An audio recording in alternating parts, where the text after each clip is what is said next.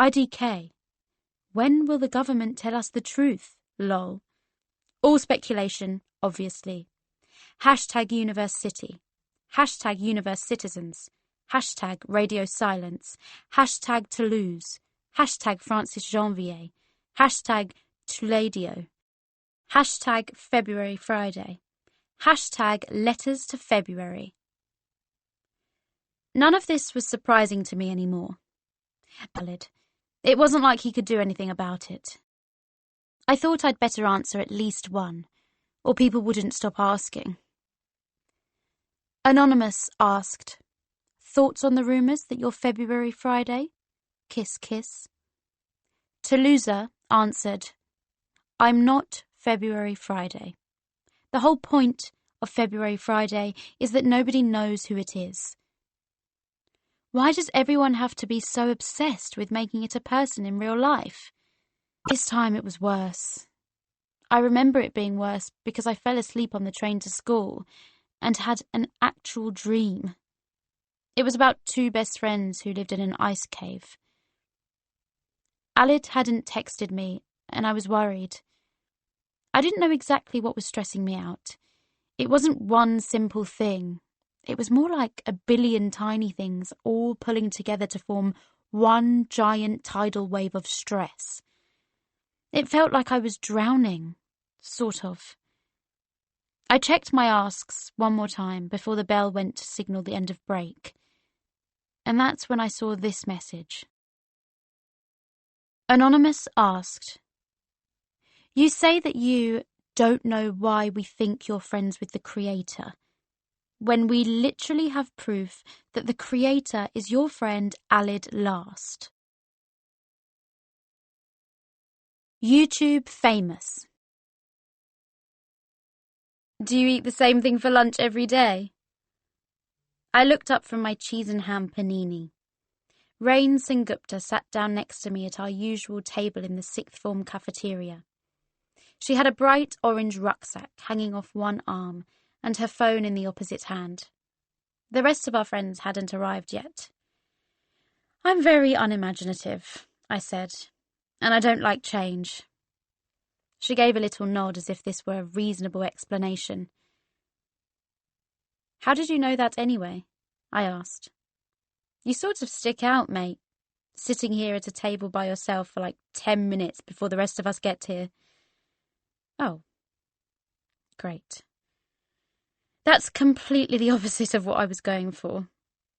Not your desired lunchtime aesthetic? I was going more for invisible girl just wants to eat her sandwich in peace." She laughed. "The ultimate dream for us all."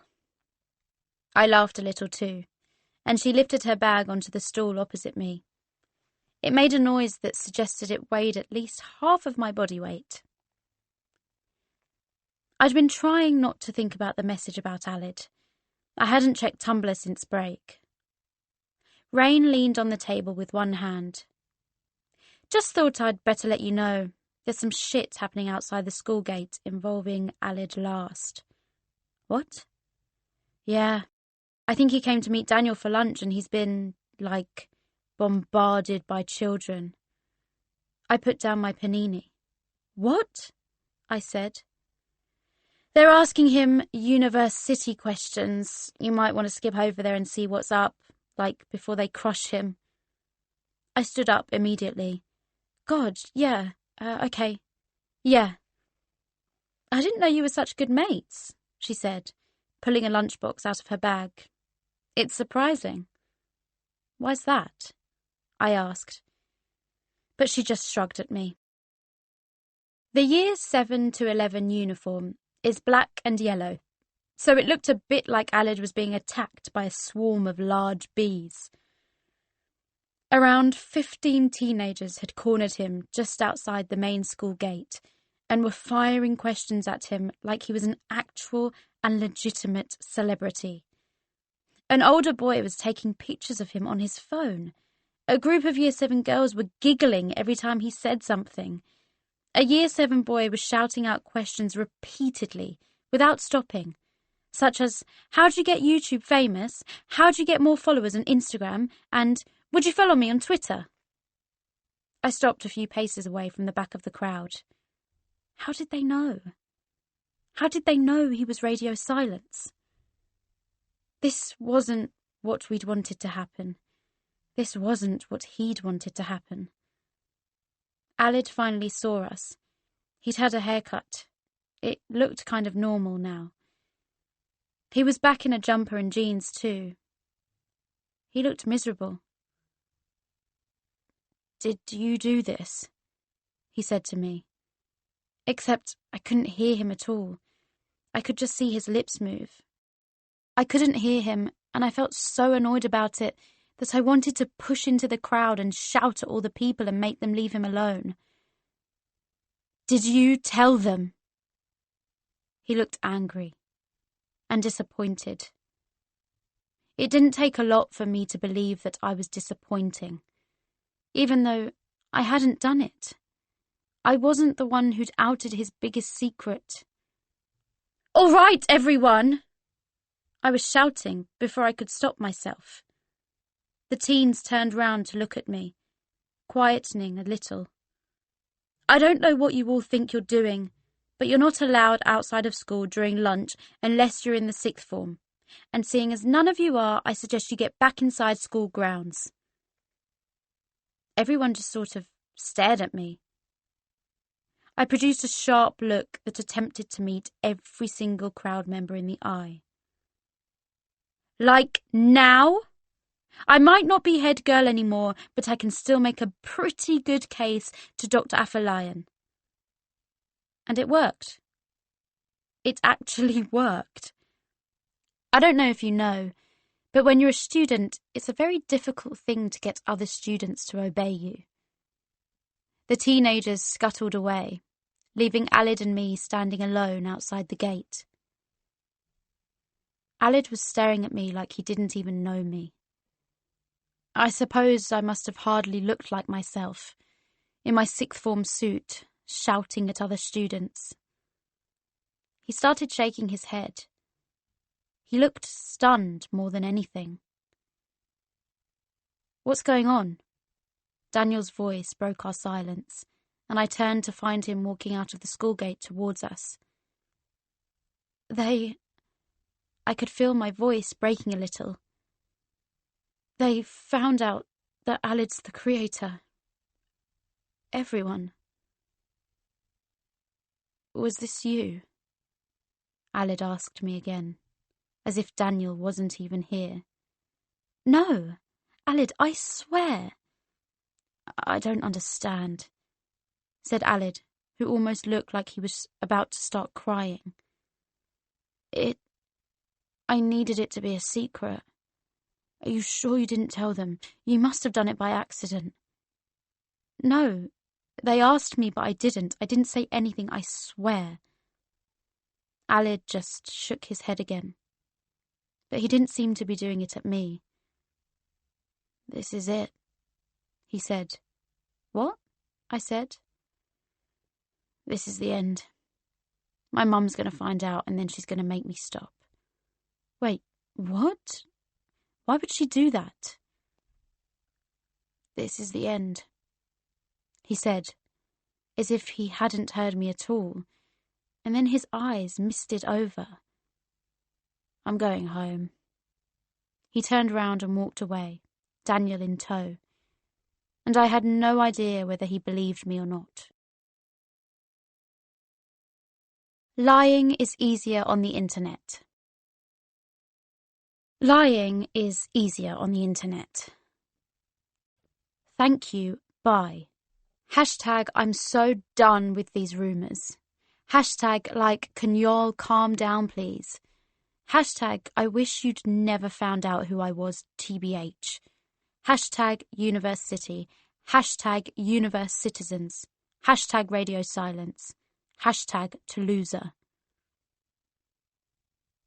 I don't know why I hadn't been able to say this to Jess, or anyone, earlier. I was immediately flooded with messages, all claiming I was lying. Anonymous said, "Lol, we know you're lying." Anonymous said, "What even was the point of that post? LMAO?" Anonymous said, Now you decide you're a good liar? I didn't have any idea how they knew I was lying until I messaged Alid with a link to the post. He messaged me back almost immediately. Alid last. That's no good. They know it was me. Francis Janvier. How? They have no proof. And then he sent me a link to a different Tumblr post. Universe-city-analysis-blog. Alid last equals the creator? There's been a lot of talk in the UC tag today about whether a teenage boy named Alid Last from Kent, England, is the voice and creator of Universe City. I thought I'd do everyone a favour by compiling what evidence we have, most of it from the UC artist Francis Janvier, Toulouse, and I think the conclusion is quite strongly supported. 1. Those who know of Francis Toulouse, aka the UC artist and voice of Toulouse, have confirmed that she has grown closer to Alid Last over the summer. They have been spotted together in their hometown and are in photos together on their personal Facebooks. This is where the speculation around Alid Last began. 2. When confronted in real life with the suggestion that Alid Last is the creator, Francis reportedly responded, "I'm not allowed to say." Source, obviously we have to take this person's word. If Alid Last wasn't the creator, where would be the harm in confirming that he wasn't? 3. Similarly, Francis has not answered any questions about Alid Last on her Tumblr or her Twitter, despite people claiming to have sent her messages about it. Again, why would Francis not just confirm that Alid Last isn't the creator? Granted, none of this is solid proof that Alid Last is the creator. The convincing piece of evidence comes from last month. 4. On the night of the now infamous Ghost School episode, Francis's Twitter account, @Toulouse, posted a blurry picture of a pair of lime green shoes, captioned, "Radio Revealed." Link. Alid Last can be seen to be wearing these shoes in various photos on his personal Facebook. 5. Photo. 6. Photo. 7. Photo. 8. These shoes are an old design of classic Vans that haven't been made for several years. Source. Alid's personal Facebook suggests that he has owned them for 3 or 4 years. They're obviously very rare shoes, since most people would have thrown them away by now. Very few people wear the same single pair of shoes continuously for several years. 9. Also, from some screenshots of the Ghost School episode, you can see a blonde figure with longish hair, which looks similar to some photos of Alid. 10. Photo. 11. Screenshot. 12. Screenshot. Feel free to make your own conclusions, of course, but in my eyes it is almost definite that Alid Last is the creator of Universe City. The post had over 10,000 notes. It was disgusting. People who knew Alid in real life had taken stuff from his private Facebook. They'd listened in on my conversation with Jess and quoted me. What was this? Who did they think I was? A celebrity? What was worse was that it was right. Alid Last was the creator. They'd put the evidence together and they'd found out. And it was entirely my fault. Francis Janvier. Fuck. I'm so sorry, Alid. I can't tell you how sorry I am. Alid Last. It's fine. Time Vortex. It was 6 p.m. when I received a Facebook message from Rain. 1801. Lorraine Sengupta. Hey, what happened in the end with Alid? Was everything okay? 1803. Francis Janvier. Everyone knows he's the creator. People on Tumblr found out. Awkward emoji. 1804. Lorraine Sengupta. And he's upset about it. 1804. Francis Janvier. Very. 1805. Lorraine Sengupta. Why? Isn't he just complaining about getting a load of internet followers, lol? Kinda want to say, check your privilege, TBH. 1807. Francis Janvier. I think he really wanted it to be private, though. You'd understand if you listened to the show. It's really personal to him. 1809. Lorraine Sengupta. Yeah, but there are worse things than getting internet famous. LMAO. I wanted to tell her that it wasn't really about that. What had Alid said? That his mum would make him stop. Had that just been an exaggeration? Or would that really happen? Why would she do that? 1814. Lorraine Sengupta.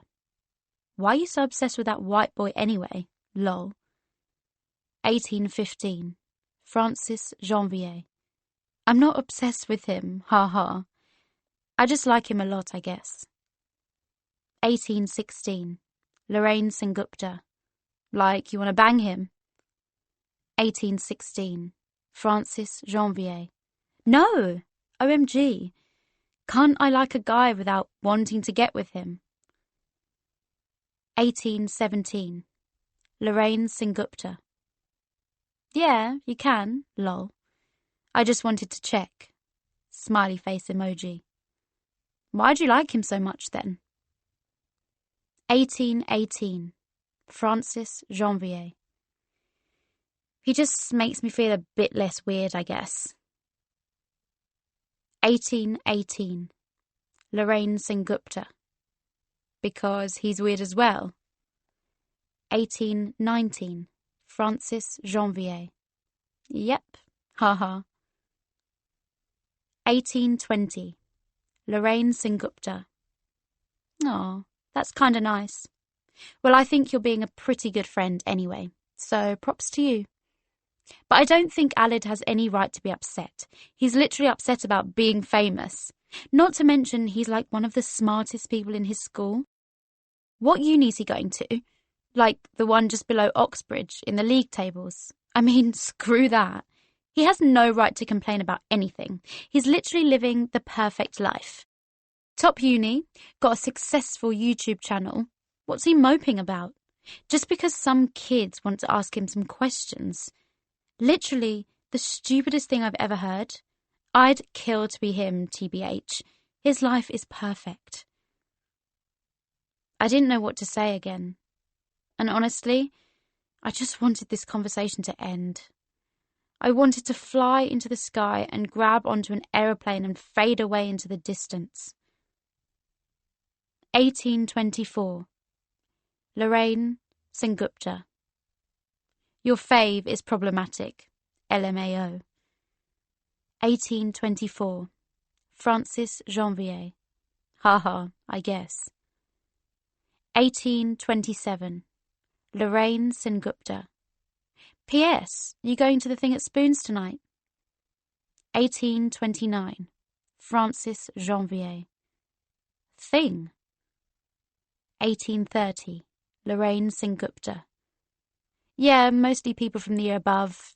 It's the last night before most people go off to uni. 1832. Francis Janvier. I don't really know anyone. I'd just be sitting in the corner with some crisps or something. 1832. Lorraine Sengupta. You know me? And Alid might be there. 1833. Francis Janvier. Will he? 1833. Lorraine Sengupta. Well, maybe. But I'll definitely be there. I really didn't want to go. I wanted to stay home and order pizza and watch 7 episodes of Parks and Recreation and text Alid 70 times. But by this point it was too awkward to say no, and I really wanted her to like me because not many people do. I'm weak and weird and lonely and an idiot. Oh my God, Francis, your jacket! Rain was sitting in her car, a purple Ford car, that looked dangerously close to spontaneous combustion. Outside my house at 9 p.m, watching me walk towards her. My jacket was black denim and said tomboy in white on the sleeves. I looked excellent. Ridiculous. Usually when going out with my friends, I tried to dress a bit more normally. But I was in a horrible mood and struggling to care about anything except what I'd done to Alid. Clothes are a window to the soul. Is that an, oh my God, you look absolutely ridiculous? I said, getting into the passenger seat. Because that's an understandable reaction. No, I mean, I didn't know you were so pop-punk. I thought I was going to have to corrupt the nerdy one, but you're not actually a nerd, are you? She appeared to be being genuine. This is real. This is me, I said. She blinked. Did you just quote, he spun the steering wheel? She was a surprisingly good driver. What else do I have to do? I said, not mentioning the fact that I was literally sweating from how nervous I was about going to Spoons again. Because there would be so many people from school there, and people from the year above who I only knew a little bit, and it would be really awkward, and there'd be loads of groups of terrifying lads, and I definitely should have worn something more boring. And the only reason I was doing this, the only reason I'd want to do this all over again, was the chance that I could say sorry to Alid, and we could be friends again, before he went to university tomorrow, and made a load of new friends and forgot about me. Exactly, said Rain. We'd reached the motorway. With one hand, Rain turned the radio on, brought an iPod out of her pocket and fiddled with it. Music began to play in the car speakers. Her iPod had some kind of FM transmitter attached to it. Electronic drum and bass started to play. Who's this? I asked. Madian, she said. It's cool, I said. It's my favourite for scuds. Scuds? Drives? You never go for drives? I can't drive. I can't afford it. Get a job, mate. I work 40 hours a week for the entire summer for this lump of trash. She patted the steering wheel. My parents are proper poor. There's no way they'd get me one, and I needed a car. Seriously. Needed to get out of my town. Where do you work? Hollister. They're judgmental as shit, but they do pay all right. Fair enough. Rain turned the music up. Yeah, this Madian guy. He's the same age as me. I think that's why I like his music so much. Or I just feel like I've done nothing with my life. It sounds like you're in space, I said. Or a futuristic city where everything is dark blue and you're wearing silver and there are space cruisers flying overhead. She looked at me. You're a proper university fangirl, aren't you? I laughed. Yep, until I die. I listened to a few episodes earlier, some of the recent ones that you're in. Really? What did you think? It's really cool. She paused for thought. It's got something. The stories aren't like amazing literature or anything, but like the characters and the world and the language just sort of hypnotize you. Yeah, good stuff. So, do you ship Radio in Toulouse? The shipping of Radio in Toulouse had increased exponentially this month, which I felt a bit awkward about, since it was me and Alid, and lots of people thought that the characters represented people in real life. At least 3 people at school had asked me whether me and Radio were dating in real life. We hadn't even been trying to make Radio and Toulouse's relationship romantic. She thought about it for a second. I don't know. It's not really about that, is it? Like, if they get together it'll be nice, but if they don't it won't ruin anything or change anything. The show's not really about romance. That's exactly what I think. The music suddenly increased in volume. Rain changed gears and moved into the outside lane. I really like this, I said, tapping the radio display. What? Said Rain. The music was too loud. I just laughed and shook my head. Rain shot me a confused grin. God, I barely knew her, but somehow here I was, having a vague hint of a good time. The motorway stretched out before us, dark blue, flashing lights. It looked like a time vortex. Rain knew literally everyone who turned up at Spoons, all the people who'd left the various town schools 4 months ago and were getting smashed one last time before they left for university and gradually stopped speaking to each other. It took only 3 awkward conversations for me to need alcohol, which Rain got for me, since I was still 17. She was drinking a drink, but we decided to save our money for uni. Like, neither of us could get any of the maintenance grants, so I need money to keep me going while I try and get a job. What? I thought everyone got maintenance grants, I said.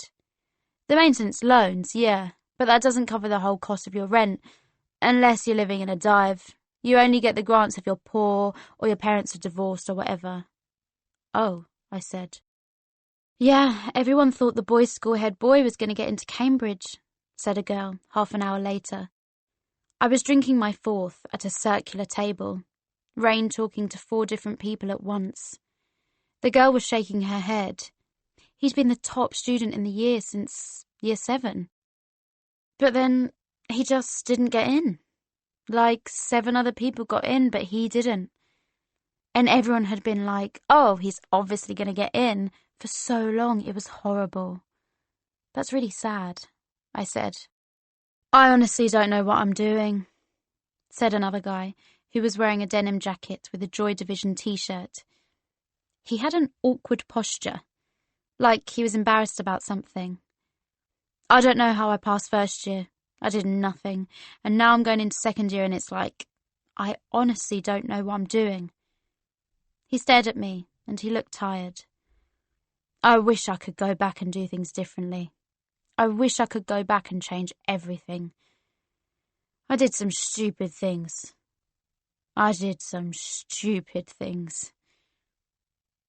Spoons turned into Johnny R's, as it always did, and none of us noticed it happen. I don't even know how I got in there without any ID, but suddenly, there I was, leaning on the far left of Johnny R's bar, with a drink that looked like water but definitely wasn't, judging by the taste.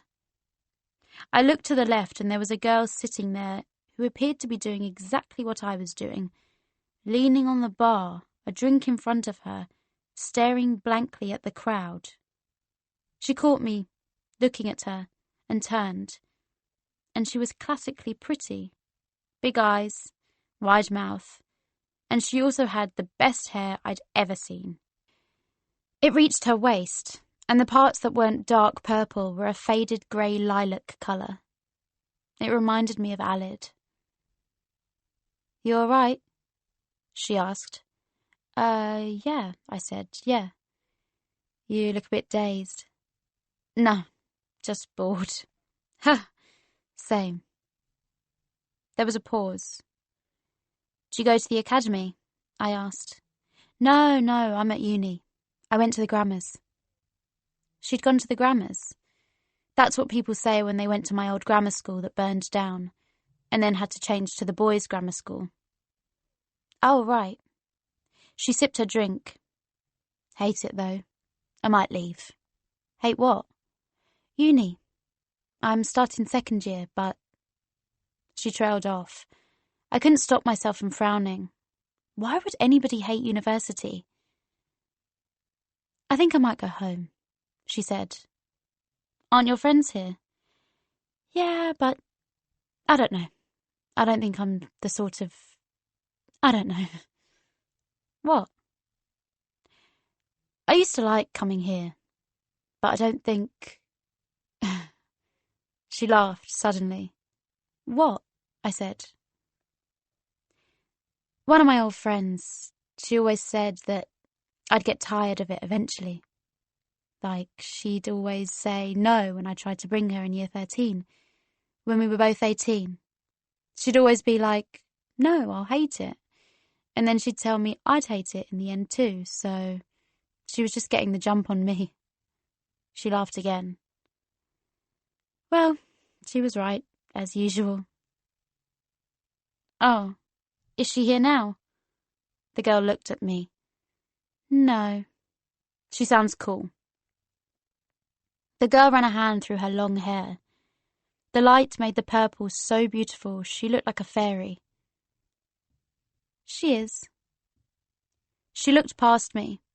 I couldn't see her eyes through the dark. I can't believe she was right this whole time, she said. I think, but I couldn't really hear her because the music was too loud, and I was about to ask her what again, but then she raised her eyebrows and forced a smile and said, I'll see you later. Even though I never saw her again in my life, and she disappeared, and I wondered whether I would stop hanging out with Alid once he was gone, and one day it would just be me, sat in a club with a drink, staring at other friends dancing. Blank grey faces I haven't met yet, all drowning under the sound. I downed my drink. Sorry.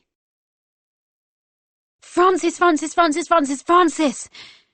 Rain ran up to me in the middle of the 3rd floor, where they were playing a dubstep remix of White Sky by Vampire Weekend.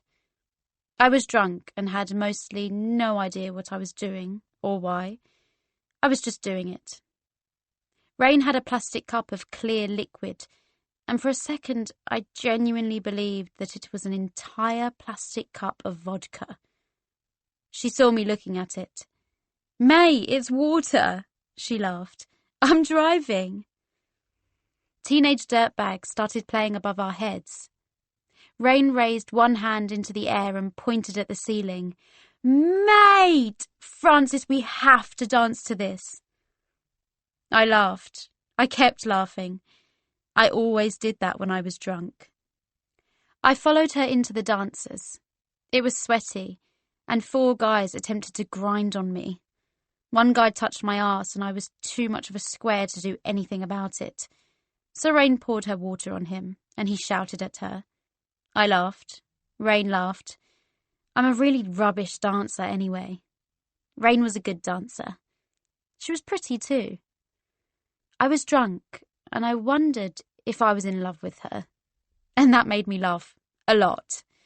No, I'm not in love with anyone. Alid kept flashing in and out of my vision, like he was teleporting around. He was magical in so many ways, but I wasn't in love with him either, even though he always looked so good in shirts, and his hair was all messed up and lovely because we were all so sweaty.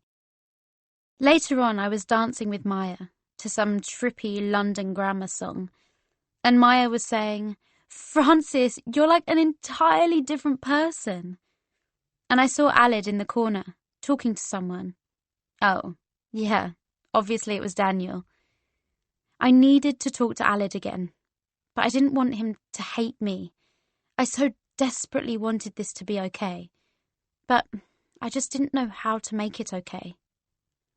Now that I knew Alid and Daniel were together, I kept noticing all the tiny things I hadn't noticed before. Like the way Daniel would look at Alid while he was talking, the way Daniel would pull Alid along by the arm, and Alid would follow without question, the way, when they were in conversation, they would lean so close together It was as if they were about to kiss. I really was an idiot. Maya and Jess and these two guys, Luke and Jamal, were drunk too. And they were bitching about Rain while we were dancing. Multitasking. They said she was a slag or something. And she made them all feel really awkward. Maya gave me a weird look while they were speaking. And I realised that it was because I had frowned at them. I was still thinking about what that girl with the purple hair had said, about wanting to leave university. I was thinking about it because I didn't understand it at all. I'd never heard anyone suggest anything like that. But then again, obviously not everyone enjoyed university. I knew I would, though. So what she'd said didn't matter. I was study machine Francis Janvier. I was going to Cambridge, and I was going to get a good job and earn lots of money. And I was going to be happy. Wasn't I? I was. Uni, job, money, happiness. That's what you do. That's the formula. Everyone knows that. I knew that. Thinking about it was giving me a headache. Or maybe the music was too loud. I watched Alid and Daniel head towards the stairs, so obviously I followed, not even bothering to tell Rain where I was going. She'd be fine. She talks to everyone. I didn't know what I was going to say, but I knew I had to say something. I couldn't just leave things like this. I didn't want to be left alone like this. Daniel had always been there before me. I'd been stupid to think Alid could ever consider me his best friend, when he'd already had one for so long. Even if he'd been the honest-to-God best and most excellent friend I'd ever had in my whole life, and I might have to live my whole life without meeting another person so brilliant as him. I almost lost them in the crowds because everyone was starting to look the same. So many skinny jeans and little dresses and undercuts and platform plimsolls and wayfarer glasses and velvet scrunchies and denim jackets. I made it outside into the smoking area, and I couldn't believe how cold it was. Wasn't it summer? Wait, no, it's nearly October. How did that happen? It was so quiet outside, so cold and quiet and dark. Oh, said Alid when I practically collided with him. Neither of us were smoking, obviously, but it had been so hot inside I thought I was going to melt. Not that I would have complained about melting. It would have solved a lot of my problems. Alid appeared to be on his own, a drink in one hand. He was wearing one of his more boring short-sleeved shirts and very ordinary skinny jeans. And his hair, he didn't look like himself at all. I wanted to hug him, as if that would turn him back into his normal self. It was dark and crowded outside, and all the benches were taken.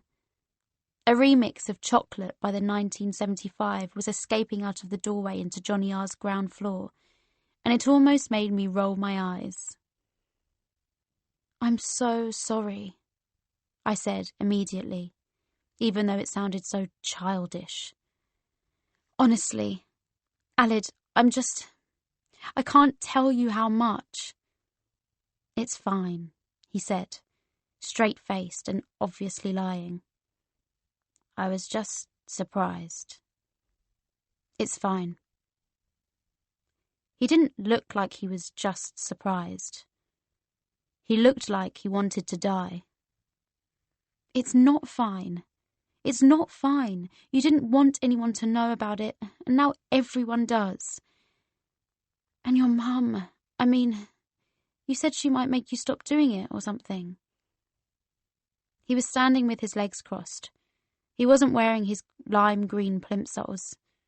Instead, he was wearing these very ordinary white ones that I hadn't seen before. He shook his head slightly. I don't understand why you couldn't have just lied. I don't get why you couldn't have just said no when they asked you whether it was me." I don't know why I couldn't have lied about it either. I lied all the time. My entire personality was a lie. Every time I stepped inside the school building, wasn't it? Wait, no. School Frances wasn't a lie. She was just... I don't know. I'm sorry. Yeah, okay, I know. Aled snapped. He actually snapped. I just wanted him to be okay. I just wanted us to be okay. Are you okay? I asked. He looked at me. I'm fine, he said. No, I said. What? He said. Are you okay? I asked again. I said, I'm fine. He raised his voice and it almost made me step backwards. Jesus Christ. It is what it is. We can't do anything about it. Stop making it a bigger deal than it already is. But it is a big deal to you. That doesn't matter, he said. And I felt like I was going to break into a million tiny pieces and get blown away. It's a pathetic thing to be upset about, so it doesn't matter. But you are upset about it. Just stop talking about it. His voice got louder. He sounded almost panicked. You're my most important friend, I said again. Don't you have your own things to worry about? He said. No. I laughed again. I could have started crying. No, my life is fine.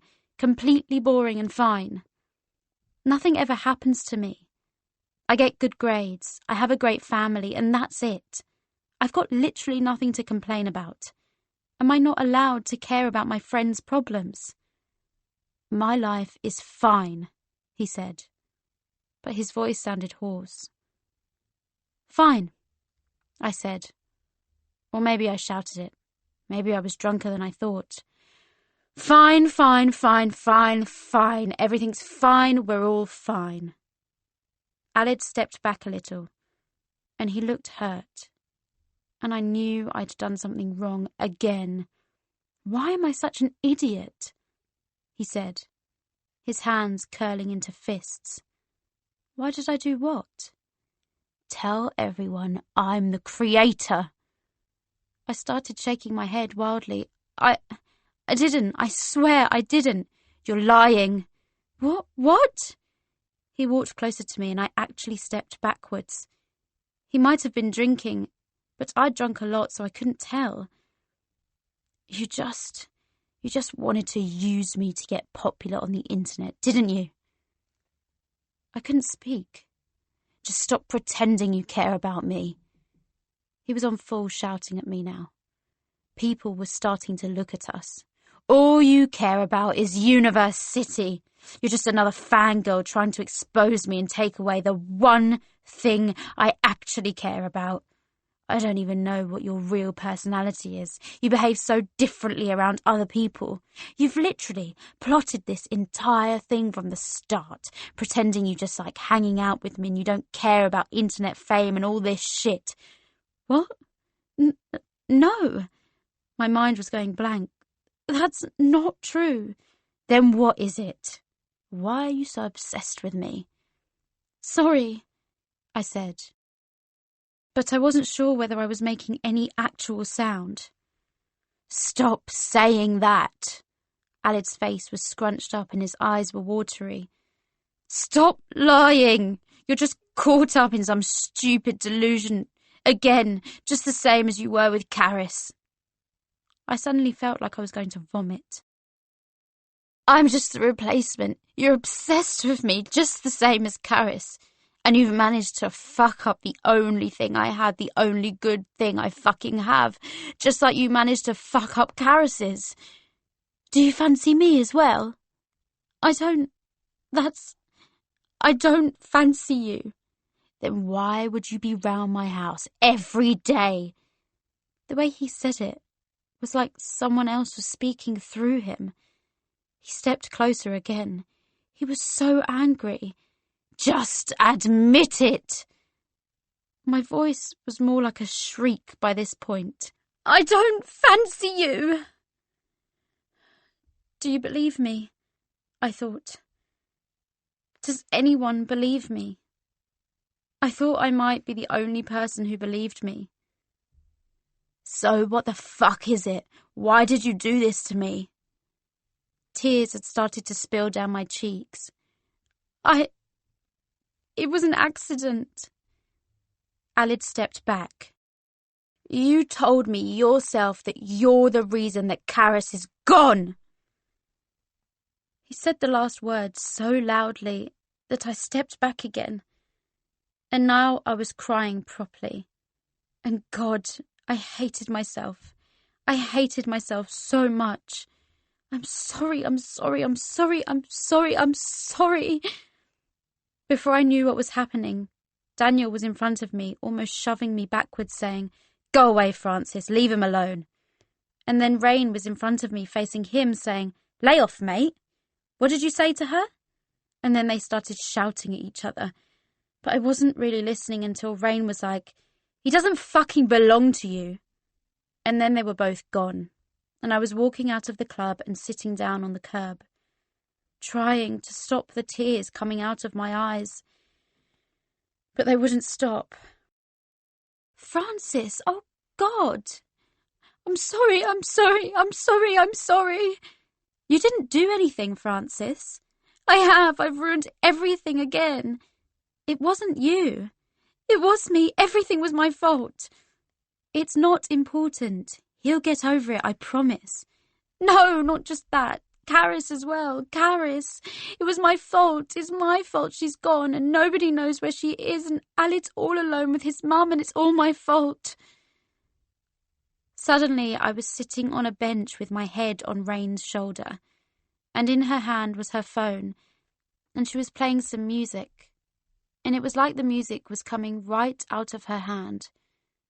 But the phone speakers were shit, and the music sounded less like music and more like the dull 2 a.m. buzz of a car radio on the motorway. And the guy sang, I Can Lay Inside. And the music played like the darkness of the sky, and it played with me. I felt drunk and blurry, and I couldn't remember what I was going to say. 3. Autumn term. B. Bullet. Bullet point 1. The next day I texted Alid. Then I Facebook messaged him. Then I called him.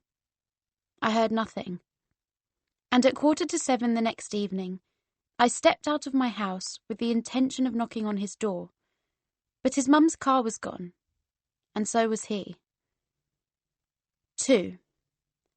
At the weekend, I sent him a lengthy apology over Facebook, which felt pathetic while I was writing it, and was still pathetic when I read it back. While I was writing it, I realised there really wasn't anything I could do to make it better, and I had possibly just lost the only real friend I had ever made in my entire life. 3. My behaviour throughout the rest of October was more pathetic than I even believed was possible of myself. I cried daily and couldn't sleep properly, and got very angry at myself because of both of these things. I put on some weight, but I really didn't care about that very much. It wasn't like I was skinny in the first place. 4. October was full on for schoolwork as well. I was spending most of my evenings doing homework. I had copious amounts of art coursework to do, and we were being made to write English essays every week. I was trying to read some books for my Cambridge interviews, but I couldn't make myself concentrate. I forced myself to read them, though. The Canterbury Tales, and Sons and Lovers, and For Whom the Bell Tolls. If I didn't get into Cambridge, everything I had tried to be throughout my school life would be a total waste. 5. One evening, I saw Alid walking down the road from the station lugging a suitcase. Home for the weekend, I guessed. I almost ran outside to see him, but he would have replied to my messages if he'd wanted to be friends again. I wanted to know how he was finding university. He was tagged in a few Freshers' Week photos on Facebook with other freshers, smiling and drinking and sometimes in a fancy dress costume. I didn't know whether to feel happy or sad, but looking at them made me feel horrible. 6. Obviously, I stopped voicing Toulouse in university, and I stopped doing the art. Alid changed the story so Toulouse was suddenly banished from the city. I felt very sad about that, as if it was me who'd been banished. 7. I got a ton of messages on Tumblr asking me why this had happened. I just said, that's the story. Toulouse's segment was over. 8.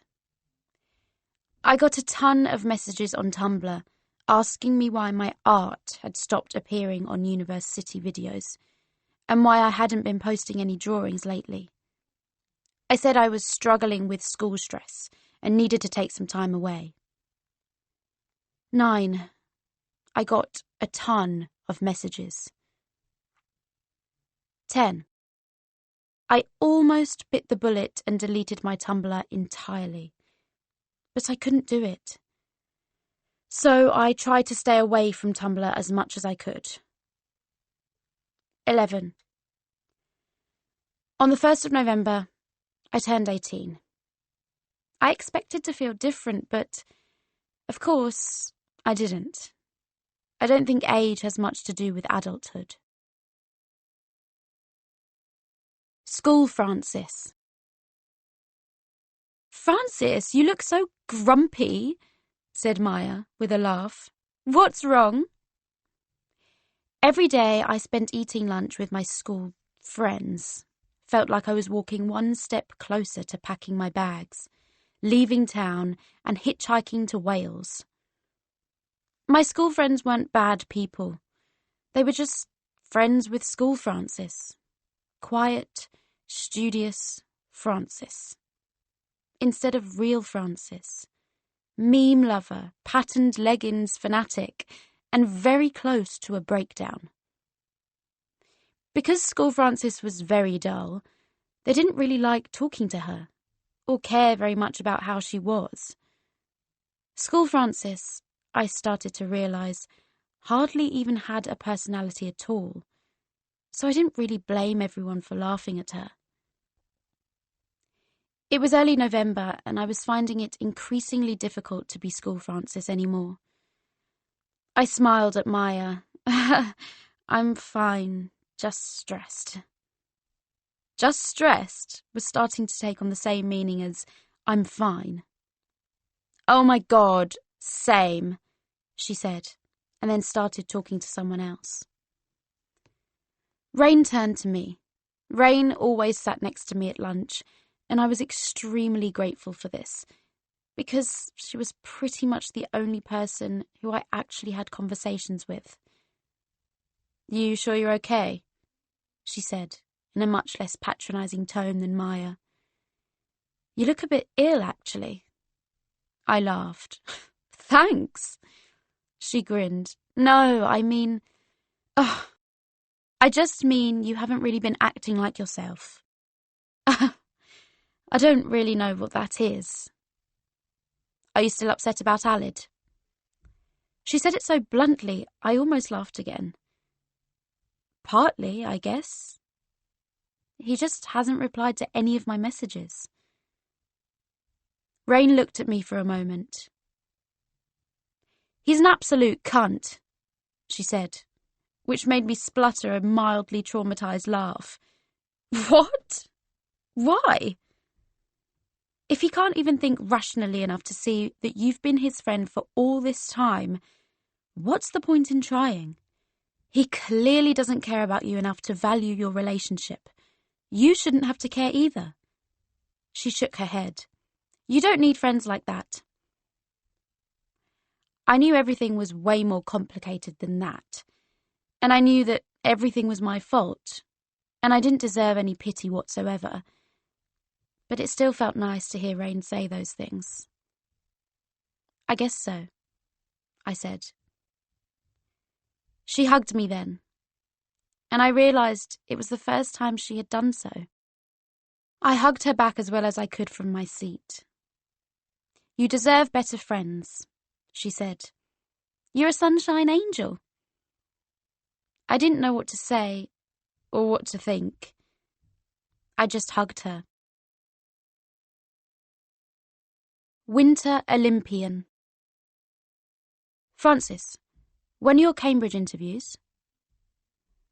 I was walking past the school hall's backstage door when Daniel spoke to me for the first time since September. He was standing next to the stage curtain with a Winter Olympian who had come to give a speech in front of years 7, 8 and 9. Daniel obviously had good reason to be angry with me, and since I wasn't head girl anymore, I had no reason to even be around him. So I hadn't been surprised when he started refusing to make eye contact with me in the school corridors.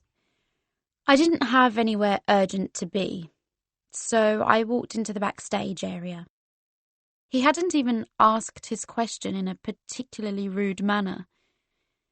"December the 10th, I said. It was mid-November, so I had a few weeks left. I hadn't read everything I'd said I'd read on my personal statement yet.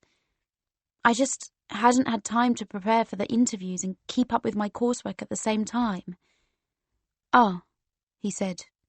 "Same." He looked slightly different from the last time I'd spoken to him. I thought he'd maybe let his hair grow a little longer, but I couldn't really tell, since he kept it swept back into a quiff every day. "How's it going?" I asked. "You ready? Know your stuff about, bacteria and skeletons and stuff?" "Bacteria and skeletons?" "What? I don't know what you do in biology." "You did it at GCSE, though." I folded my arms. "The nucleus is the powerhouse of the cell membrane." "What does the cell membrane do?" "I hope you know what the cell membrane does. They might ask you." "They're probably not going to ask me what the cell membrane does." "What are they going to ask you?" He gave me a long look. "Nothing that you would understand." "Good thing I'm not applying to do biology then, isn't it?" "Yep." I suddenly noticed that Rain was backstage with us. She was currently interrogating the Winter Olympian, and I felt a bit sorry for him. He could only have been a couple of years older than us, and he seemed kind of nerdy and awkward for an athlete. Super tall, with massive glasses and jeans that were slightly too short for him. He looked a little panicked at the fact that he had to talk for 20 minutes to years 7 to 9, and Rain was doing nothing to help. Apparently he used to go to the grammar school across town, Alid's school, and now he was here to talk about his success and achievement and stuff. Daniel saw me looking at her, and he rolled his eyes. She wanted to meet him. "Oh. Anyway, here's the thing," Daniel continued, looking me in the eye. "I need a lift to Cambridge." "You need a lift?" "Yeah. My parents are working and I don't have any money to get to Cambridge myself." "Can't your parents give you money for the train?" He sort of ground his teeth, like he really didn't want to say what he was about to say. "My parents don't give me money for things," he said, "and I had to quit my job because of schoolwork." "They won't even give you money for Cambridge." "They don't really see it as a very big deal." He shook his head slightly. "They don't even think I need to go to university. My dad just wants me to come work for him. He runs this, electronics shop." His voice faded away. I stared at him, and I suddenly felt really bloody sorry for him. "I was going to get the train there," I said. "My mum's working." Daniel nodded and looked down. Okay. Yeah, that's all right." Rain leaned over from the chair she was straddling. The Olympian guy looked sort of relieved. "I'll drive you guys. she said. If you want. What? I said. What? Daniel said. I'll drive you. Rain grinned broadly and rested her chin in her hand. To Cambridge? You'll have school, said Daniel very quickly. So? So you're just going to skip? She shrugged. I'll fake an absence note. Works every time. Daniel looked extremely conflicted. It was still very weird to me that Daniel had drunkenly poured out his heart to a girl he has absolutely nothing in common with. Then again, maybe that was why he did it. Okay, he said, trying and failing to mask the irritated tone of his voice. Yeah, that'll be great. Yeah, thanks, I said. That's really kind. There was an awkward pause for a couple of seconds, and then a teacher gestured from the other side of the stage for Daniel to come on and introduce the Olympian guy, which he did. And then the Winter Olympian walked onto the stage, and Daniel walked off. Daniel and I didn't say anything to each other while the guy was talking. To be honest, he wasn't a very good public speaker. He kept losing the point of his talk. I think he was supposed to be inspiring people to work hard in school and explain about sports-related careers. And he seemed whisked off by a teacher, and Daniel and I started making our way back to the common room.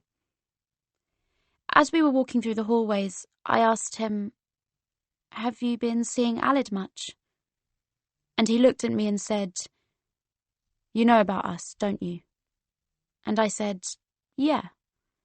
And he said, Well, he doesn't talk to me anymore. Why? I don't know. He just stopped texting me one day. For no reason. He paused and almost seemed to sway as he walked, as if the weight of this whole thing was about to crush him into the ground. We had an argument on his birthday. What about? I don't know why I was surprised. People move on quicker than I can comprehend. People forget you within days. They take new pictures to put on Facebook and they don't read your messages. They keep on moving forward and shove you to the side because you make more mistakes than you should. Maybe that was fair. Who was I to judge, really? He said, It doesn't matter. I said, He doesn't talk to me either. And neither of us said anything after that. Space. It's getting a bit late, isn't it, Franz? Said Mum, wandering into the lounge with a cup of tea in one hand. I blinked up at her from my laptop. Moving gave me an immediate headache. What's the time? 12:30. She sat down on the sofa. You're not still doing work, are you? You've done work every night this week. I've just got to finish this paragraph. You've got to be up in 6 hours. Yeah, I'll be done in a minute. She sipped her tea. You keep doing this. It's no wonder you're getting stress pains. I started getting weird pains in the side of my rib cage every time I sat in a particular position. It did, at times, feel a bit like I was having a very slow heart attack. So I was trying not to think too much about it. I think you should go to bed, she said. I can't. I snapped, louder than I meant to. I literally can't. You don't understand. This is due tomorrow, period 1, so I have to do it now.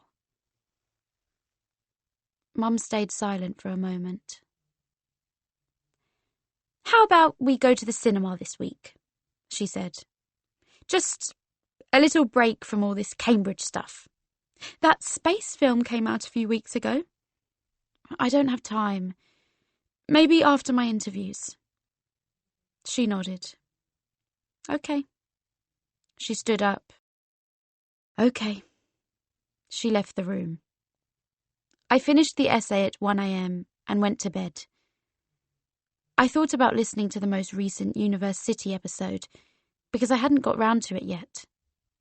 But in the end, I was too tired, and I didn't feel like it. So I just lay in bed and waited to fall asleep. Hate. I'd been avoiding checking Tumblr for a few weeks. All I was ever faced with was a ton of messages asking me why I hadn't updated for a while, and the reminder that I hadn't drawn anything for over a month. And the fandom scared me, not gonna lie. Now that everyone knew who Alid Last was in real life, the Universe City tag went through a phase of posting and reblogging every single picture of Alid they could get. To be fair, there weren't very many. A couple stolen from his personal Facebook, one stolen from the Johnny R's Facebook page, a blurry one in the street at his university. Thankfully, after a few people made posts about how this was all a disgusting invasion of the privacy of a person who clearly wanted to remain anonymous, most people stopped posting them. Yet, no one seemed to know anything about him.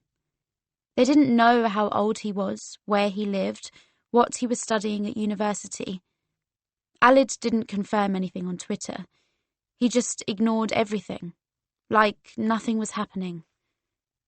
And gradually, everyone stopped talking about him and got back to talking about Universe City again, like none of it had happened at all. In general, I started to feel like it really wasn't as bad as we'd all thought.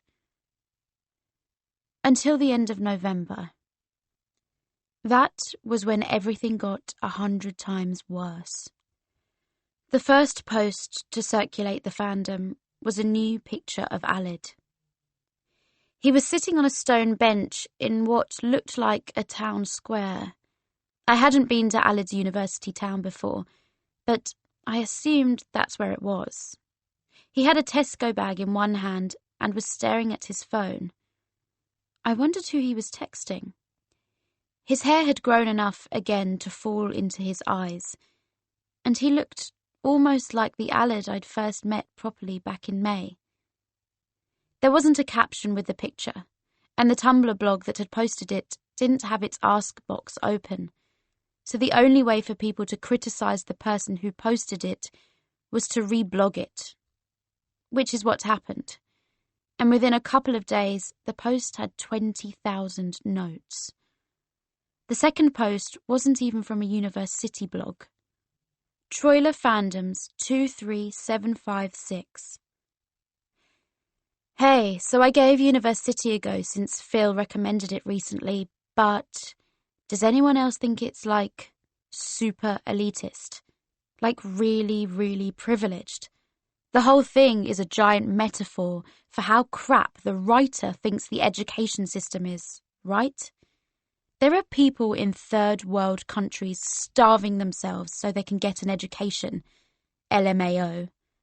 I mean, Universe City equals university. It's not exactly subtle, is it? Lol. Dozens of Universe City blogs reblogged it with a variety of snarky comments, and I almost wanted to say something myself. It was an absolutely ridiculous statement. Then again, I guess Alid had said something about not wanting to go to university. Hadn't he? Or had he been joking? And then came the third post, from the same person who had posted that sneaky picture of Alid in town. They posted another picture of Alid. It was moderately dark, and he was unlocking a door. The words St. John's College could clearly be read on the building's wall, which meant that everyone who saw it would know where Alid lived. This time, there was a caption underneath the photo. Young adult machine. Gonna kill Alid Last, privileged prick. He doing bad things. Education is a privilege and he's got no right to make our kids question their adventure story that gave me a tiny 20-minute period of happiness once a week. There weren't any deeper meanings. If there were, he would have told me. Wouldn't he? Universe City Podcast. Episode 140. Fine. Posted by Universe City. Do you think this is all some sort of joke? I wonder why you're even listening to this in the first place. Are you just turning your radio on each week to listen to some funny story about silly old radio and their friends zapping a new monster and solving the mystery like we're the bloody 26th century Scooby-Doo gang? I can see you now, having a right old laugh to yourselves while we're here, slowly dying from the city fumes, being murdered in our sleep. I bet you have the power to contact us, but you just can't be bothered. Have you even been listening to anything I've been saying? You're just the same as everyone I knew in the old world. You can't be bothered to do anything. Guy Denning. Francis, I wouldn't advise putting your entire face on the desk when I've been using henna, Rain said to me during one of our art lessons in early December. I was doing an artist's copy of a Guy Denning portrait, using chalk and charcoal. My art coursework was on isolation. She was applying henna to a papier-mâché skeleton hand. Her art coursework was on racism against Hindus in Britain. I sat back up and touched my face. Did I get any on me? Rain looked at me and made a face of concentration. Nope, you're good. Phew. What's up? I've just got a headache. Again? Mate, you should get that checked out. It's just stress and lack of sleep. You never know. It might be a massive brain tumour. I grimace. Please don't mention brain tumours. I'm an extreme hypochondriac. Might be an aneurysm just waiting to happen. Please, stop talking. How are you ladies getting on? Our art teacher, Miss Garcia, appeared at our table like she'd apparated there. I jumped so hard I nearly smudged my drawing. Fine, I said. She studied my drawing and then sat down on the stool next to me. This is going well. Thanks. She tapped the paper with one finger. You're very good at capturing likeness, but keeping it in your own style. You're not just drawing things photographically. You're really interpreting it into something new. You're making it your own. I felt sort of happy. Thank you. She looked at me through her square glasses and wrapped her crocheted cardigan around her body. What subject is it you're applying for at uni, Francis? English Lit. Oh, really? I laughed. Is that surprising? She leaned over the table. I didn't know you had any interest. I thought you'd do something more practical. Oh, like what? Well, I always thought you'd do art. I could be wrong, but you really do seem to enjoy it. Well, yeah, I do. I paused. I'd never even considered doing an art degree. I'd always enjoyed art, but the idea of doing it as a degree, it'd just be a bit useless, wouldn't it? And what would be the point when I got such good grades in more useful subjects? I'd just be wasting my potential. I can't choose a degree based on what I'd enjoy, though. Miss Garcia raised her eyebrows. Ah. I've already sent off my applications anyway. I've got my Cambridge interviews next week. Yes, of course. There was an awkward pause. and then she stood up straight again and said, "Keep up the good work, ladies," before walking off. I glanced at Rain, but she was back concentrating on the henna. She wasn't applying to uni, much to our school's Tumblr. I hadn't drawn anything. It wasn't a big deal. It just made me feel weird. I thought I enjoyed all this stuff, but maybe I was an academic at heart after all. I kept peeling off layers of my personality, but I seemed to be going in circles. Every time I thought I'd worked out what I really enjoyed, I started to second-guess myself. Maybe I just didn't enjoy anything anymore. Alid and I had been good friends. There was no way he could possibly lie to himself about that. He'd decided to end it and never talk to me again. So why should I get sad about it? He was the one who was in the wrong. He didn't have any right to be angry at me. I was the one who had to go back to being school Francis. Quiet, boring, stressed, tired. He was having the time of his life at university, and I was sleeping 5 hours a night and speaking to maybe 2 people per day. I loaded up an episode of Universe City to listen to, but couldn't bring myself to press play, because I had work to do, and that was more important. Universe City Podcast, Episode 141, Nothing Day. Posted by Universe City. I didn't do anything today. Every week something happens, and it feels strained. The truth is, old sport, sometimes there isn't anything to report. Sometimes I might exaggerate a bit, just so I have something exciting to say.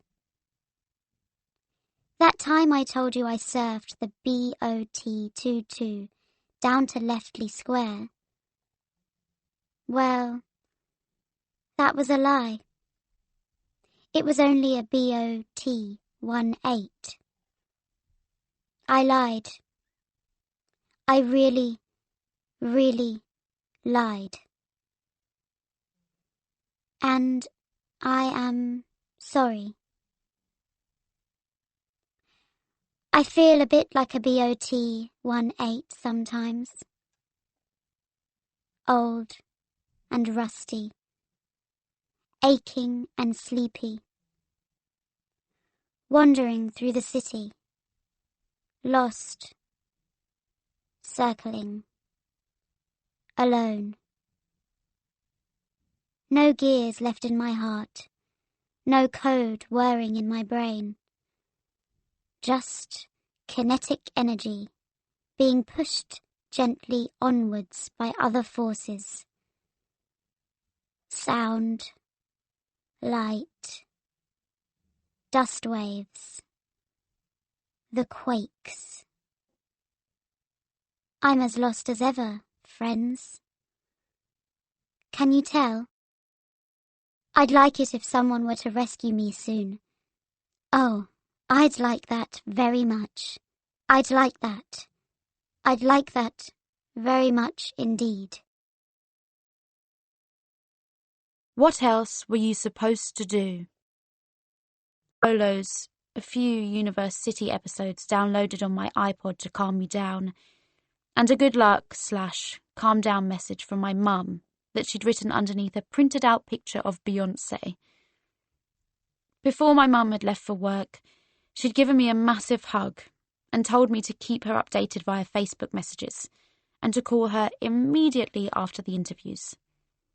That had made me feel a bit better.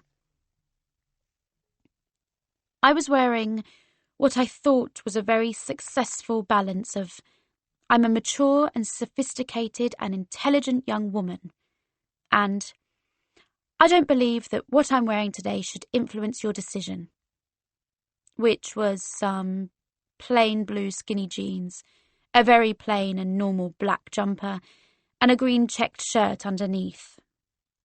I would never normally wear this, but I thought I looked quite intellectual, yet still sort of like myself. Basically, Daniel lived right in the middle of town opposite a Tesco Express, in a very thin terrace house that did not have a drive. It took Rain a good 3 minutes to park properly. I texted Daniel. I had his number now, and when he emerged from the house, he was wearing his usual sixth form suit. I got out of the car so he could climb into the back.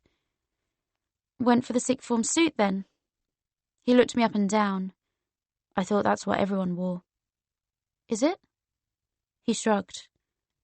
I thought so. I might be wrong. He turned and got into the car. My anxiety about today had multiplied at least 3 times. Daniel, you're not helping, mate, said Rain, with an exaggerated eye roll. We're all feeling very nervous as it is. You? Daniel laughed as I got back into the car. You don't even have interviews. You're just going to sit in Costa Coffee for 6 hours and play Candy Crush. Excuse me, I'm extremely nervous for both you guys, and I gave up Candy Crush about 2 months ago.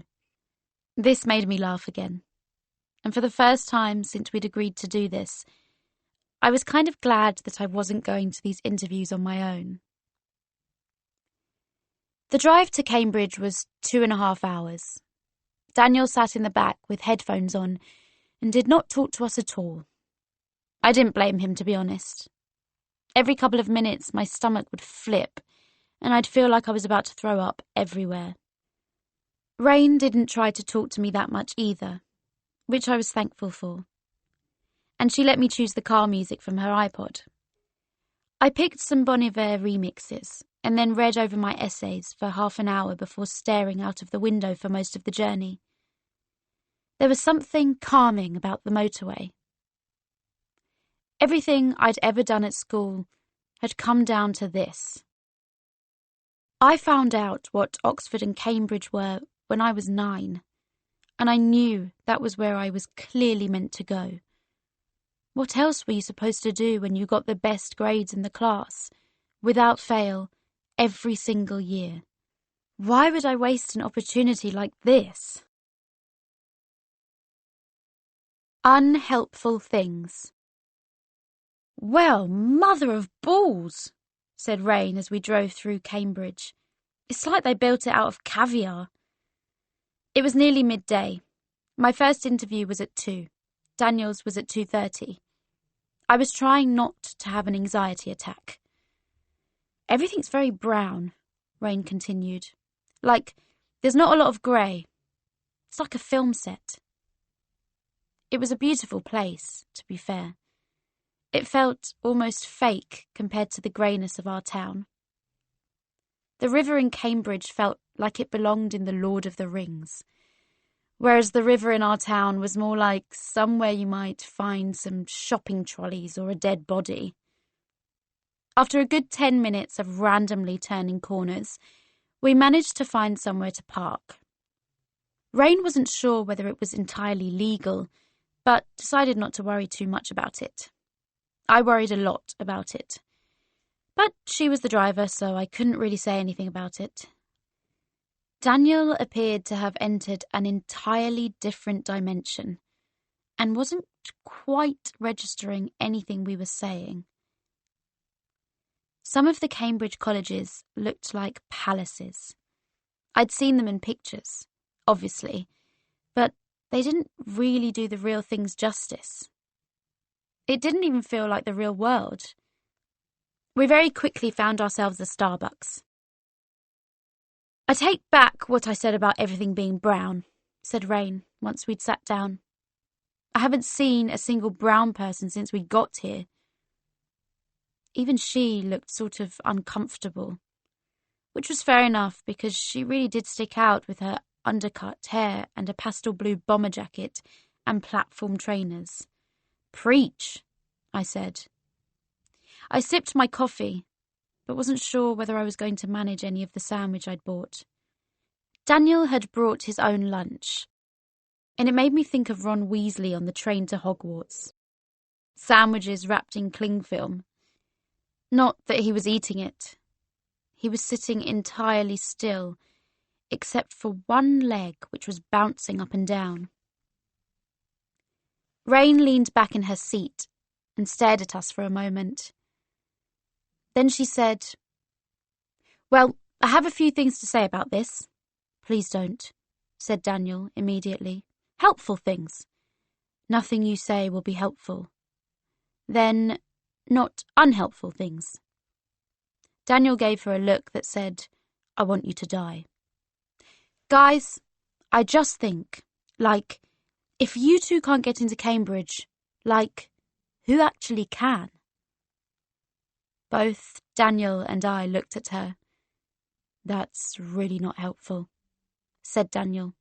"Seriously, though." Rain held out her hands. "You two have been top of the year group since, what, year 7? And I bet you were top of your primary schools as well. If you two can't get into Cambridge, then I don't really understand who would." We didn't say anything. "What if we mess up the interview, though?" I said, quietly. "Yeah," said Daniel.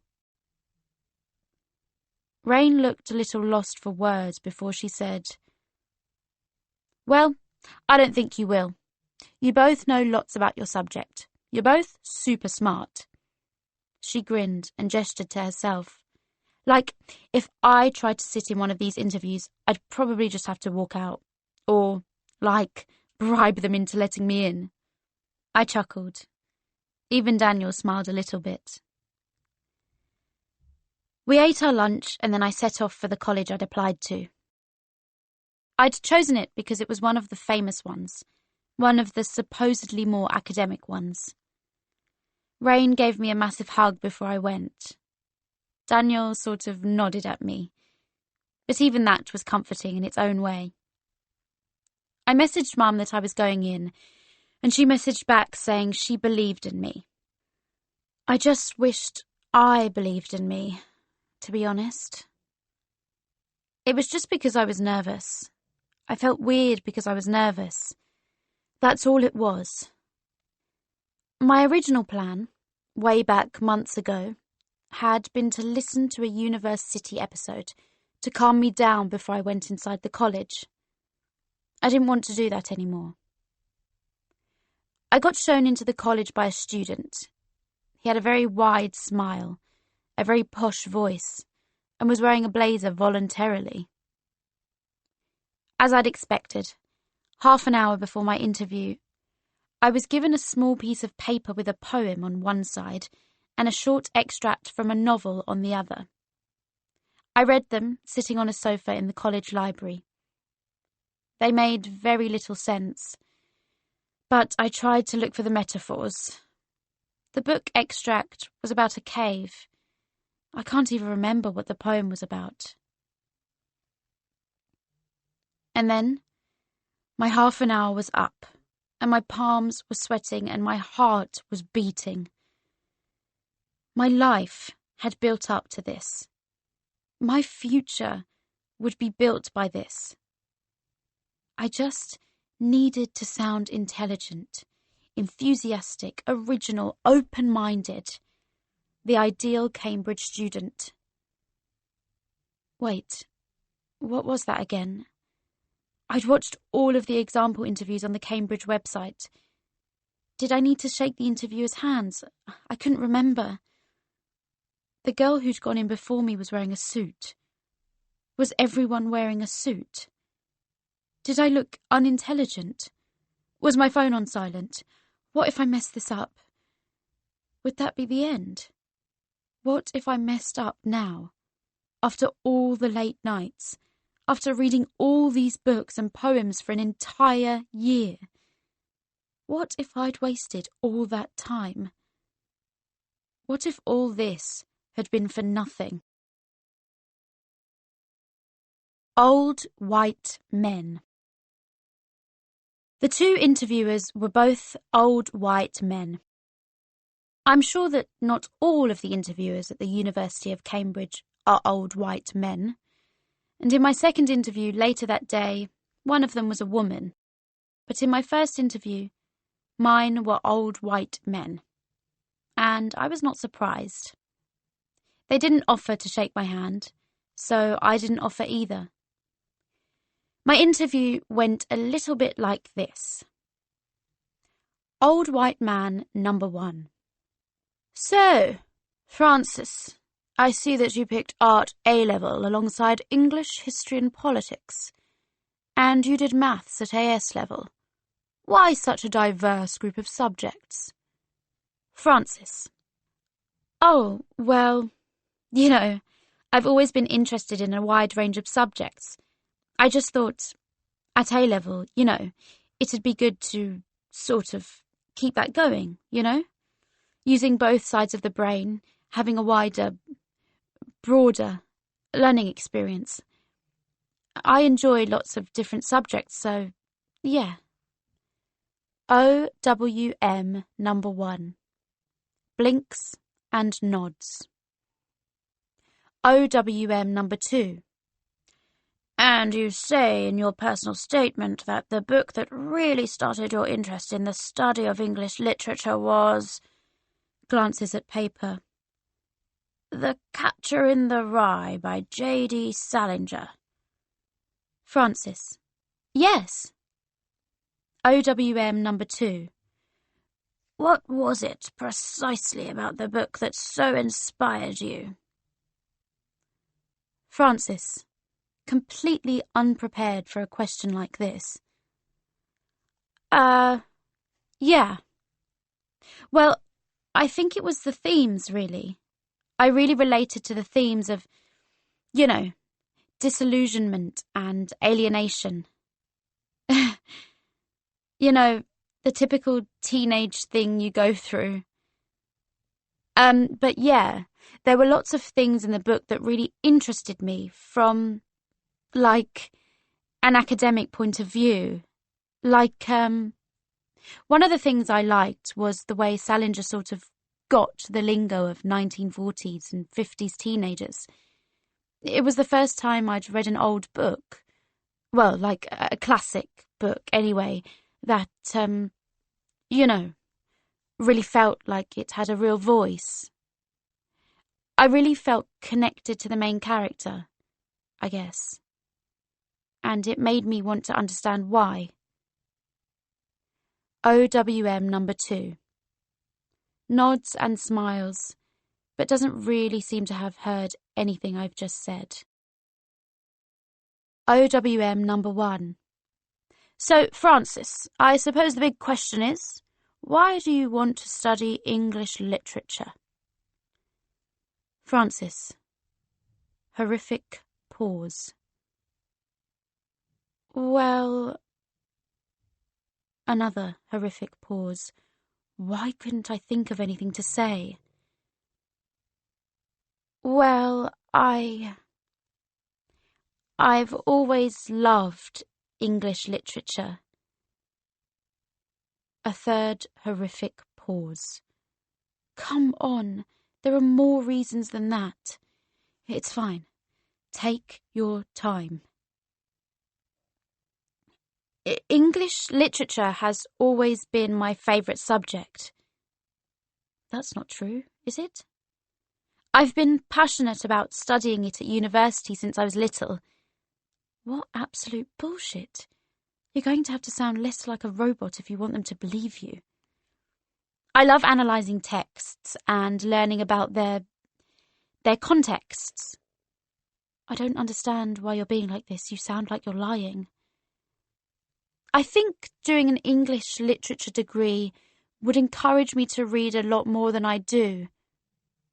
Wait, so you're saying you don't read lots already? Why are you applying to study English literature in the first place?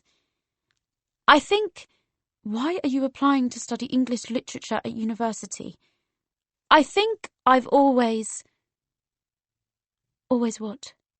Always been lying to yourself about this? Always believed that you were passionate about something you weren't? OWM number 2. Okay, well, let's move on.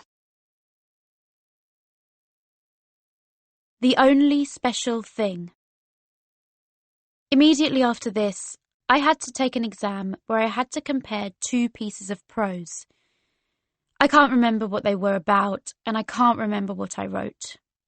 I was in a room with around 20 other people, and we all had to sit around the same large table. I was very fidgety, and by the end, everyone else seemed to have written a lot more than me. I then had my second interview, which went essentially the same as the first. When I got back to Starbucks, Rain was reading a newspaper. She looked up as I sat down and folded the newspaper. It struck me what a brilliant friend she was. She had no reason to drive us here. She'd probably been sitting here for 3 hours. "Mate, how did it all go?" It had been awful. I'd realised that I didn't want to study the subject I was applying for midway through an interview at the university I'd been aiming to go to for at least 10 years. I'd lost my words and forgotten how to bullshit, and I'd ruined all of my chances of getting in. I don't know. I think I did my best. Rain looked at me for a moment. "Well, that's good. That's all you can do." "Yeah, exactly." But I hadn't done my best, had I? I'd done my absolute worst. How had I not seen this coming? How had I let myself get this far into things? "It must be useful to be smart," she said, and then laughed weakly. She glanced down and suddenly looked very sad. I'm constantly scared I'm going to be homeless or something. I wish our whole lives didn't have to depend on our grades. Useful, I thought, was a pretty good word for it. Rain and I wandered around Cambridge for a bit, while Daniel was at his second interview. Rain had already explored quite a bit of it, so she took me to all the bits she thought were worth seeing, which included an old bridge going over the river and a cafe that sold milkshakes. By 6:30, we were back at Starbucks, and Daniel's interview was over. And I told Rain I was going to go and try to find him, so he didn't have to walk back alone in the dark. Rain argued that this would involve me walking to his college in the dark. I suggested she come with me, but she just made a whining noise and said she didn't want to move because we'd managed to bagsy the sofa in the corner of the room. So I went to meet Daniel by myself, still with half a cup of eggnog latte in my hand. I didn't really want to sit in Starbucks anymore anyway. King's College, the college where Daniel had applied, looked like a palace, even from where I was staring at it in the dark. It was giant, white and gothic, and nothing like the cottage-like college I'd applied to. It really was exactly where Daniel belonged. He was sitting alone on a low brick wall outside, his face illuminated by his phone, and his body wrapped up in a thick puffer jacket. You could still see his suit and tie underneath, and he honestly looked like he belonged here. I really could imagine him at age 21 walking to a cathedral for his graduation in a fancy gown, or laughing with a lanky guy named Tim as they walked to the debating society where Stephen Fry was giving a speech on NHS privatisation. He looked up as I approached. I gave him an awkward closed-mouth smile, which is a classic Francis thing to do. "Hey," I said, sitting down next to him. He tried to smile at me, but wasn't quite successful. "You okay?" I couldn't tell entirely whether he'd been crying. I felt like it was a strong possibility. "Yeah," he said, breathing out. But he wasn't. He leaned forward suddenly, his elbows on his legs and his head in his hands. Anyone could see he wasn't okay. "I just really need to get in," he said. "It's the only thing He sat up again, not quite looking at me. When I was 13, I got this award at school.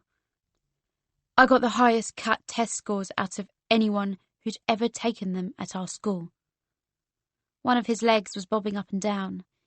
He shook his head and laughed. And I thought I was so smart.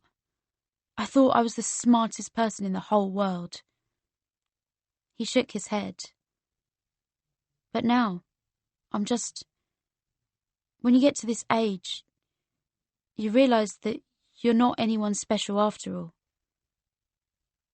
He was right. I wasn't special. It's all I've got, he said. This is the only special thing about me. He cared about his subject. I knew that much. I didn't care about mine. He glanced at me. He looked tired, and his hair was messy, and his knee was bobbing up and down. Why are you here? Thought you might need some moral support, I said, then felt like that was a dickish thing to say. So I followed up with, also, it's dangerous for a young man to be walking around in the dark by himself. Daniel snorted. We sat in silence for a moment, staring at the dark street and the empty shops opposite us. Do you want some eggnog latte? I held out my cup to him. It tastes a bit like dirt. He looked at it as if suspicious, but then took it and sipped. Thanks. No problem. What should we do now? Go home, I guess. I'm literally freezing. Sounds good. There was another silence. Was your interview really that bad? I asked. Daniel chuckled. I hadn't seen him do that sober before. Do we have to talk about it? Oh, no, sorry. He took in a breath. It wasn't bad, it just wasn't perfect. He shook his head. It should have been perfect. I think you're being too hard on yourself. No, I'm being realistic. He ran a hand through his hair. Cambridge are only going to take the best, so I have to be the best. Did Alid tell you good luck at least? He laughed. Alid? Wow. You just say whatever you want, don't you? Only to you. I shook my head. Sorry, that sounded creepy. Huh. Well, no, he didn't. I told you we weren't talking, right? Yeah. You two still not talking either? No. Oh, I thought you might have made up by now. He sounded almost bitter. I think he'd make up with you before me. I began, but he laughed, interrupting me. Do you really? He said, shaking his head. Wow, you are stupider than I thought. I fidgeted nervously. What do you mean? He turned to me and stared in disbelief. You're better than me in every possible way, Francis. You really think he cares more about me than he does about you? What? I stammered. You're his boyfriend and best friend. No, I'm not, he said. I'm just someone he kisses sometimes. Childish kisses. It started to spit rain, and the streets looked much less posh in the dark. Daniel was holding the empty Starbucks cup and tapping it against his knee. He laughed and glanced at me again, like he couldn't be bothered to be mean to me anymore. Am I going to do the reveal my entire life story thing now? Not if you don't want to. But you want to know, don't you? You want to know about us. I did. Kind of, I said. Daniel sipped the latte. "And I want to understand Alid better," I said. He raised his eyebrows. "Why's that?" I shrugged. "I don't really understand any of the things that he does, or the decisions he makes. It's sort of interesting." I crossed my legs. "And I do care about him, still, even though I wish I didn't." He nods. "That's understandable. You were friends." "When did you become friends?" "When we were born. Our mums used to work together and then they got pregnant only a couple of months apart." "And you've been best friends since then?" "Yeah. We went to the same primary school, then both went to the boys' grammar school, obviously until I moved to the academy for sixth form. We'd hung out every day. I used to live in your village, did you know that? Until I was 11. I shook my head. "Yeah, we'd hang out every day, play football in the fields, or make secret bases, or ride our bikes, or play video games. Just best friend stuff. We were best friends." He didn't say anything after that, but he did take a large gulp of latte. And so I didn't quite know how I was going to broach the topic. "When did you start, going out, if you don't mind me asking?" Daniel was silent for a moment. "There wasn't really a beginning to that," he said. "It wasn't... I don't even know whether we were going out." I almost asked him what he meant, but then I thought I should just let him explain it in his own time. He seemed nervous and was stumbling over his words. His eyes were cast downwards at the pavement. "He knew I was gay for ages," he said, his voice soft. "We both did. Since we were, 10 or 11 maybe. As soon as we understood what gay was, we knew that's what I was. He ran a hand through his hair. "We used to kiss sometimes, when we were kids, when we were alone. Just little childish kisses, little pecks on the lips because we thought it was fun. We were always really affectionate with each other. We cuddled and we were kind to each other, rather than nasty like most children. I think we were so caught up in each other that we just missed all the heteronormative propaganda that's thrust at you when you're that age." It sounded like the sweetest thing in the world. But Daniel's voice shook, like he was talking about a dead person. "We didn't really realize it was weird until we were 10 or 11. But that didn't really stop us. I guess I always felt like it was more romantic than Alid did. Alid always just treated it like it was something that friends did rather than boyfriends. Alid, he's always been weird. He doesn't care what people think.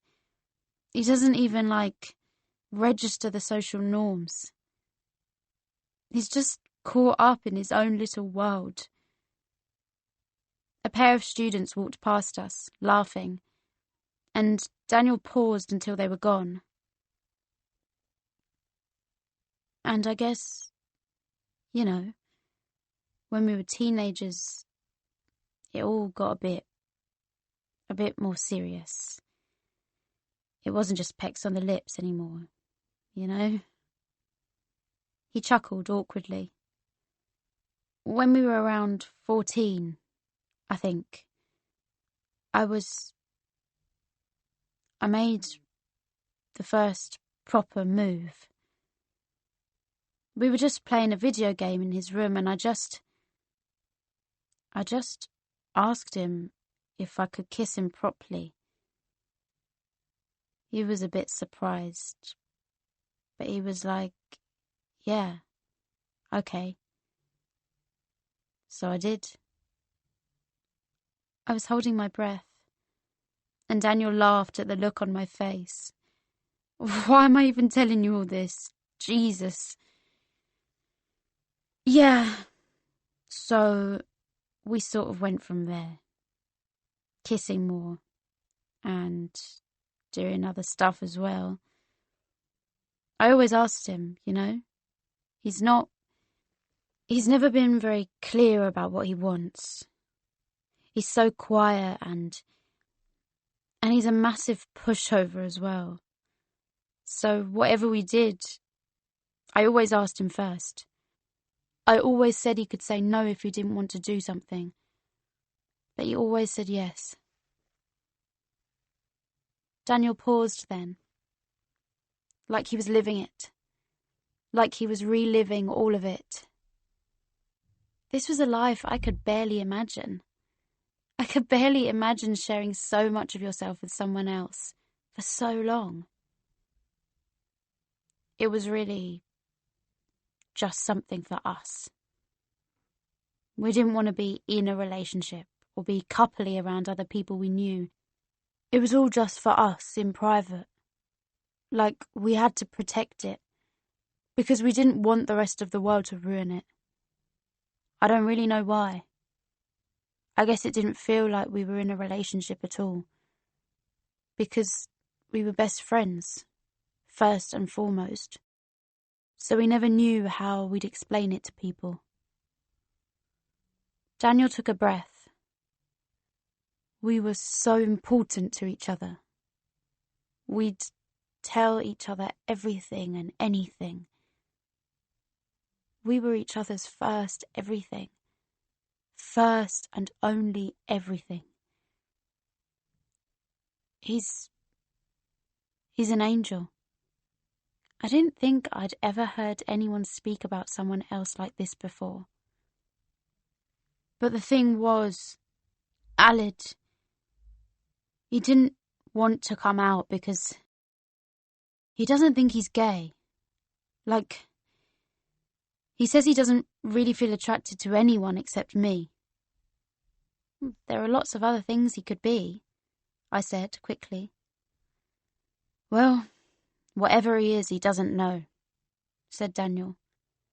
And I didn't really want to come out at an all-boys school. That's just asking for abuse. I mean, there were people who'd done it. There was this guy in the year above I really admired. One of Alid's friends. But I was too scared of what people would say. I thought I'd wait until I got to the academy for sixth form and come out there. But then I never really made any close friends and the topic never really came up with anyone I spoke to. He shook his head and took another long sip of latte. But the past year or so, since Karis left, he's changed. I've changed as well. We hang out less. I feel like when we do, he's just coming to me to escape from his problems. It's not like he really wants to see me at all. You know about his mum, yeah? Yeah. Well, before you two were friends, he used to come to my house a lot, so he didn't have to be around her. And then you arrived, and he didn't really need me anymore, I guess. But you've been friends since you were born. You've been together for years. But if he cared, he'd talk to me more. He took a breath, like this was the first time he was admitting it to himself. I don't even think he likes me that much. In that way. I only think he does that because he's used to it. Because he's comfortable around me and because he feels sorry for me. I don't think he's really into it or anything. He paused. and I noticed his eyes were tearing up. He shook his head again and wiped one of them. It's usually me who initiates it. Then why? My voice was near a whisper, even though we were the only people on the street. Why don't you just end it? If neither of you are that into each other anymore. I never said I wasn't into him. I care about him so badly. A tear dripped down Daniel's cheek, and he huffed out a laugh. Sorry, this is lame. It's not lame. I raised my arms and pulled him into a hug. We stayed like that for a moment, before I let him go again. I tried to talk to him about it on his birthday, he continued. But he wasn't having any of it. He just kept trying to reassure me that he likes me, and that just made me angry, because I could tell he was lying. He even lied in that Never Have I Ever game, pretending he'd never lied when he said, I love you, to me. I can tell. I can tell when he lies to me. Why would he avoid me so much if he fucking loved me? He doesn't even want to admit what his sexuality is. Not even to me. He wiped an eye again. And that night, he kept saying that he wanted to, get with me. But I didn't think he was telling the truth, so I said no. And then he got angry as well. Daniel shook his head. He's just used to me, and he doesn't want to upset me because he knows. He knows I'm in love with him. He doesn't like me in that way anymore. How do you know that for sure? He glanced at me. You're pathetically optimistic. No, I mean... I bit my lip. But what if, won't they? He said. I felt so sad that I wanted to leave. My worst nightmare is making him do something he doesn't want to do. Without knowing. More tears fell from his eyes. And I guess people change and we have to move on, but... He leaned forward and put his head in his hands. He could have at least broken up with me officially, instead of just leaving me like this. His voice was shaking badly through his tears, and I felt so sorry for him that I almost thought I was going to cry too. It's okay if he doesn't like me in that way anymore. It's okay. But I just want my best friend back. I just want to understand what he's actually feeling. I don't know why he avoids me. Every time I decide he just doesn't like me anymore, I start to doubt myself because he hasn't told me anything. I just want him to tell me the truth. When he lies to me because he thinks it'll make me feel better, it hurts. He let out a sob and I hugged him again. And I wished there was something I could do for him. Anything. Sometimes I think he only cares about his YouTube channel. It's all him, his universe, city. It's just his soul in audio form. Radio and February Friday and being trapped in a grey world. It's just his life. A dumb science fiction analogy. At the mention of February Friday, I felt my heart lurch a little. I wondered whether he even knew that it was him. He's my only real friend, he said. And he just left me here. I just miss him. Not even getting with him, just being with him. Him sleeping by my house, playing video games. I just want to hear his voice. I want him to tell me the truth. I held him for a few minutes as he cried, and it struck me how we were both in the exact same situation, though it was 100 times worse for Daniel. I wanted Alid to come back too. Why wasn't he answering our messages? Did he really dislike us that much? It had been me, hadn't it? I'd betrayed his trust. I'd driven him away. And he wasn't coming back.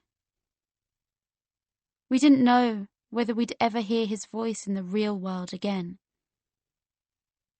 Once Daniel had calmed down a bit and sat up properly again, he said, "You know what? The first time I kissed him properly, he flinched." Extremely tired. On the drive home, Daniel and I didn't really say anything to each other, though there was the vague sense that we were friends now. After around half an hour of silence, Rain said, "Guys, if you don't get in, it's not a disaster, is it?" We both felt that it would be a disaster, but I very quickly said, "No, it's fine." I think Rain could tell I was lying. She didn't try to talk to us for the rest of the journey. Back home, I reenacted, with maybe a little exaggeration, the exact expressions the interviewers had made as I rambled through my interviews. Mum laughed and called them all a variety of names. Then we ordered pizza and watched Scott Pilgrim vs. the World. I was pretty relieved it was over, to be honest. I'd been stressed about it for almost a year. Even if, maybe, I didn't actually want to do English literature anymore, it didn't matter. The decision had been made. What was going to happen was going to happen. I decided to give myself a night off homework. I collapsed into bed at around 12 and tucked myself in with my laptop on my lap. I thought about doing some drawing. I hadn't done any for weeks now. But for some reason, I didn't really want to. I couldn't think of anything to draw. I scrolled through Tumblr for a while before the feeling that I should really stop wasting my time crept in, and I closed the tab to stop myself continually refreshing the page.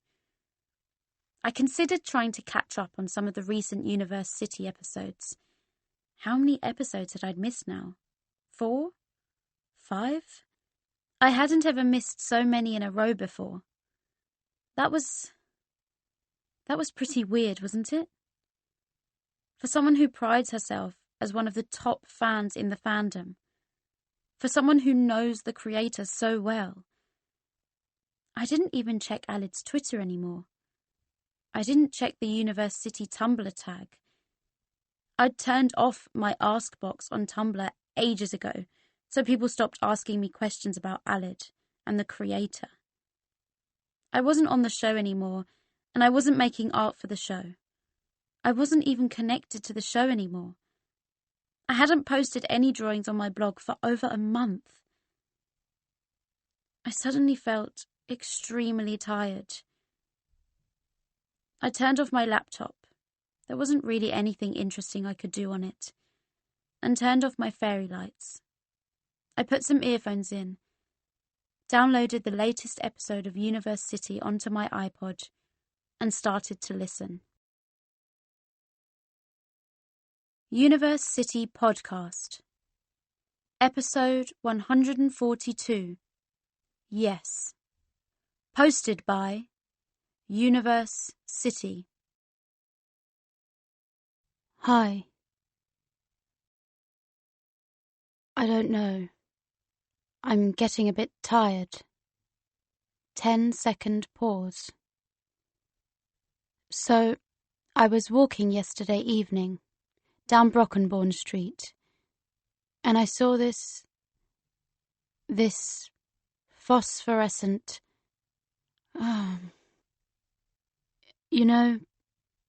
it doesn't matter. I was thinking, actually, I mean, I had a thought. I was thinking, what if we were to end this? No, sorry, that's not... Ah, I do wish February Friday was here. I haven't seen them well, years upon years. Hours and hours. It was abysmal. It was a terrible episode. Radio barely spoke any full sentences. There was no discernible plot, no characters appeared.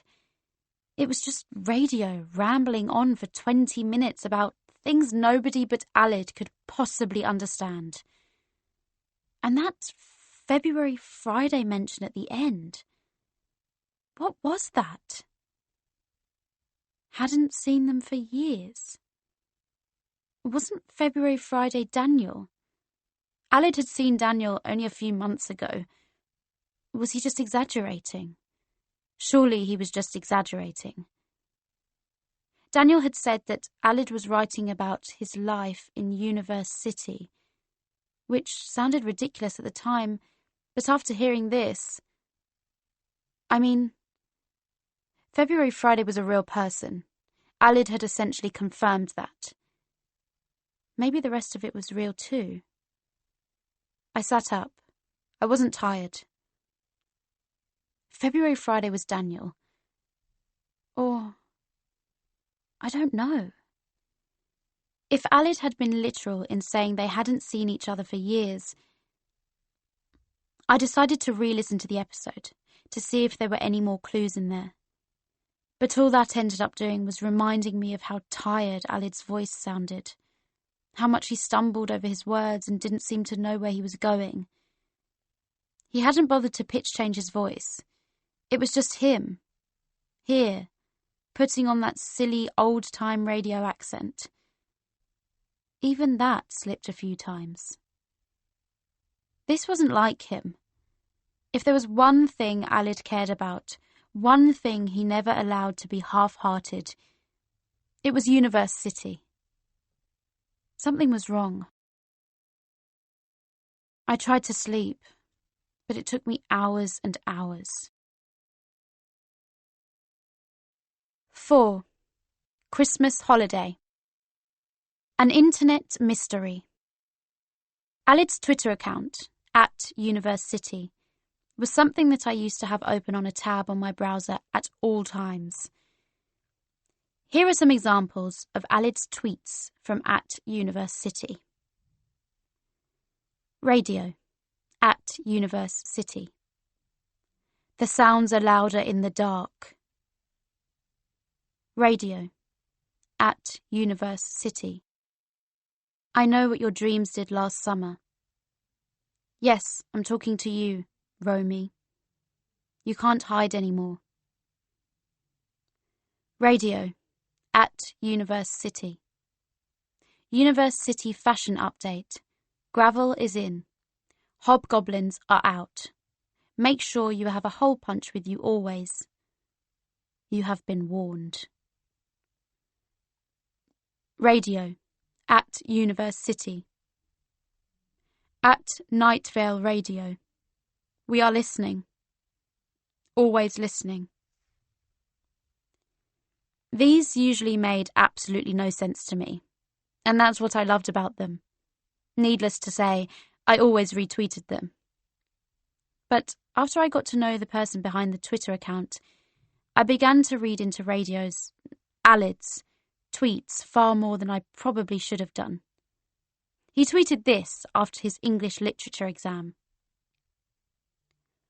Radio, @Universe / The alphabet has been compromised. Only 7 letters remain. Save them. He tweeted this one September night at 4 a.m, several hours after he told me he'd argued with his mum. Radio. At University. Star, star, star. Important.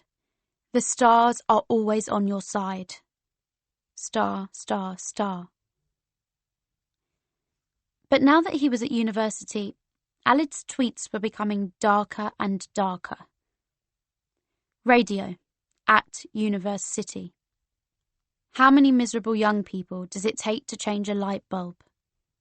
Please. I am serious. I've been sitting in the dark for 2 weeks. Radio. At University. Career options. Metallic dust. The cold vacuum of outer space. Supermarket cashier. Radio. At University. Does anyone have any tips for avoiding sinking into the concrete? I suppose he must have been doing it deliberately. University was taking a bit of a darker turn anyway. I didn't worry too much about it. Instead, I spent most of our 3-week Christmas holiday re-listening to every single University episode in an attempt to work out who February Friday was. But I still had no idea. Alid had actually mentioned several times before that he hadn't seen February Friday for years upon years. So it couldn't be Daniel, really. I'd been wrong. Which was annoying. I hated being wrong. And you know what? When it comes down to it, there's nothing I hate more than an internet mystery. Galaxy Ceiling. It was the afternoon of December 21st, and Mum was psyching me up to go and knock on Alid's door. I was doing a little jog on the spot in our porch, and Mum looked down at me, her arms folded. "If Carol answers the door," said Mum, "don't bring up the following: politics, school dinners laws, alcohol, and the old lady who works at the post office." What does she have against the old lady who works at the post office?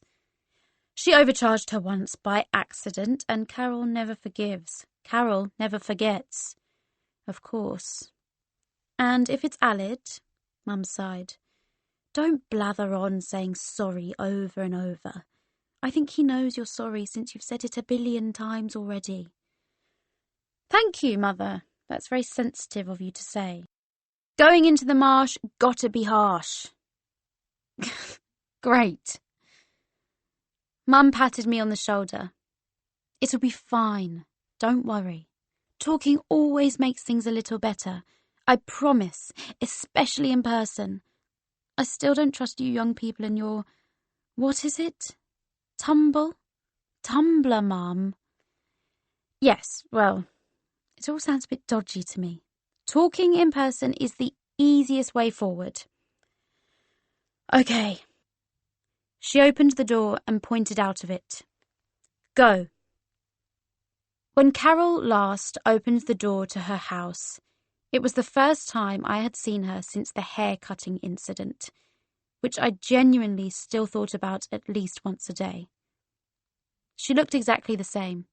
Cropped hair, plump physique, and wide, blank expression.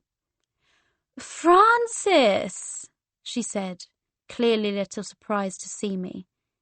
"Everything all right, love?" "Hi, yeah, I'm really good, thanks," I said, speaking too fast. "How are you?" "Oh, I'm getting along, you know." She smiled and looked into the air above my head. "Got a few bits and bobs going on, being kept busy, bustling about." "Oh," I said, trying to sound interested, but not so interested that she would embark on a conversation. "Well, I was just wondering whether Alid was in." Her smile dropped. "I see." She studied me, as if deciding whether she was going to start shouting at me. "No, my love. Sorry, he's still at university." "Oh." I shoved my hands into my pockets. Is he coming back for Christmas at all?" "Well, you should probably ask him yourself," she said, her mouth a thin line. I was terrified by this point, but decided to press on. It's just, he hasn't been answering my texts.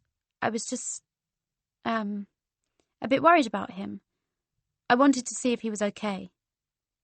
Oh, darling, she laughed, pityingly. He's just fine. I promise you. He's just a bit busy with all this university work. They really do work him hard up there, as they should. He stayed behind during the holiday because he missed a few deadlines. She shook her head. Silly boy. He was probably out partying instead of doing his work, like he should have been. Partying was the least likely thing for Alid to be doing. But I didn't want to accuse his mum of lying. And, you know, she continued, he's always had some problems with his work ethic. That boy. He's got such potential. He could do a PhD if he put his mind to it. But he's always distracted by his silly little projects and whatnot. Useless stuff. Did you know he used to spend all his time writing some ridiculous story and reading it out on his computer? I don't know where in God's name he got his hands on a microphone. I laughed, even though it wasn't funny. She continued, So silly. This is such a vital stage of your life, you know? You should be 100% focused on your studies. Otherwise, you could ruin your entire life. Yes, I said, forcing the word out. I've always been very supportive of our Alid, but I do worry sometimes. He doesn't have the right attitude, you know? He's an exceptionally bright boy, but he just doesn't utilize that. And I've tried so hard to help him ever since he was a toddler, but he just doesn't listen. He was never as bad as his sister, of course. She laughed, bitterly. Ugh, hateful child. I started to feel very awkward, but she met my eyes with a new excitement. I've been working on a little something since he telephoned me a few weeks back, actually. He was complaining he was feeling unmotivated about his degree, and, well, I really do think it's to do with the mindset he puts himself in. So, I've been moving a few things around in his bedroom. I did not like the sound of this. You've really got to be in the right place to stay motivated, haven't you? And I really do think his bedroom was one of the main problems, so messy all the time. You remember, don't you? I guess so. Well, I've had a little rearrange, and I think he'll do much better with things like this. She stepped back suddenly. Why don't you come and take a look, darling? I was starting to feel a little ill. Okay, I said, and followed her inside and upstairs towards Alid's bedroom. It's just a few little rearrangements here and there. I'm sure he'll appreciate a change. She opened the door. The first thing that took me aback was how white everything was. Alid's multicoloured duvet and cityscape blanket were gone, and had been replaced by plain white and cream striped sheets. The same thing had happened to the curtains. The carpet was the same, but it now had a white rug on it. The fairy lights were tangled up in a cardboard box at the side of the room. All of his stickers had been scraped off his chest of drawers, and there was not a single poster, postcard, ticket, leaflet, flyer, or piece of paper on any of the walls. There were a few of these crumpled up in the same box that the fairy lights were in, but there definitely wasn't everything in there. The houseplants were still there, but they were all dead. The walls were a plain white, and I honestly didn't know if they'd always been like that, or if Carol had painted them. To my horror, the galaxy ceiling had been painted over. Feels very fresh, don't you think? A cleaner, emptier space makes a cleaner, sharper mind. I forced out a yes, but I'm pretty sure it sounded like I was choking. Alid was going to cry when he saw this. She had taken his private space, his home, and destroyed it. She took everything he loved and ruined it. 3:54 a.m. I probably worried my mum quite a bit when I got back to my house with the cardboard box under one arm and the cityscape blanket under the other, blabbering about room decorations.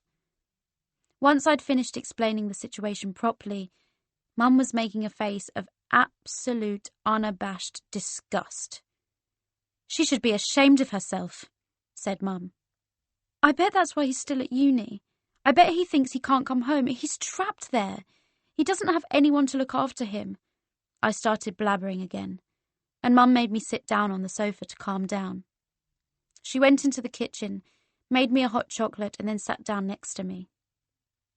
"I'm sure he has friends at uni," she said. "And there are so many support systems at universities, pastoral tutors and counsellors and anonymous services. I'm sure he's not alone." "But what if he is?" I whispered, trying not to cry for the billionth time. "What if he's suffering?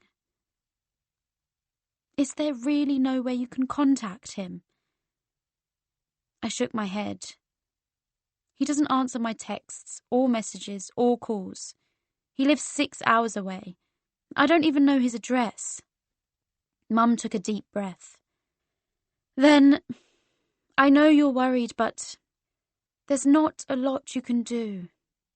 This isn't your fault, I promise." But it felt like my fault, just because I knew about it and couldn't do anything to help. It was taking me roughly 3 to 4 hours to actually fall asleep each night by this point. But that night was particularly bad. I didn't want to turn my laptop off because I was scrolling through my Tumblr, looking at all the art I had drawn. I imagined someone deleting it all, smashing up my laptop. Even thinking about it made me angry. I loved my art more than anything. I enjoyed it more than anything. What if someone took that away from me? Like Alid's mum had taken his world away, his tiny little safe place. I scrolled through my phone while huddled up in bed and found Alid's name. The last time I'd called him was in October. One more time couldn't hurt. I clicked on the phone symbol next to his name. The dial tone sounded, and then it didn't. A. "Hello?" His voice was exactly as I remembered. Soft, a little hoarse, a little nervous sounding. F. "Alid? Oh, Jesus Christ, I didn't think you'd pick up." A. "Oh, sorry." F. "No, don't apologise. I'm just... It's so good to hear your voice." A. "Oh." What was I going to say? This might be the only chance I had. F. "So, how are you doing? How's university?" A. "It's fine." F. "Good, that's good." A. "It's quite a lot of work." He chuckled. I wondered how much he was still keeping from me. F. "But you're doing okay?" A. There was a long pause, and I could hear my own heartbeat. A. "You know, it's tough. I'm finding it a bit hard." F. "Yeah?" A. "I think lots of people are too, though."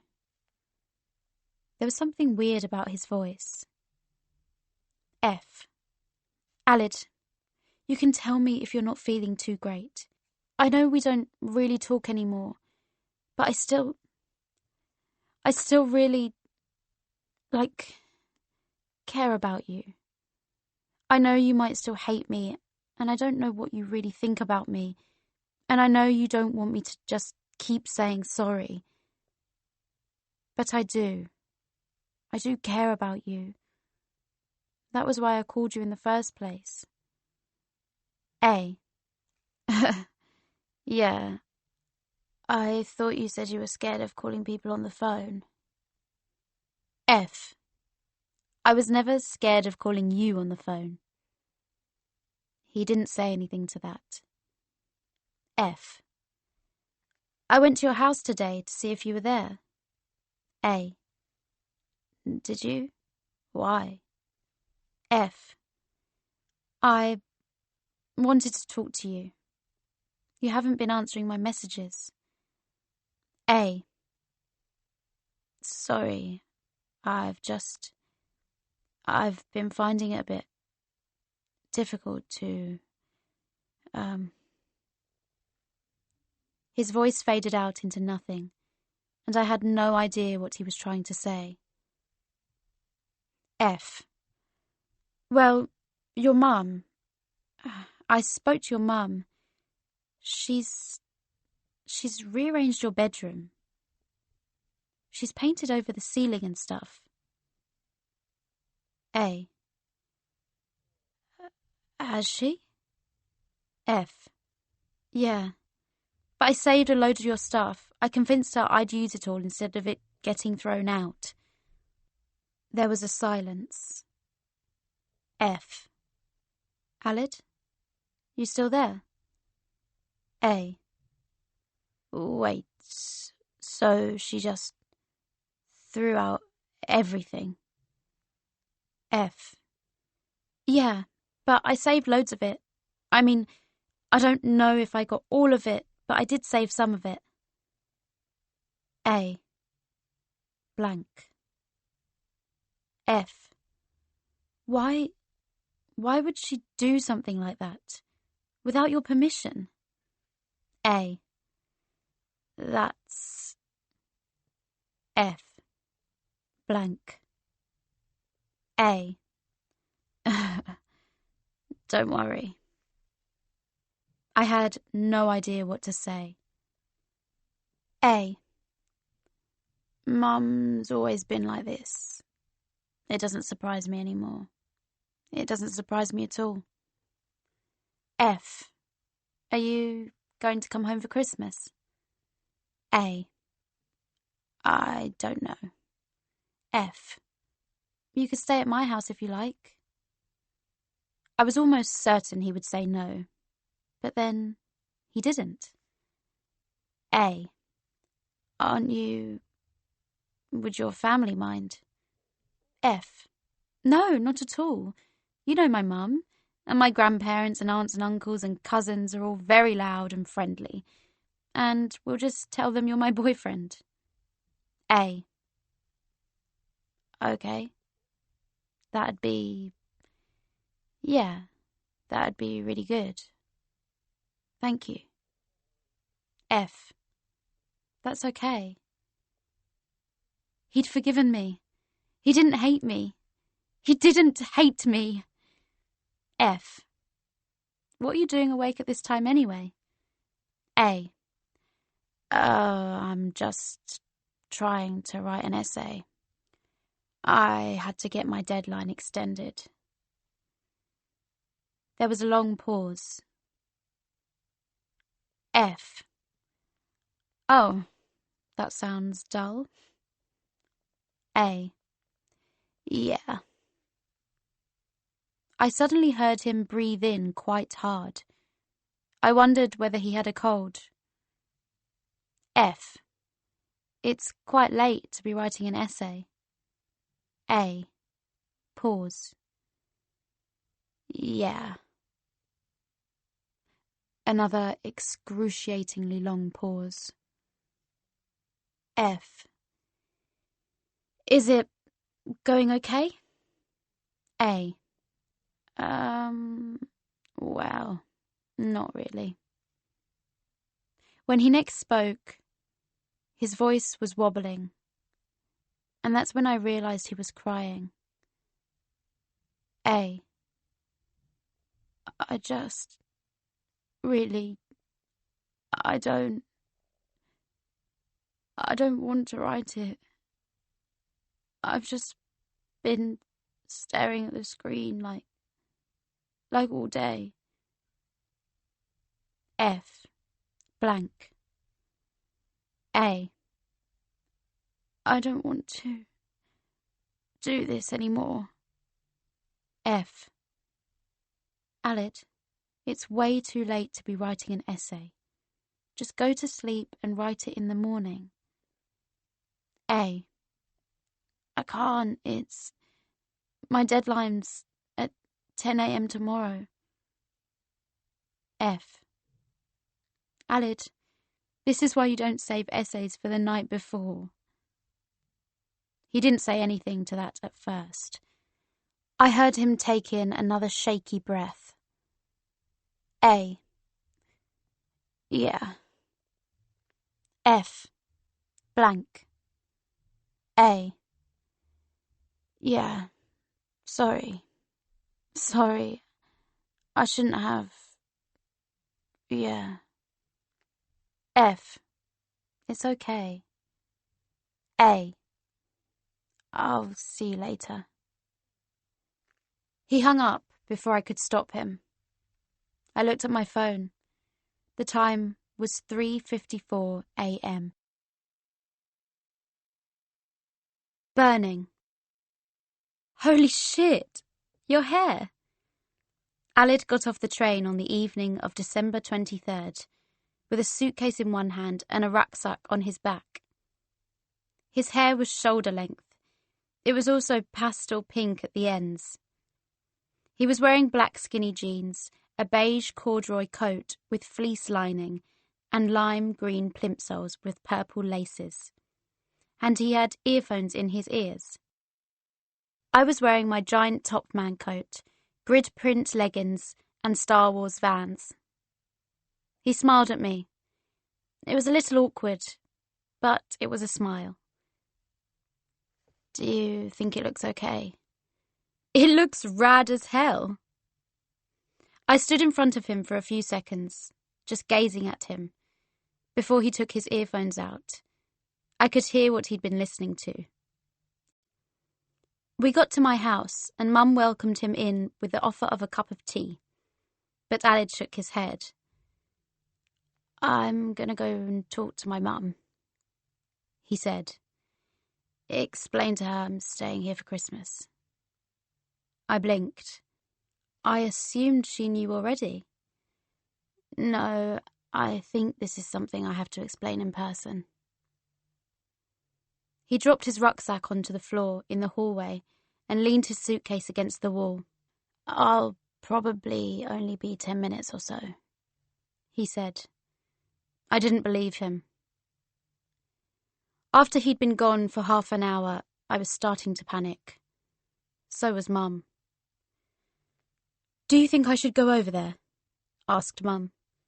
We were standing at the lounge window watching Alid's house, waiting for any sign of movement. Maybe it would help if I spoke to her. Most adults prefer listening to other adults. And then we heard Alid scream. It wasn't really a scream. It was more of a long wail. I'd never heard anyone sound like that in real life before. I pelted to our front door and opened it, just as Alid opened his and stumbled out of it. I ran to meet him, and he was staggering, and for a minute I thought he was injured. But I couldn't see anything physically wrong with him, except the fact that his face was contorted because he was sobbing uncontrollably. And I caught him in my arms just as he sank to the ground on the curb, making the most painful noises I'd ever heard. Like he'd been shot. Like he was dying. Then he started to cry out. No, No, no, no, no, no. The tears falling continuously from his eyes, and I started to ask him frantically what it was, what had happened, what had she done. But he just shook his head over and over and choked like he couldn't form any words, even if he wanted to. And then I heard it. She killed him. She killed him. I felt like I was going to be sick. Who? What happened? Tell me. My dog Brian. And then he started to sob again, so loudly, like he'd never cried before in his whole life. I stayed very still. She killed your dog. She said she couldn't look after him because I was gone and he was getting old, so she went and had him put down. No. He let out another wail and pressed his face into my jumper. I didn't want to believe anyone was capable of doing something like that. But we were sitting under the street lamps, and Aled was shaking in my arms. And this was real. This was happening. She was taking everything Aled had and burning it. She was burning him, slowly, until he died. Rusty northern hands. "I'll call the police on her," said Mum for the 4th time. We'd been sitting in the lounge for over half an hour. "At least let me go and shout at her." "It won't do anything," said Aled. He sounded like he wanted to die. "What can we do?" I asked. "There must be something." "No." He stood up from the sofa. "I'm going back to uni." "What?" I stood up too and followed him out of the door. "Wait, you can't spend Christmas up there alone." "I don't want to be near her." We were all silent for a moment. "You know," he continued, "when me and Karis were 10, our mum burned a load of clothes Karis bought from a charity shop. Karis was really, really excited about these trousers she'd bought when she went out with her friends. They were made out of this galaxy pattern fabric. But our mum said they were trashy, and she just took them and burned them in the garden, while Karis was just screaming and crying. Karis tried to get them out of the fire and burned her hands. And Mum didn't even comfort her." His eyes were vacant, like there was nothing there. I had to hold her hands under the cold tap. "Jesus Christ," I said. Aled looked down and his voice quietened. "She could have just thrown them away, but she chose to burn them." Aled lifted up his legs so his knees were bent and his feet tucked up on the bench. He started fiddling with his hands. "It's really cold up north," he said, and then he held out his hands in front of me. The skin of his knuckles was all dry. "Look." "Rusty northern hands," I said. "What?" "That's what my mum calls it." I stroked the dry skin of his knuckles with one finger. "When the skin on your hands gets all dry, rusty northern hands." Aled smiled. "I think I need to buy some gloves. I'd wear them all the time." "Like radio?" "In Universe City, radio never takes their gloves off. No one knows why." "Yeah." He took his hand back and wrapped his arms around his knees. Sometimes I think I am radio. Do you want my gloves? I said, suddenly, taking mine off. They were navy and had a Fair Isle pattern on the back. I held them out to him. I've got loads of gloves. He looked at me. I can't steal yours. These are really old anyway. This was true. Francis, if I take those, I'll feel really bad about wearing them. He really wasn't going to take them. I shrugged and said, fine, and put them back on. We sat in silence for a minute before he said, sorry I didn't reply to any of your messages. It's fine. You had the right to be angry at me. There was another pause. I wanted to know everything that he'd done at uni. I wanted to ask him to tell me everything I didn't know about Universe City. I wanted to tell him how shitty school was these days, how I was so sleep-deprived that I'd started getting headaches every single day. How are you? He said. I looked at him. I'm fine. And he knew I wasn't. And he wasn't either. But I didn't know what else to say. How's school? He asked. Just can't wait to get out, I said. But also, I'm trying to enjoy it. You're not one of those people who's determined to lose their virginity before they go to uni, are you? I frowned. Is anyone actually like that? He shrugged. Not that I've ever seen. I laughed. So you're keeping on top of your work, okay? He asked. I couldn't lie to him. Not really. A lot of sleepless nights, I guess. He smiled and looked away. Sometimes echoed around the station, and then a voice sounded above our heads. The next train to arrive at Platform 1 will be the 2107 to London St Pancras. Oh, said Alid. He didn't show any sign of moving.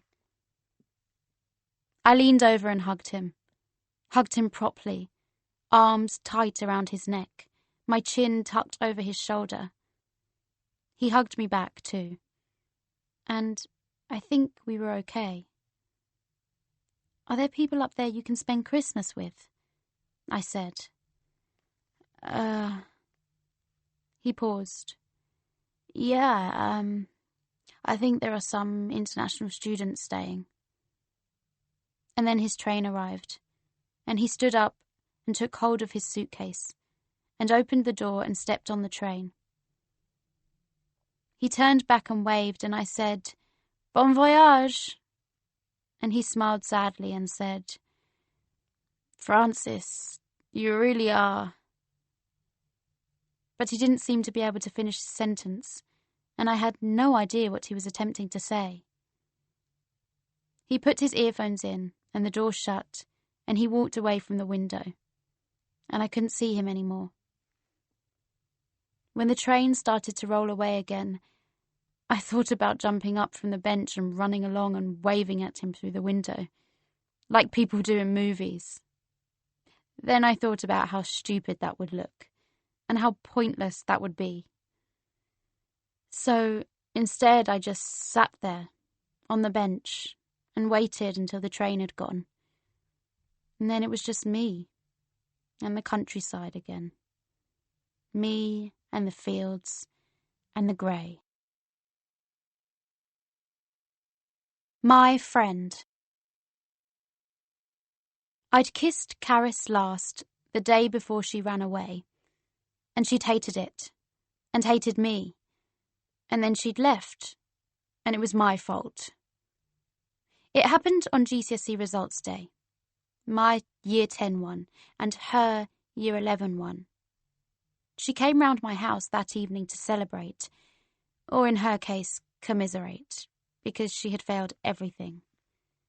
She had failed every single exam she'd taken, I sat on the sofa with bags of unopened crisps and bottles of fizzy drinks, unused celebratory food and drink, and watched her rant about it on the other sofa. You know what? I don't even care anymore. I literally do not care. So what's going to happen? I'll just have to repeat year 11. No one can do anything about it. And if I fail again, then so what? I'll get a job, somewhere that doesn't care about grades. I might be stupid, but there are loads of things I can do. My mum's such a bitch.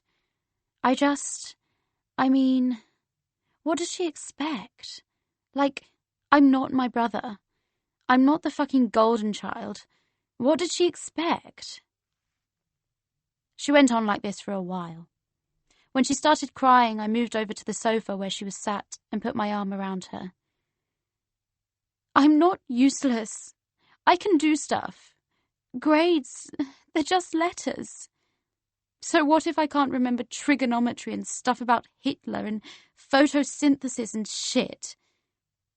She looked at me, her mascara just black smears under her eyes.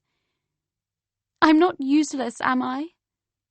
No, I said, barely more than a whisper. Then I leaned in and kissed her. To be honest, I don't really want to talk about it. I cringe just thinking about it. She stood up almost immediately. There was a moment of unbearable silence, like neither of us could quite believe it had happened. And then she started screaming at me. I thought you were my friend, came up several times. Nobody cares about me, too. You were just pretending this whole time, was probably the thing that hurt the most.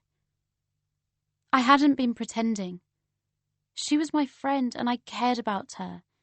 And I hadn't been pretending about any of that. She ran away from home the next day. Within a day, she'd blocked me on Facebook and deleted her Twitter. Within a week, she'd changed her phone number. Within a month, I thought I might be over it. But in reality, I've never been over it. I might not have a crush on her anymore, but that doesn't mean it never happened. And it will always be my fault that Caris last ran away. Skull. Do you want me to leave the room? Asked Mum. I can leave if that'd make you feel better. Nothing is going to make me feel better, I said. It was January. It was the day. We were standing on opposite sides of our kitchen counter, and I had an envelope in my hands, and inside the envelope was a letter that would inform me whether I'd got in the back of my throat. I didn't read any more than that. I didn't need to. I hadn't got in.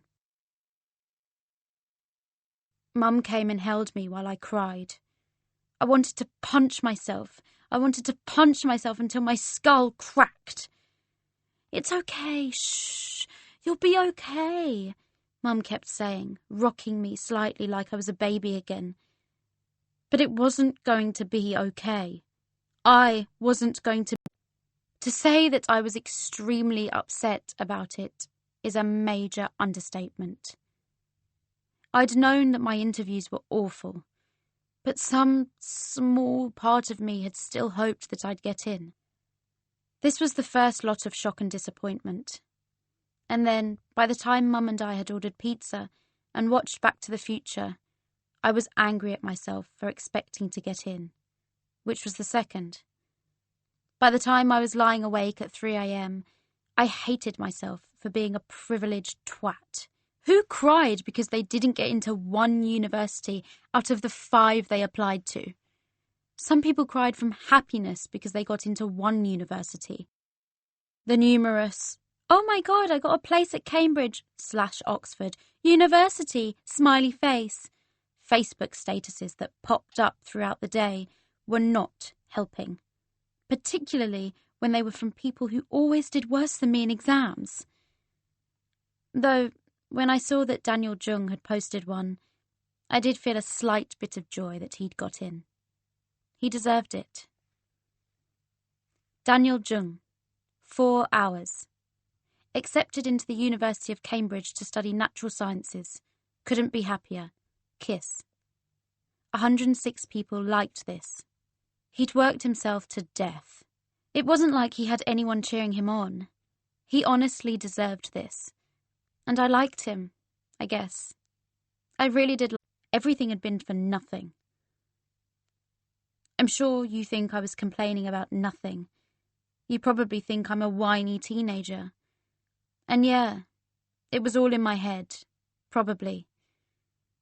That doesn't mean it wasn't real. So fuck you all. 5. Spring term A. White noise. Throughout the rest of January, I tried not to think too much about anything. I did my schoolwork without thinking about it. I didn't talk to anyone about Cambridge, but everyone knew that I hadn't got in. I texted Alid several times to check how he was, but he didn't reply. I had a lot of coursework due at the end of the month. I had to stay up very late to finish it every night. I actually didn't go to sleep at all the night before it was due. I just stayed up the whole night and went to school in the morning without any sleep. I had to call Mum and ask her to pick me up at break, because I thought I was going to pass out. And alongside all of this, I continued listening to Universe City. The episodes in December and January were pretty bland. Alid didn't seem to know what he was doing. He forgot almost entirely about several ongoing subplots. The new characters were uninteresting and didn't appear in the story very often. And on the final Friday of January, Alid posted the episode that would destroy the Universe City fandom. The episode was titled Goodbye, and it was 20 minutes of white noise. You must have come from a star. The fandom pretty much collapsed in collective despair. The Tumblr tag was overflowing with lengthy obituaries, miserable text posts, and emotional fan art. It was all very sad, so I didn't look at it for too long. Alid tweeted his final tweet on the same day. Radio. At Universe City. I'm sorry. I need some time. You may be very small, but you are all very important in the universe. Goodbye. Heart emoji. 31st of January, 2014. And people flooded my inbox with questions, even though I was nothing to do with Universe City anymore. Anonymous asked, You haven't been consistently active on Tumblr for a few months now. You're the only person, apart from the creator, who has ever had any involvement in the show. You recently turned your Ask box back on, so I hope you won't mind me sending this message. Do you have any insight into Universe City's Goodbye episode that was posted 2 weeks ago? Assuming you've listened to it. Toulouse answered, I don't really know what to say, except I'm as sad as you are that the creator decided to do this, but they're obviously going through some personal things right now. Nobody except the creator knows whether Universe City will ever return, so I suggest everyone starts trying to move on. Things like this happen. It's just unfortunate that it's happened to something that's so important to so many people. I knew the creator. Universe City was very, very important to them. In fact, that's an understatement. Universe City really was the only thing they had. Universe City was the only thing I had for a long time too. I don't really know what to do with myself anymore. I don't know what the creator is going to do either. I don't know what to say. I didn't know why he'd decided to end it, Maybe his mum had made him. Maybe he hadn't had enough time to make it. Or maybe he just didn't want to make it anymore. It still confused me, because it was clearly important to him. He cared about it more than anything. He hadn't even revealed who February Friday was yet. On the night of the White Noise episode, I sat in the lounge with my laptop and thought, for the first time in at least a month, about who February Friday might be. It came to me almost instantly.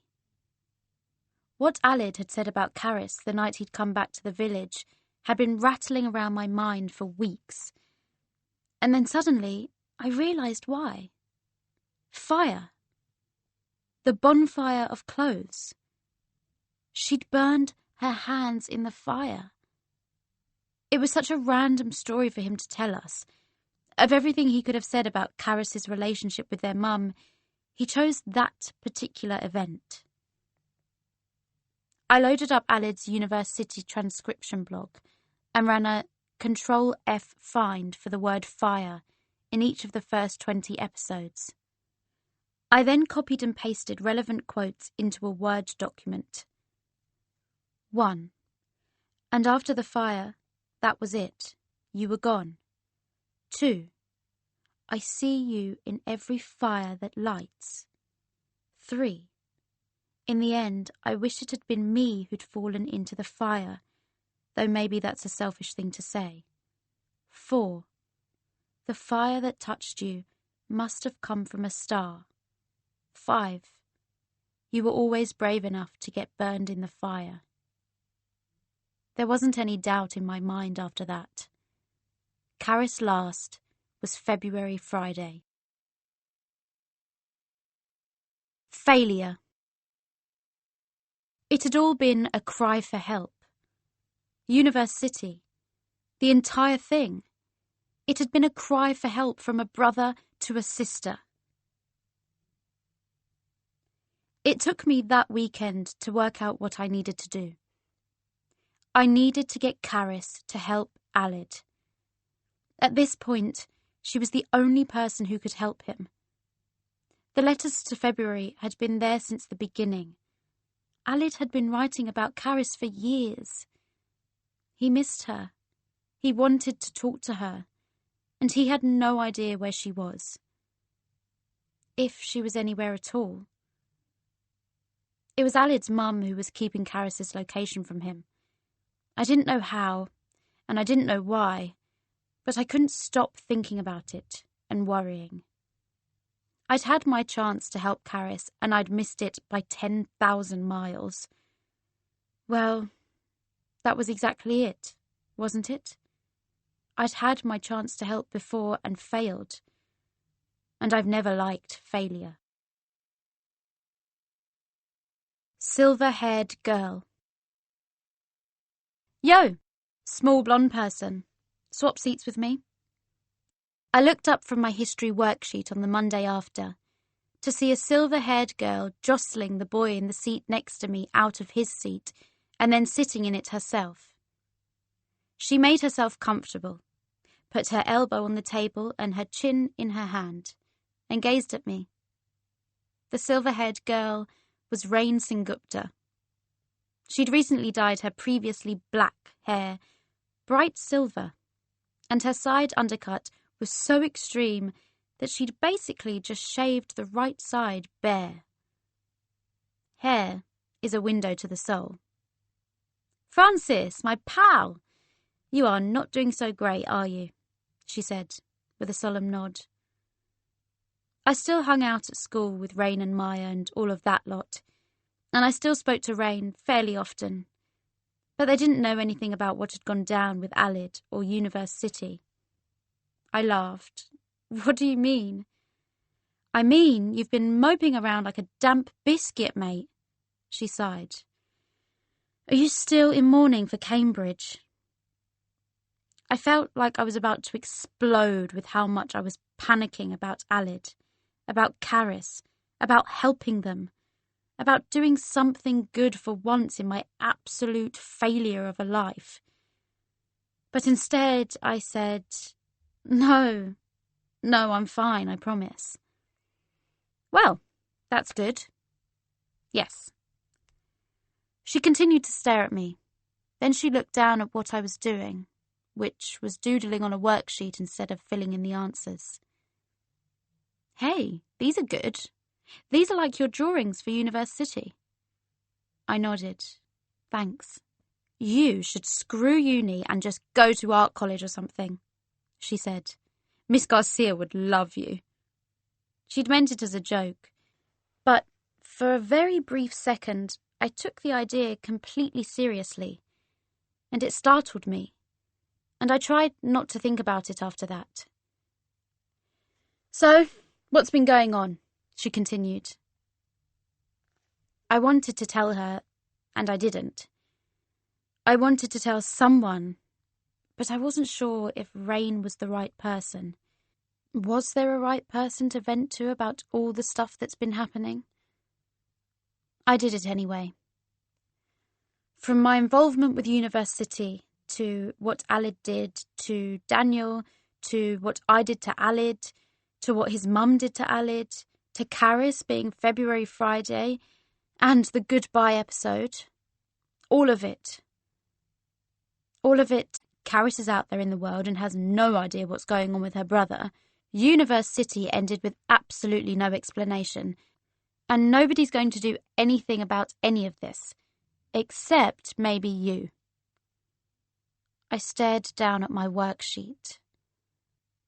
Well, I want to find Caris so she can help Alid, but it's probably impossible. Aren't you Alid's friend? Yeah, of course. So, don't you want to help? Well, of course I wanted to help. Why was I still hesitating about this? I don't know. Rain tucked the longer side of her hair behind her ears. It's like...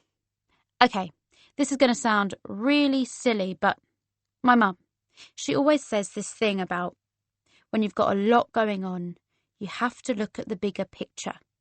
Just take a step back and look at the big picture and think about what's really important at this moment in time. I sat up straight. My mum says literally the exact same thing. What? No way. Yeah, she calls it the big scheme of things. Mate, that's literally what I'm talking about. We both grinned. Rain really was trying to help me. You know what I think would help in the big scheme of things? Said Rain. She crossed one leg over the other and looked me in the eye. Finding Caris last. Filofax. The reasons why I was scared about finding Caris last were as follows. 1. The last time I had seen and spoken to Caris last had been 18 months ago. 2.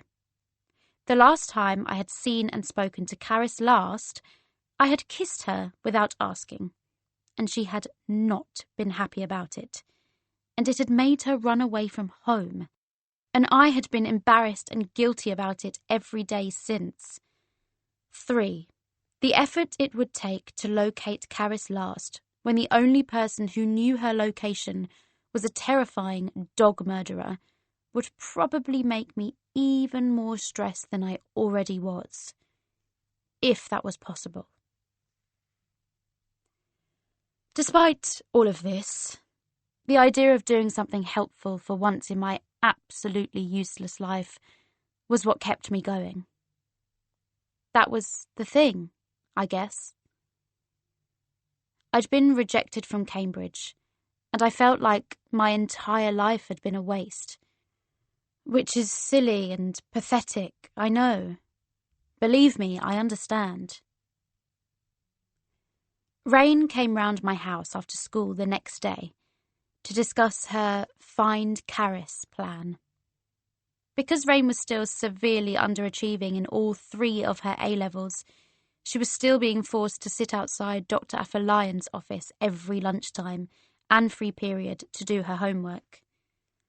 This also meant that Rain saw a lot of people pass in and out of the office, which, by the way, was more of a large conference room, air-conditioned, plasma TV on the wall, several potted plants and comfy armchairs.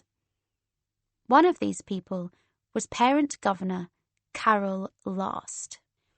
According to Rain, Carol carried a pink filofax with her whenever she came into school for a meeting. Also, according to Rain, if Carol had any record of Caris's address, it would be inside the filofax.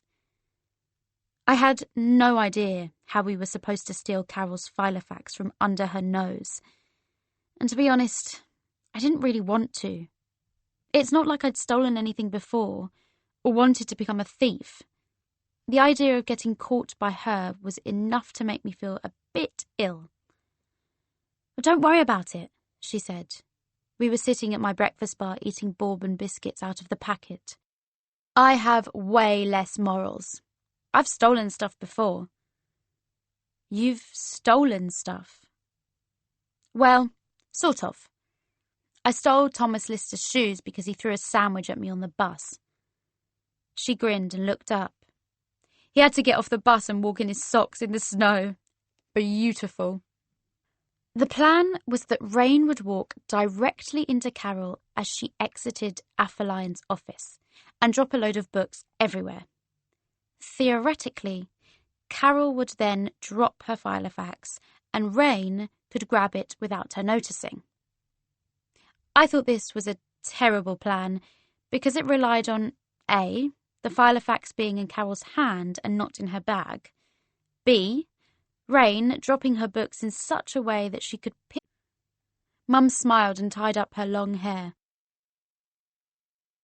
"Let me deal with this." We knew for sure that Carol would be in school at 2 p.m. on Thursday the 13th of February for a meeting of all the parent governors. I wondered what jobs these parents did that allowed them to be free at 2 p.m. on a Thursday. I wondered why Carol was a parent governor of a school that neither of her children went to. Mum had taken a day off work. She said she never used up all of her holiday time anyway. I think Mum was very excited to be part of this plan, actually. She'd scheduled an appointment to see Dr. Aphelion at 3 p.m. She said she was going to talk to Carol as she left the parent governor meeting. She didn't say how she was going to get Caris's address. Rain and I would be in a history lesson while this was happening, so we had no idea what was going to happen. "Leave it all to me," Mum had said with a wicked grin. Rain came back home with me on the train after school that day.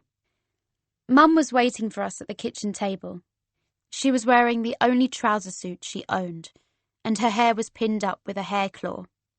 She looked like the most stereotypical mum I'd ever seen.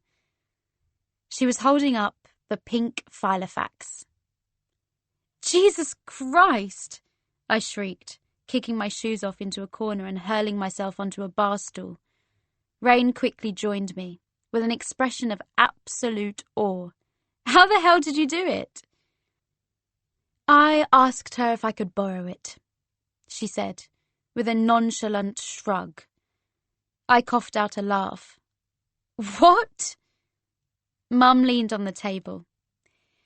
"I asked her if she had the contact address of our local MP, because I wanted to write a strongly worded letter about the honestly weak amount of homework you lazy students are being set, and how the local schools are letting you down and making you all slackers."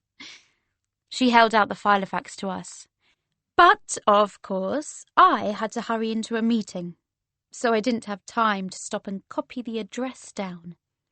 So I asked if I could borrow it and said I'd drop it through her letterbox after the meeting. "So you two had better be quick." "She must seriously like you," I said, shaking my head and taking the filofax.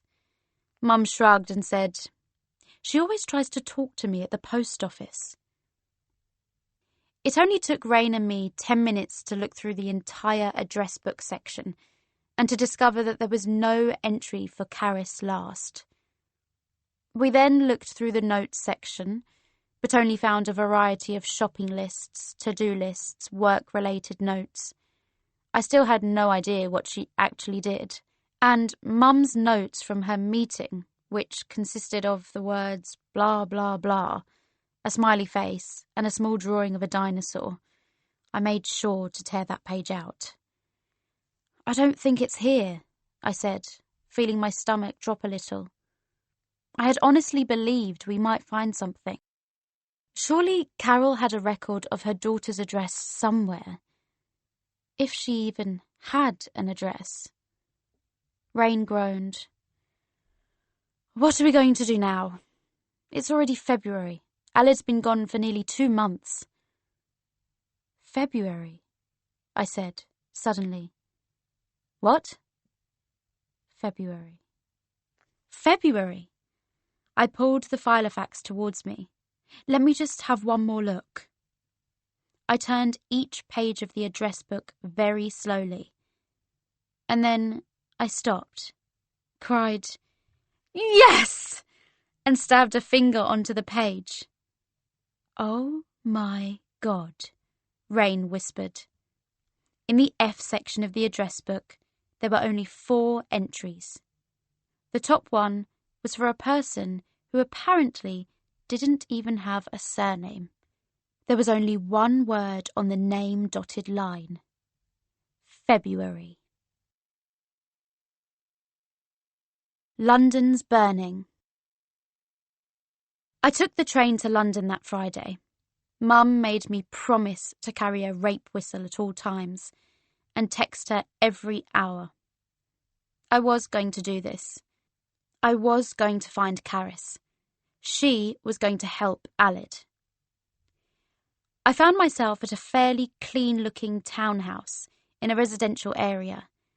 It was a lot fancier than I'd expected. Obviously, it wasn't one of those posh white townhouses that everyone thinks of when they imagine London living. But Caris wasn't living in a hovel. I'd been expecting something with crumbling walls and boarded-up windows. I walked up the steps to the door and rang the doorbell. It rang in the tune of London's Burning. A young black woman with vibrant pink hair opened the door. It took a moment for me to say anything, because she'd nestled daisies into her explosion of curls, and it really was the best hair I had ever seen. "You all right, mate?" she asked in a typically London voice. She sounded a bit like Rain, actually. Yeah, I was looking for Caris last." I cleared my throat because my voice was a bit wobbly. Apparently she lives here?" The woman made a sympathetic face. "Sorry, mate. No, there's no Caris here." Oh. My heart sank. And then I had a thought.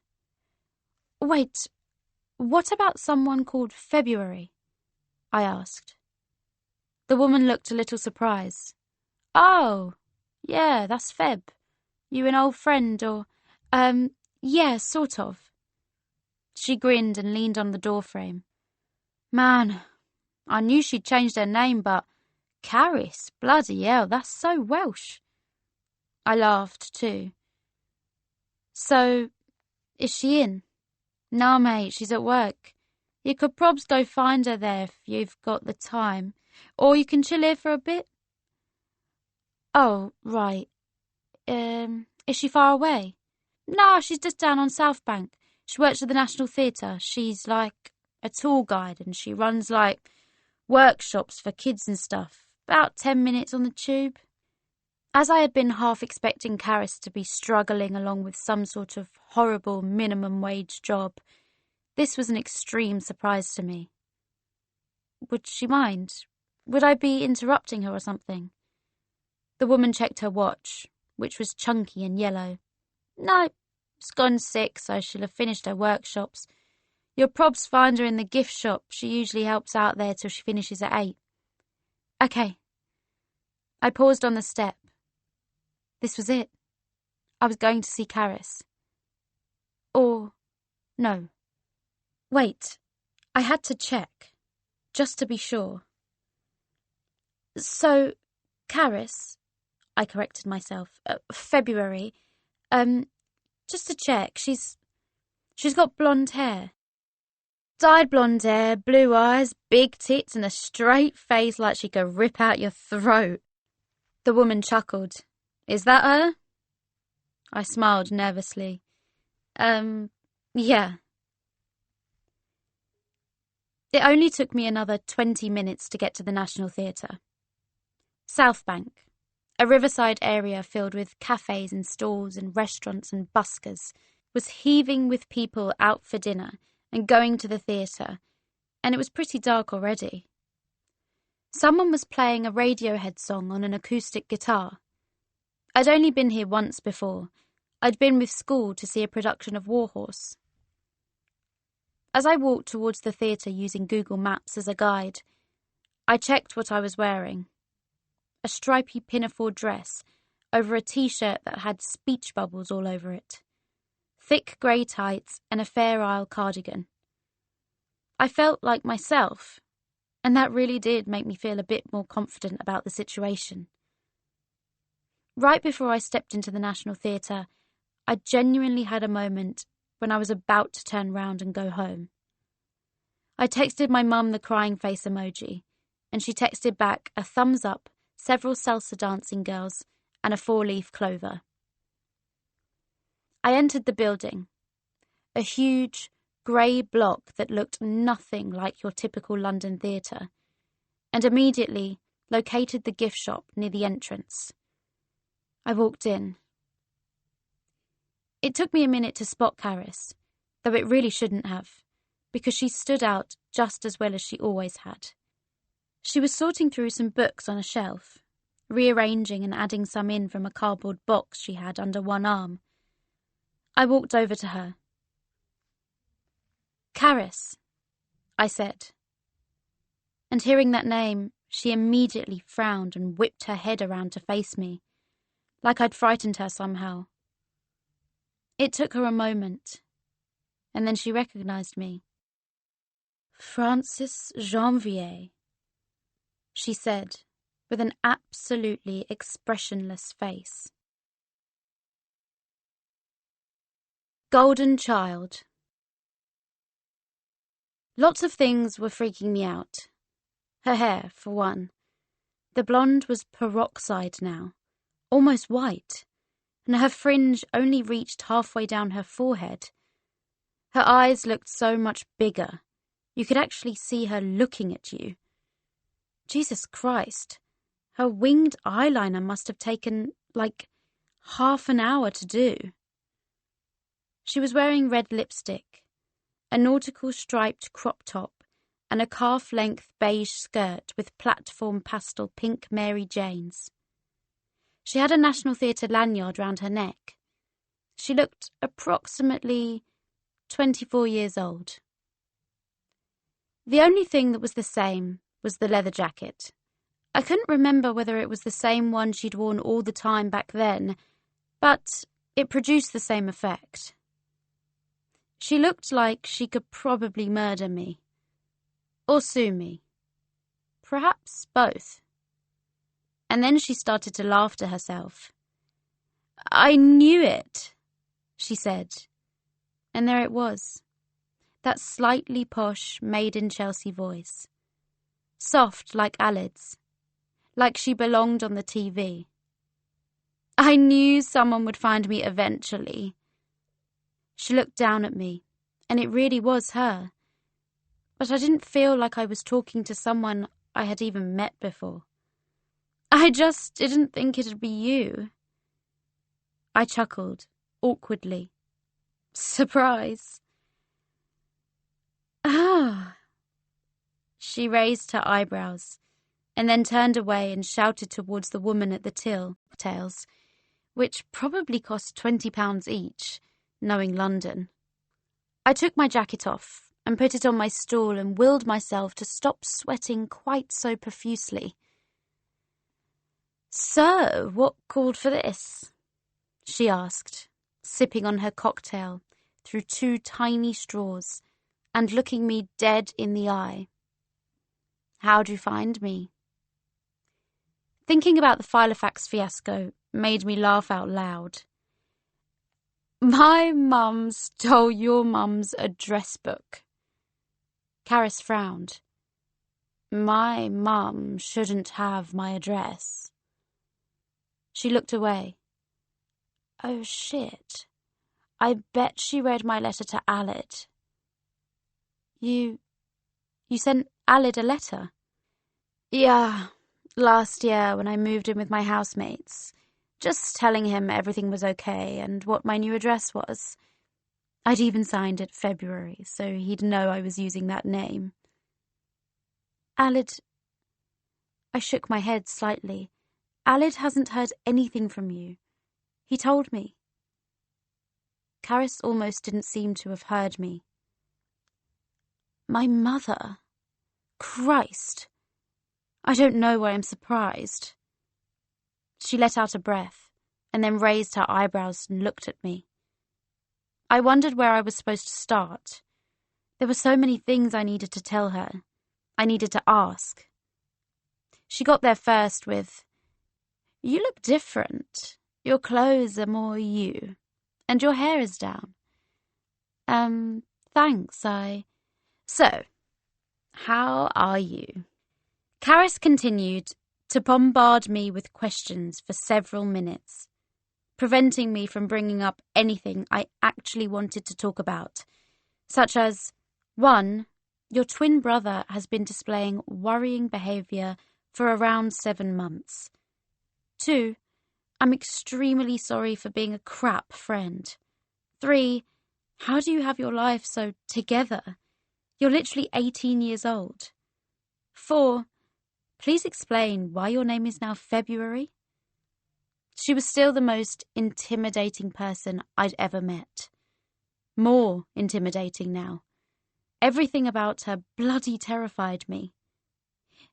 Did you get into Cambridge in the end? She asked. No, I said. Ah, so what's the plan? I don't know. It doesn't matter. I didn't come here to talk about that. Karis gazed at me, but said nothing. I came to find you because of Alid, I said. She glanced at me, eyebrows raised. The stony expression I knew was back. Oh, right. I started from the beginning. I explained how Alid and I had become friends, how we'd found each other and our weird universe city coincidence. I explained about how I'd accidentally outed him as the creator, and how he'd stopped texting me, and how his mum was out to destroy everything he had. Karis listened, taking small sips as I spoke. But I could tell that she was getting more and more concerned. I was fiddling with my glass, passing it from one hand to the other. This is... she said, once I'd finished. God, I never thought she'd start with him too. I almost didn't want to ask. Start what? Karis thought about it for a moment, crossing one leg over the other and swishing her hair. Our mother doesn't believe that there's any way to have a fulfilling life unless you're academically successful. She put down her glass and held up one hand, pointing to each finger as she spoke. She still had those tiny burn scars covering her skin. This means that you need brilliant grades all of the time. Only academic GCSE and A-level subject choices, and an academic top-quality university degree. She put down the hand. She believes in this so strongly that she would actually rather we died than didn't do all of that. Fuck, I said. Yes. Karis laughed. Unfortunately for me, as you well know, I was one of those people who no matter how hard I tried, I just couldn't get good grades at anything. But Mum thought she could just force me to become magically clever. Tutors, extra homework, summer camps, etc. Which was ridiculous, obviously. She took another sip. She was telling this story with the sort of nonchalance a person might have when talking about their summer holiday. Alid was the clever one. He was the dream child. The favouritism was obvious, even before our dad left when we were 8. Mum absolutely despised me because I couldn't solve maths problems. I was the fat, dumb child. And she made my life a literal hell. I didn't want to ask, but I did anyway. What did she do? She just slowly took away everything that brought me any joy in my life. Karis shrugged. It was like, you don't get an A on this test, fine. You can't see your friends this weekend. You don't get 10 out of 10 on this worksheet, okay. I'm taking your laptop away for 2 weeks. And it got gradually nastier, you know? It turned into like, you don't get an A in your mock GCSE, I'm locking you in your room for the weekend. You fail your exam, you're not getting any birthday presents. God, she's literally a monster. Karis held up her finger. But she's cunning as well. She doesn't do anything illegal, or anything that sounds abusive. That's how she gets away with it. And do you think she's doing this stuff to Alid now? From what you've told me, I mean, it sounds like it. I never thought she'd actually turn on him. He was the golden child. I never would have... I mean, if I'd known... If he'd seen my letter and replied and told me... She shook her head, abandoning her sentence. I couldn't even defend myself against her, let alone him. I guess if I wasn't there, she just needed someone else to destroy. I didn't know what to say. And I can't believe she had the dog put down, she continued. That's just horrific. Alid was devastated. Yeah, he loved that dog to bits. There was a pause then, and I took a long sip of my drink, which was very strong.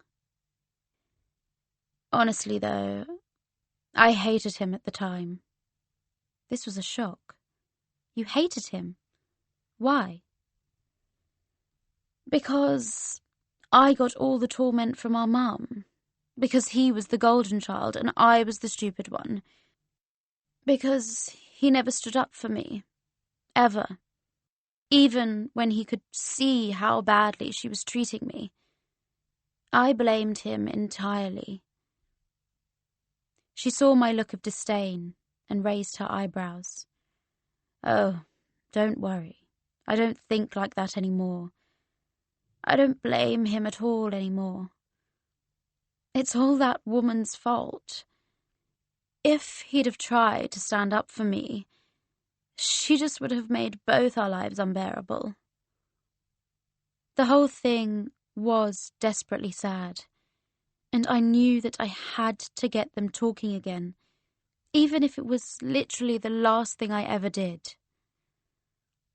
Anyway, one day I just had to get out.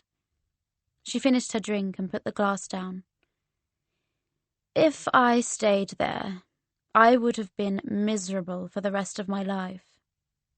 She'd have made me do A-levels, probably repeat a year when I inevitably failed them, and then I'd struggle to get a job that matched up to my mum's expectations. She shrugged. So I just left, tracked down my grandparents, my dad's parents, and lived with them for a while. My dad's a goner, but my grandparents always stayed in touch. Then I got involved with the National Youth Theatre, managed to get funding for one of their acting courses I'd auditioned for, then applied for a job here. She flipped her hair like a film star, making me laugh. And now my life's great. Living with friends, a fun job, doing something I enjoy. Life isn't all textbooks and grades. I felt a glow at the knowledge that she was happy. I had expected to learn a lot of things about Caris last when I found her, but that was not one of them. But she leaned back in her seat. I am sorry that Aled's having a rough time. I've been really worried about him since he stopped making Universe City. Caris tilted her head, her white blonde hair shimmering a little under the LED lights of the bar. Making University. And then I realised. Caris had no idea what Universe City was about. You don't know the story of Universe City?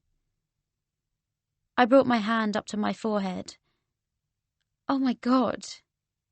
She stared at me, baffled. And then I told her everything that had happened in Universe City, including about February Friday.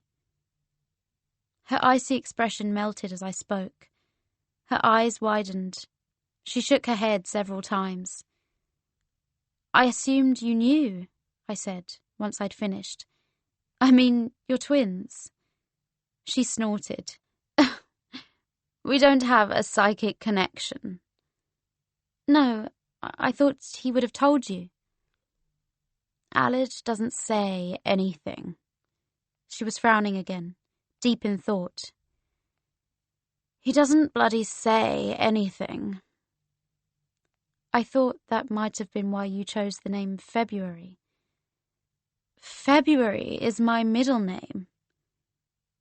There was a piercing silence. And it was all for me, was it? She asked.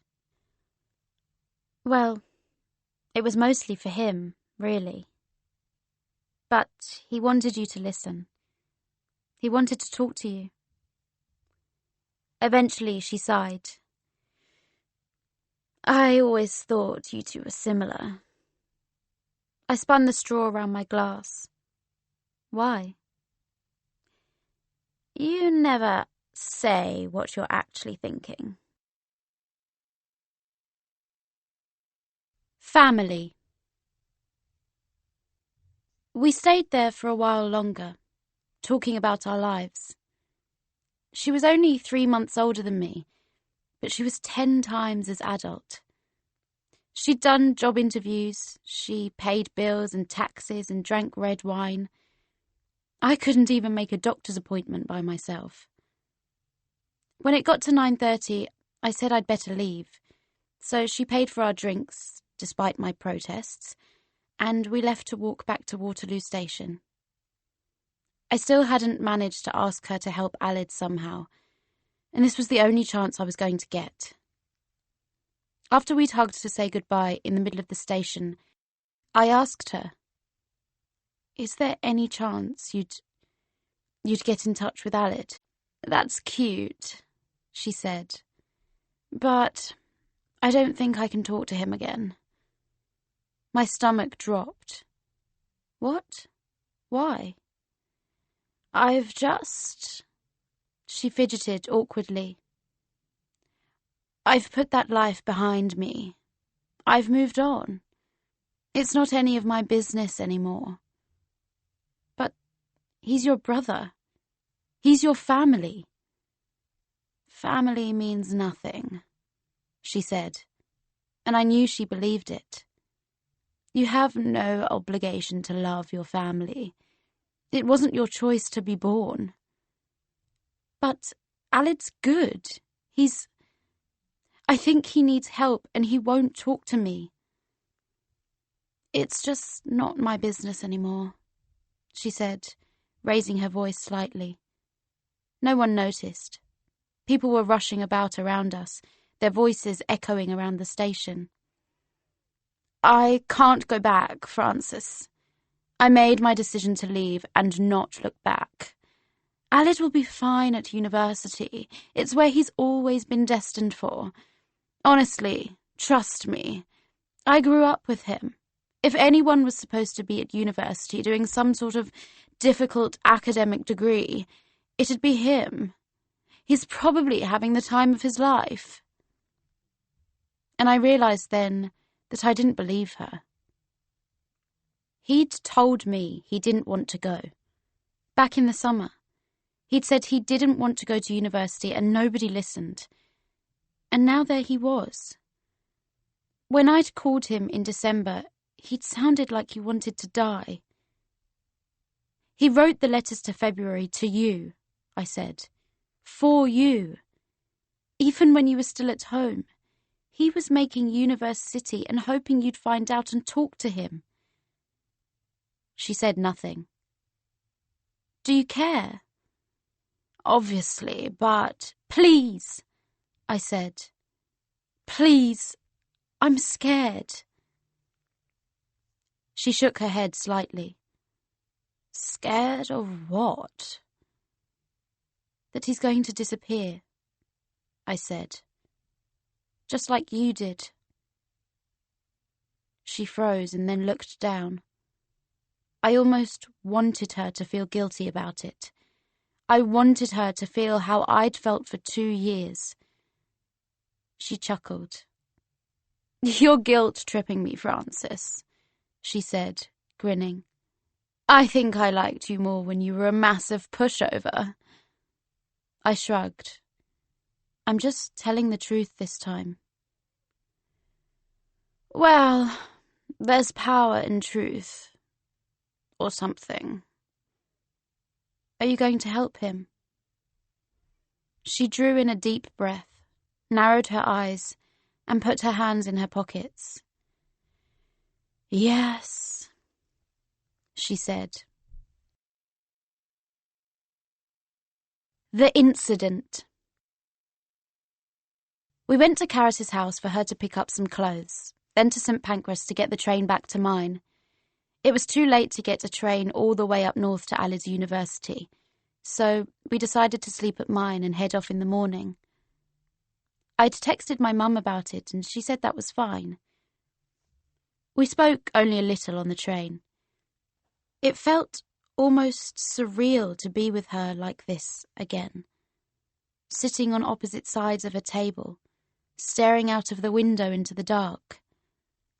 So many things were different, but the way she leaned on her hand and the way her eyes flickered were exactly the same. We reached my house and she stepped inside and took off her shoes. Wow, nothing's changed. I laughed. We're not big into DIY. Mum entered the hallway from the kitchen. Caris! Cool, I like your hair. I had a fringe like that once. It looked terrible on me. Caris laughed too. Thanks. I can actually see these days.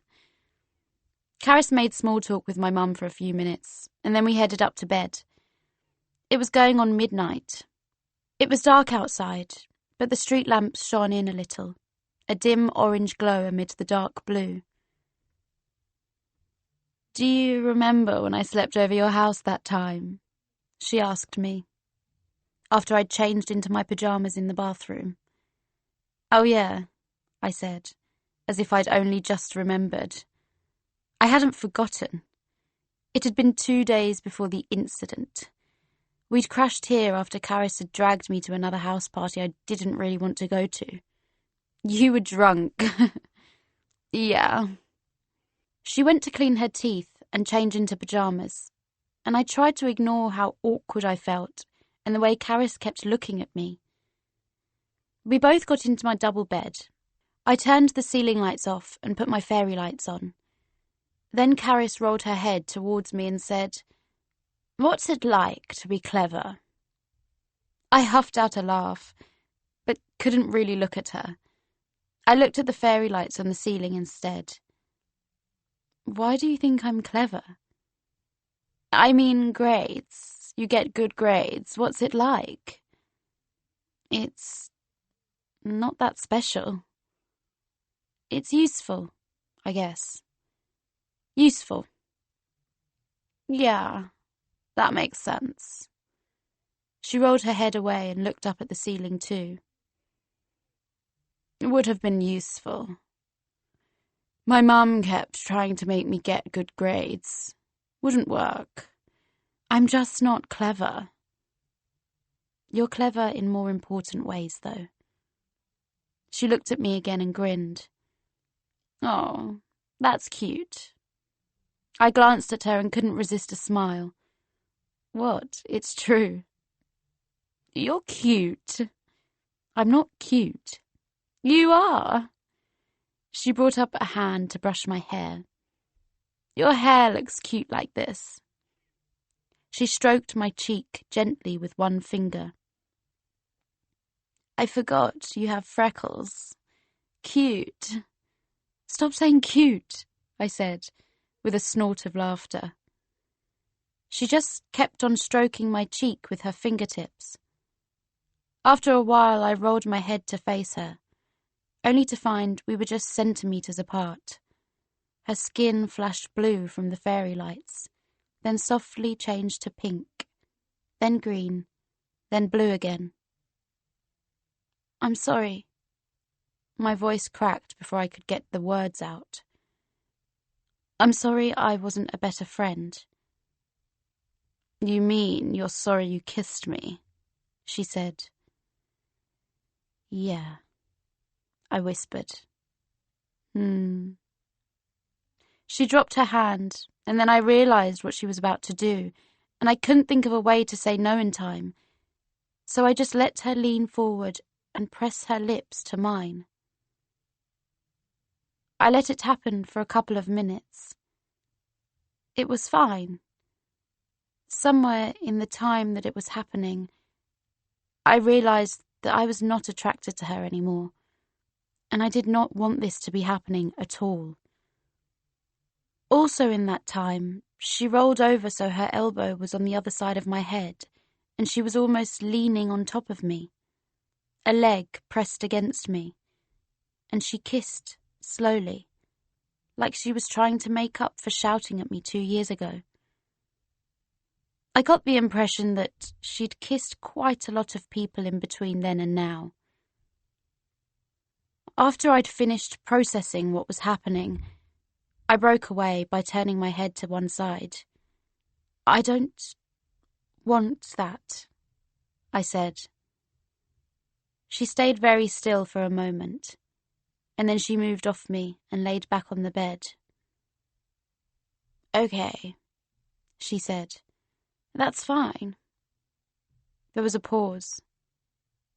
You don't secretly have a crush on me, do you? I asked. She smiled to herself. No, she said. I just wanted to say sorry. An apology kiss. Apology for what? I literally screamed at you for a good 10 minutes just because you kissed me. We both laughed. I felt relieved. I felt relieved mostly because I definitely did not have a crush on Karis anymore. Has Alid got a girlfriend? She asked. Oh, you don't know that either? What? Alid, do you remember his friend Daniel? They're a thing! Karis let out a witch cackle. That's brilliant. That is brilliant. I hope it pisses Mum right off. I laughed because I didn't know what to say. She tucked her hands underneath her cheek. Can we listen to Universe City? She asked. You want to listen to an episode? Yeah, I'm curious. I rolled over so I was facing her again and rummaged under my pillow for my phone. I loaded up the first episode, might as well start at the beginning, and pressed play. As Alid's voice started to sound across the room, Karis moved again so she was lying on her back. She listened to Alid's voice and stared up at the ceiling. She didn't make any comments or even show much of a reaction, though she did smile at a few of the funny lines. After a few minutes, I started to zone out too, feeling like I was about to fall asleep. And then all I knew was Alid's voice, speaking to us from the air above our heads, speaking to us as if he were here, in the room. When the episode finished, the final chords of Nothing Left for Us, fading away into nothing, the room felt painfully empty and so quiet, silent. I glanced over at Karis and was surprised to find her still in the same position, blinking slowly as if deep in thought. And then a tear dripped down from the corner of her eye. "That was sad," she murmured. "That was really sad." I didn't say anything.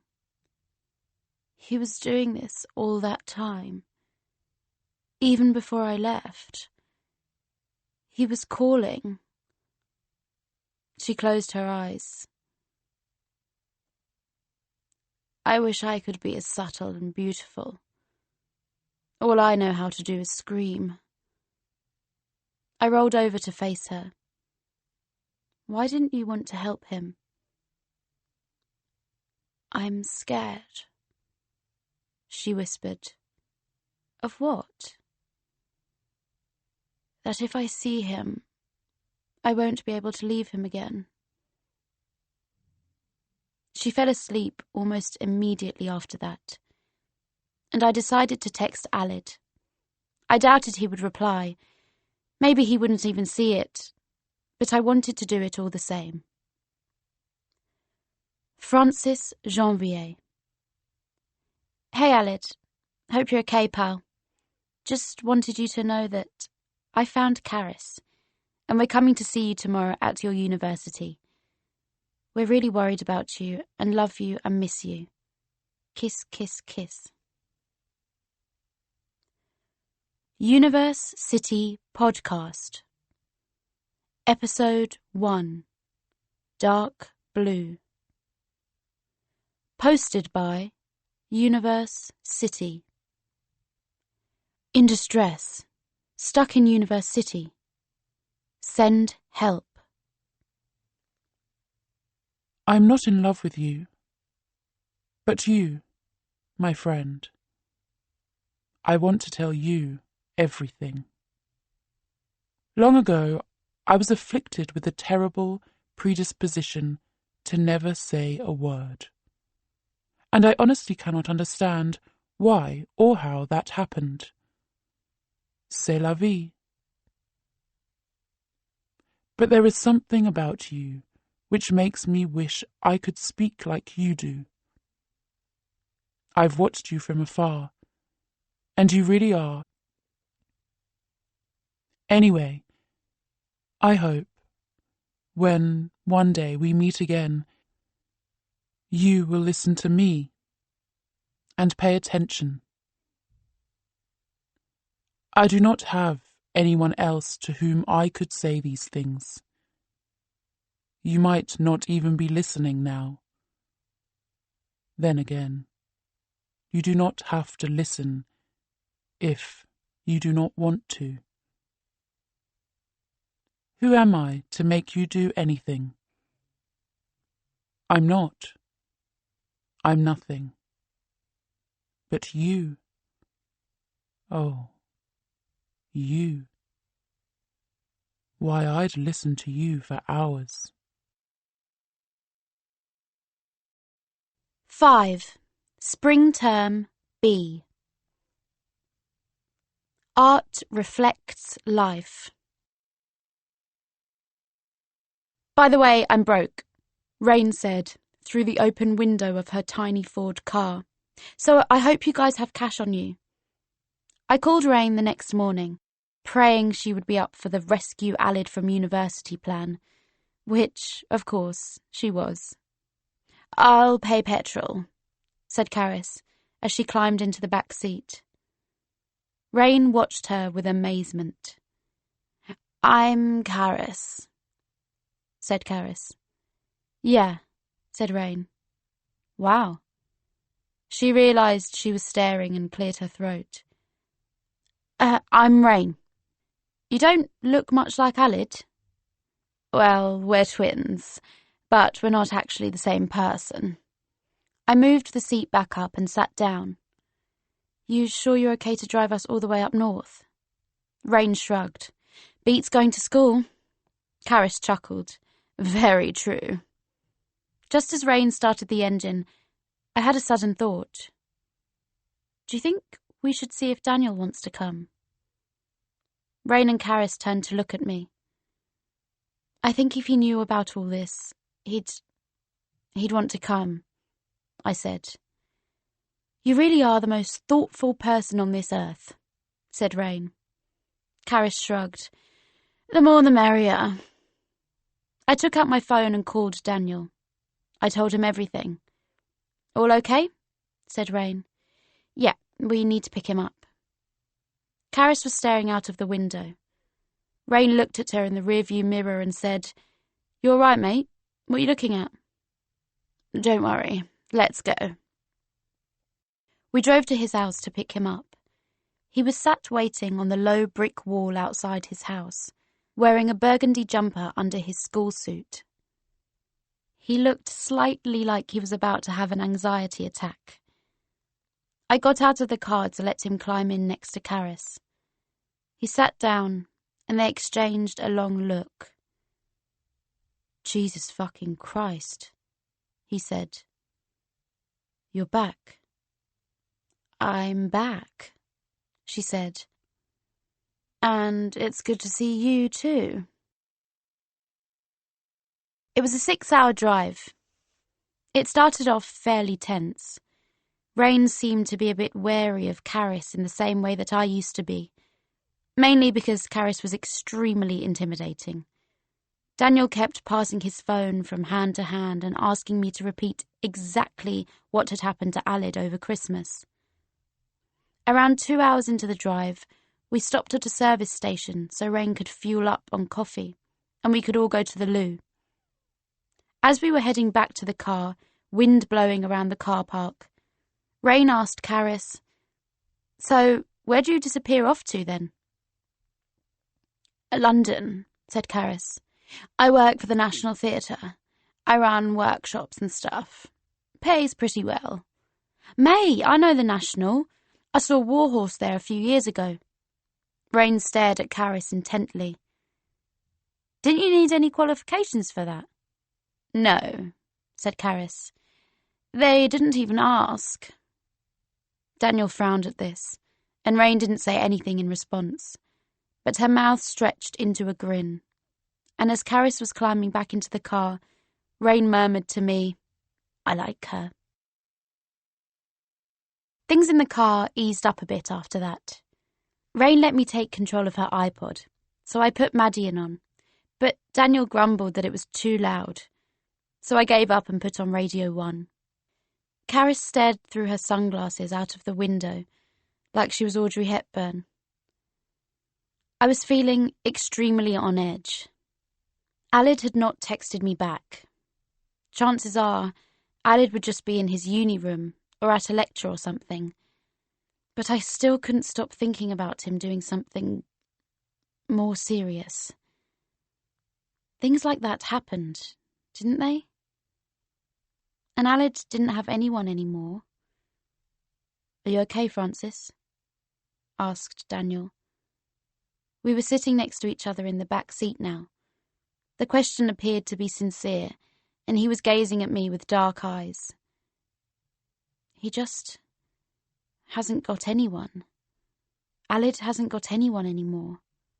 "Oh, that's bullshit." Daniel sat back with a sneer.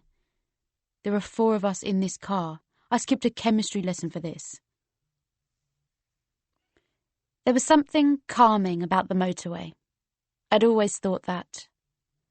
I put my earphones in and listened to an episode of Universe City and watched the blur of grey and green outside. Daniel was next to me, leaning his head on the window, both hands gripping his phone. Caris was sipping a bottle of water. Rain was moving her mouth along to the words of whatever song was playing on the radio. But I had my earphones in, so I couldn't quite make out what the song was. In my ears, Alid said, or radio said, "I wished I had as many stories as her." And although we were all panicking about the same thing, I momentarily felt like we were at peace. I felt the least stressed I had been in a long time. I closed my eyes, the hum of the car and the buzz of the radio and the murmur of Alid's voice all mixing into one glorious sound. When we were half an hour away, I said, "I feel like we're in Universe City." Rain laughed. "In what way?" "Radio's trapped in Universe City, and someone's finally heard him. Someone is going to rescue him." "Art reflects life," said Caris. "Or maybe it's the other way around." A computer with a sad face. Before we knew it, much quicker than I'd expected, we reached Alid's university town.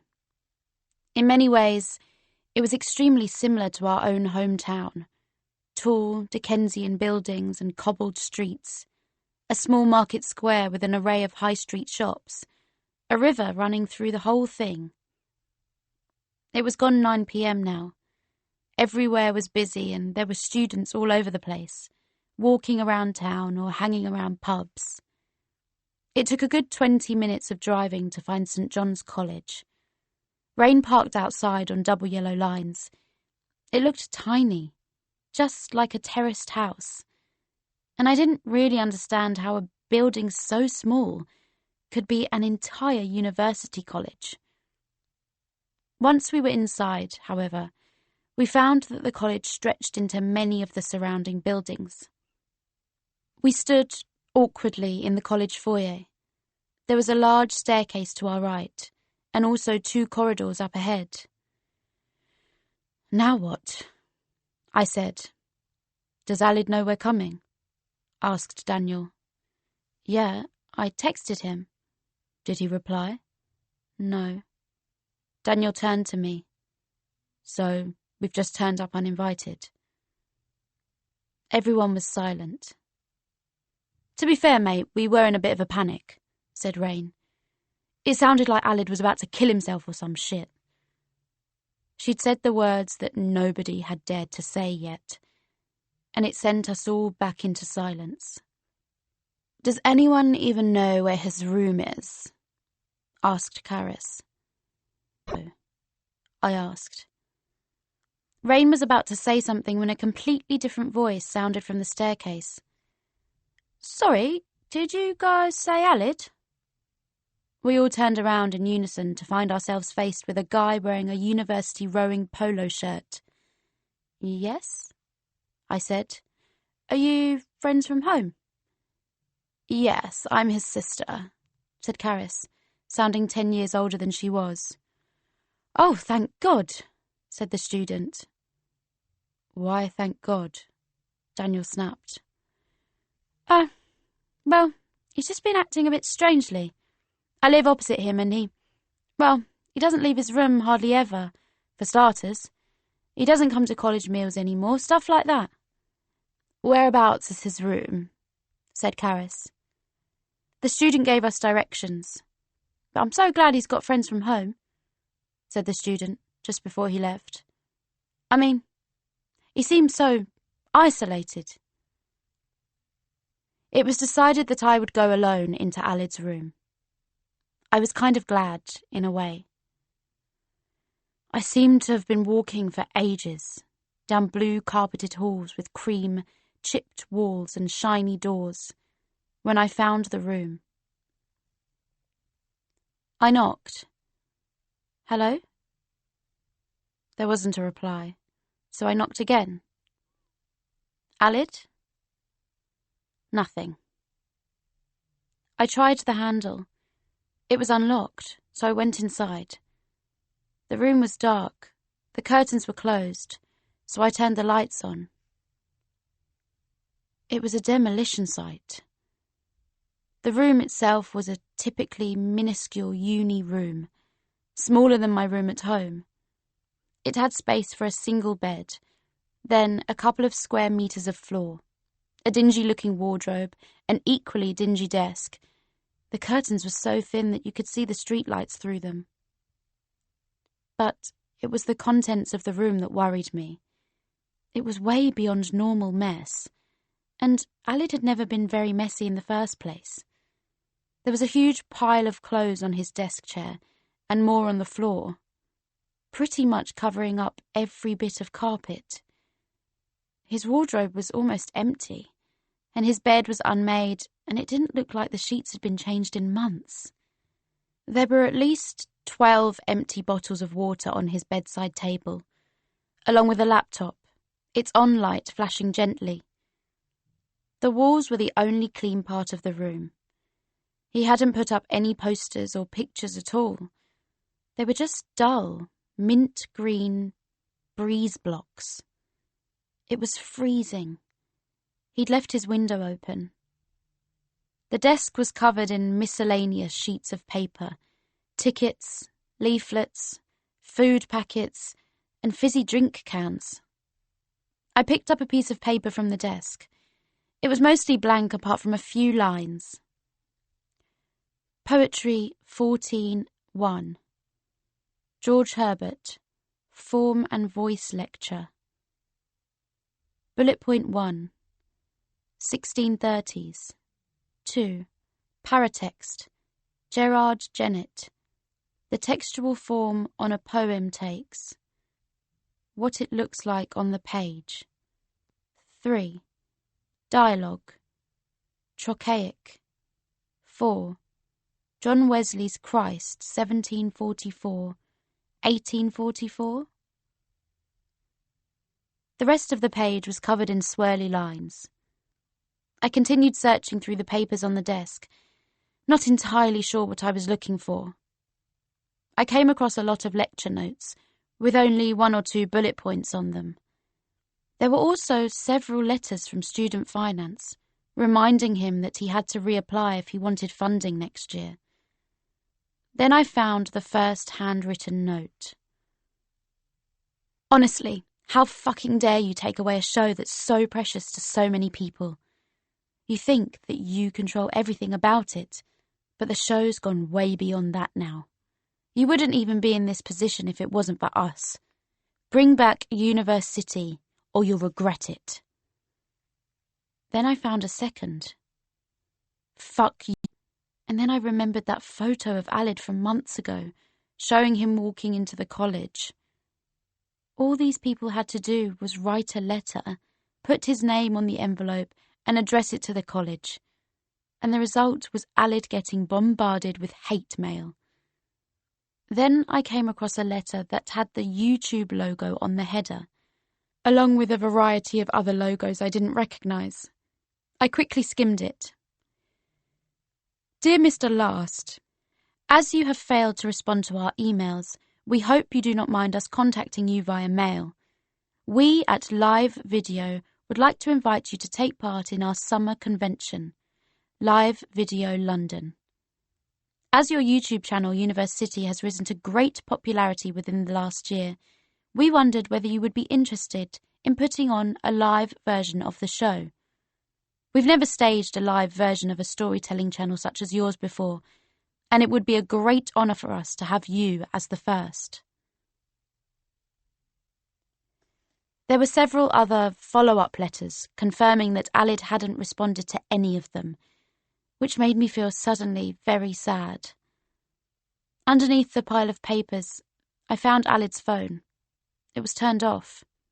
So I turned it on, since I knew his passcode, and immediately he received 8 new messages.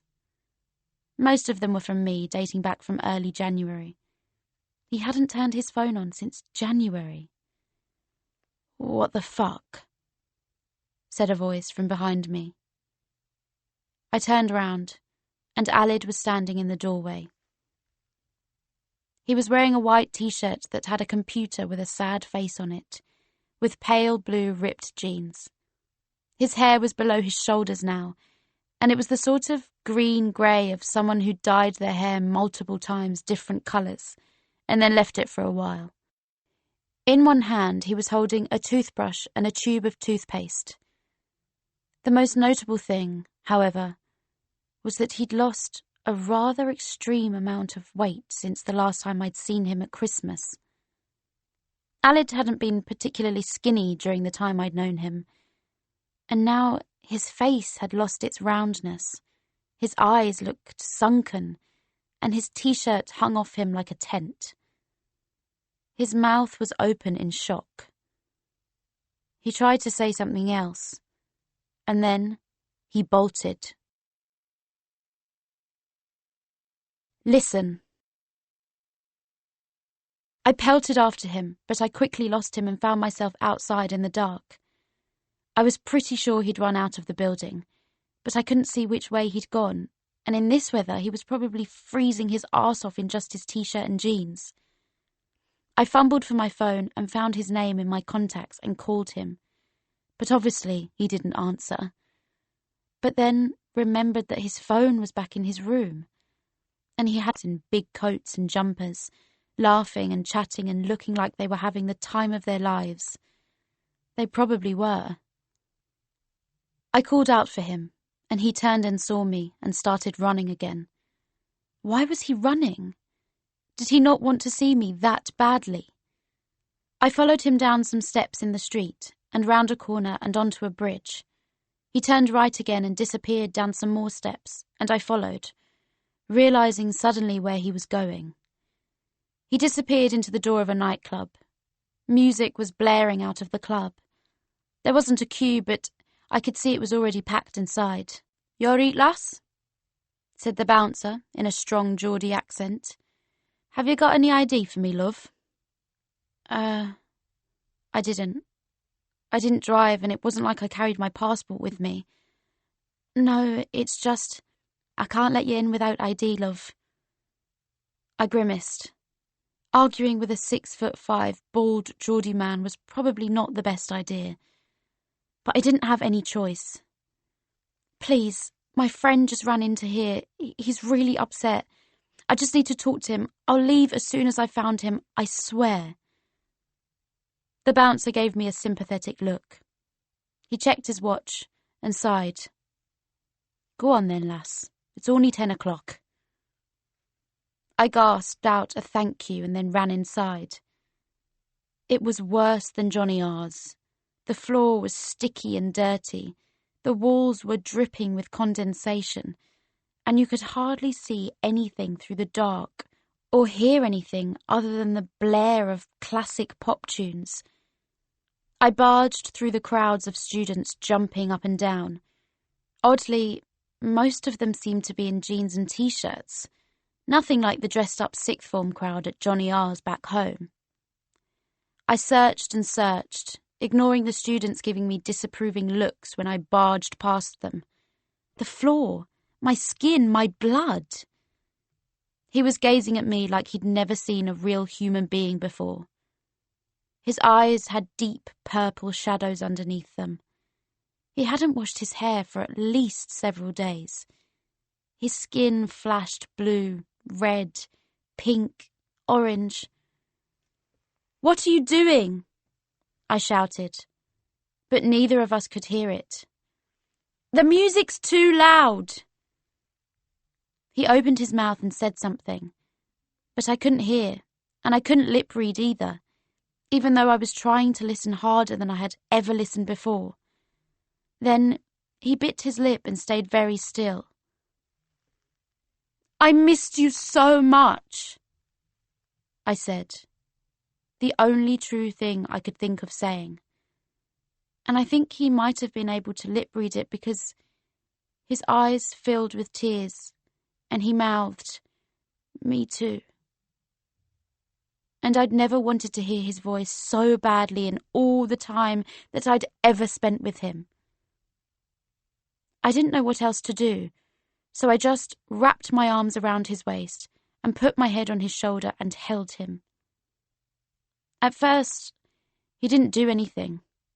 Then he raised his arms, slowly, and placed them round my shoulders. And then he rested his head against mine. After a minute or so, I could feel him shaking. After another minute, I realized I was crying as well. It felt so real. It didn't feel like I was trying to be someone I'm not, like I was putting on an act. I cared about him, and he cared about me. That was all it was. No one. We went to the town square. We didn't even say anything while we were walking there. We held hands because it felt like the right thing to do. We sat down on a stone bench. I realised several minutes later that this was the exact spot where Alid had been in that stalker photo posted on Tumblr several months ago. The thing I hate most when I'm in a bad mood is other people being very pitying and sympathetic with me. And I knew this wasn't just any old bad mood. But I decided I'd take a different approach. So, you've been feeling a bit shit then? I asked. We were still holding hands. Alid's eyes crinkled a little, a hint of a smile. He nodded, but didn't say anything. What's been doing that then? If it's a specific person, I can 100% beat them up. He smiled again. You couldn't beat a fly up. The sound of his voice in the air, in the real world, nearly made me start crying again. I thought about it. That's probably true, actually. They're too fast. I'm very slow in most areas of my life. He laughed. It was magic. So, what seems to be the trouble? I said, in what I imagined was a doctor voice. Alid tapped my hand with his fingers. Just everything. I waited.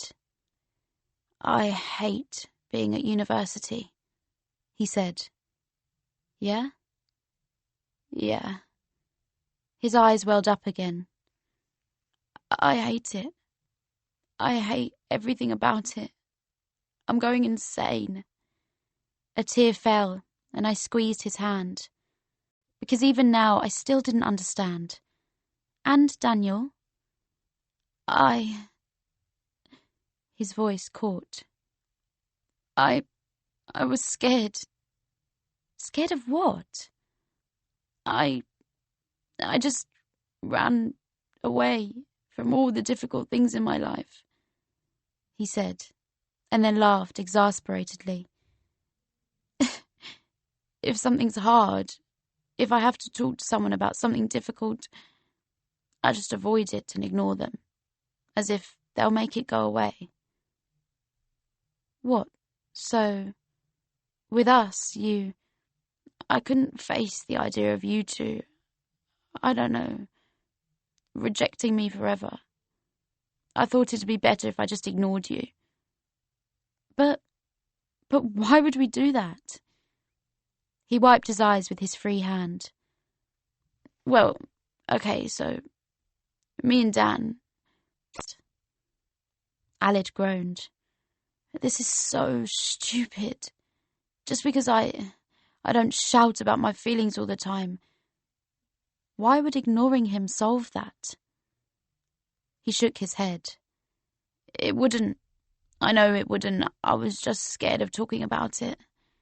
Facing the possibility that he might just end our relationship because I seem like I'm not into it. I've been doing it since before the summer because I'm a fucking idiot. And now we've grown apart and I don't know if we'll ever go back to the way we were. I squeezed his hand. What about me? I said. I tried, he said, immediately, looking me in the eyes. I tried. I wrote so many replies to your text, but I couldn't send them. I thought they'd make you hate me, and as time went on, it just got worse and worse. I got more convinced that you hated me, and anything I said to you would just make you forget me forever. His eyes welled up again. I thought it'd be better if I just said nothing. At least then there was still the possibility that I had something good in my life. Now that Universe City has gone. I don't hate you, I said. Far from it, actually. He sniffed. I'm really sorry, he said. I know I've been an idiot. Everything would be fine if I could have just said all this earlier. I knew that this was true. It's okay, I said. I get it. Sometimes you can't say the things you're thinking. Sometimes it's too hard. Why did you end Universe City? I asked. My mum kept calling me whenever I made an episode, telling me to stop doing it, or she'd stop sending me money, or she'd call the university or stuff like that. I didn't listen to her at first, but it got to the point where I was dreading every single episode, and I ran out of ideas, and I just hated doing it. His face crumpled and more tears fell. I knew she would ruin this for me. I knew she would take the one last thing I have and ruin it. I dropped his hand and hugged him. We fell into silence for a moment, and though nothing was fixed, it was a relief to hear him say exactly what he felt for once. We all just want you to be okay, I said, dropping my arms. All of us. All. You and Daniel. I shook my head. Karis is here. Alid froze. Karis, he whispered, like he hadn't said the name in years. Yeah, I said, almost whispering too. She's here to see you. She came with me to see you. Alid started to cry like I'd turned on a tap. Tears just started to pour out of his eyes. It made me laugh, which was probably very insensitive, but I couldn't help feeling happy in some weird way. I hugged him again because I had no idea what to say, and realised that he was laughing too, sort of, through his tears. We hoped. Karis, Daniel and Rain were still sitting in the foyer when we got back to college. When we entered through the door and Alid saw Karis, he stopped in his tracks and stared. Karis stood up from her seat and gazed at him from across the room. They'd once been similar, blue eyes and blonde hair, but they really looked nothing alike anymore. Karis was taller and rounder, and everything about her was clean, bold, block colours. Alid was small and pointy and looked ruffled and shadowed, his skin a little blotchy, his clothes crinkled, his hair several different shades of green, purple and grey. I walked away from Alid as Karis approached.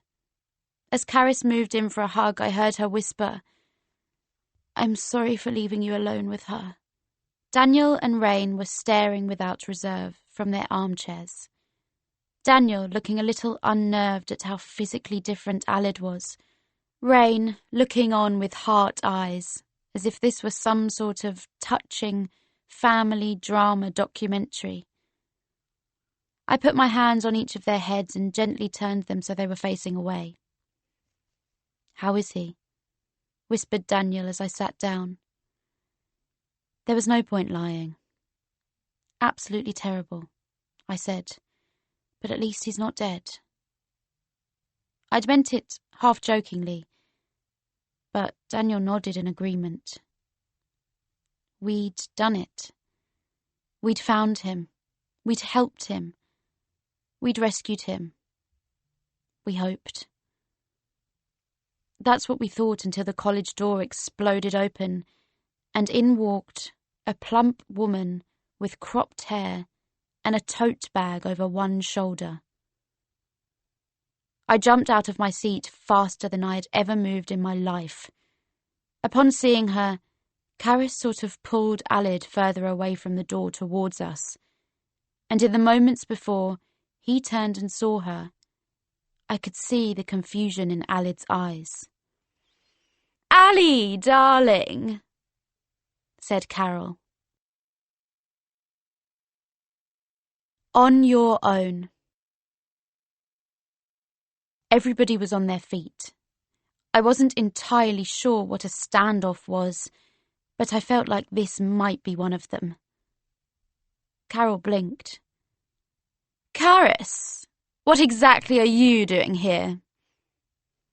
"I came to see Alid." "I wasn't aware you still cared for any member of your family." "Only the good ones," said Karis through gritted teeth. Carol raised an eyebrow.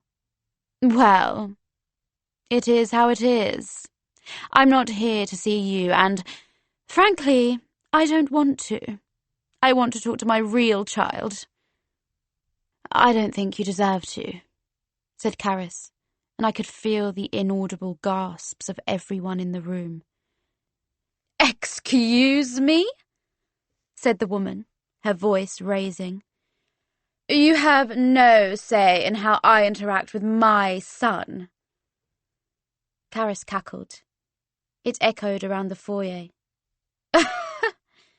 "Oh, believe me, I do. I do when you've been torturing him like he's a fucking doll." "How dare you?" "How dare I? How dare you? You killed the dog, Carol. You killed the dog? Alid loved that dog. We grew up with that dog." "That dog was a burden and a nuisance, and its life was miserable." "Let me talk to her," Alid interrupted, sending everyone into silence despite his voice still being almost a whisper.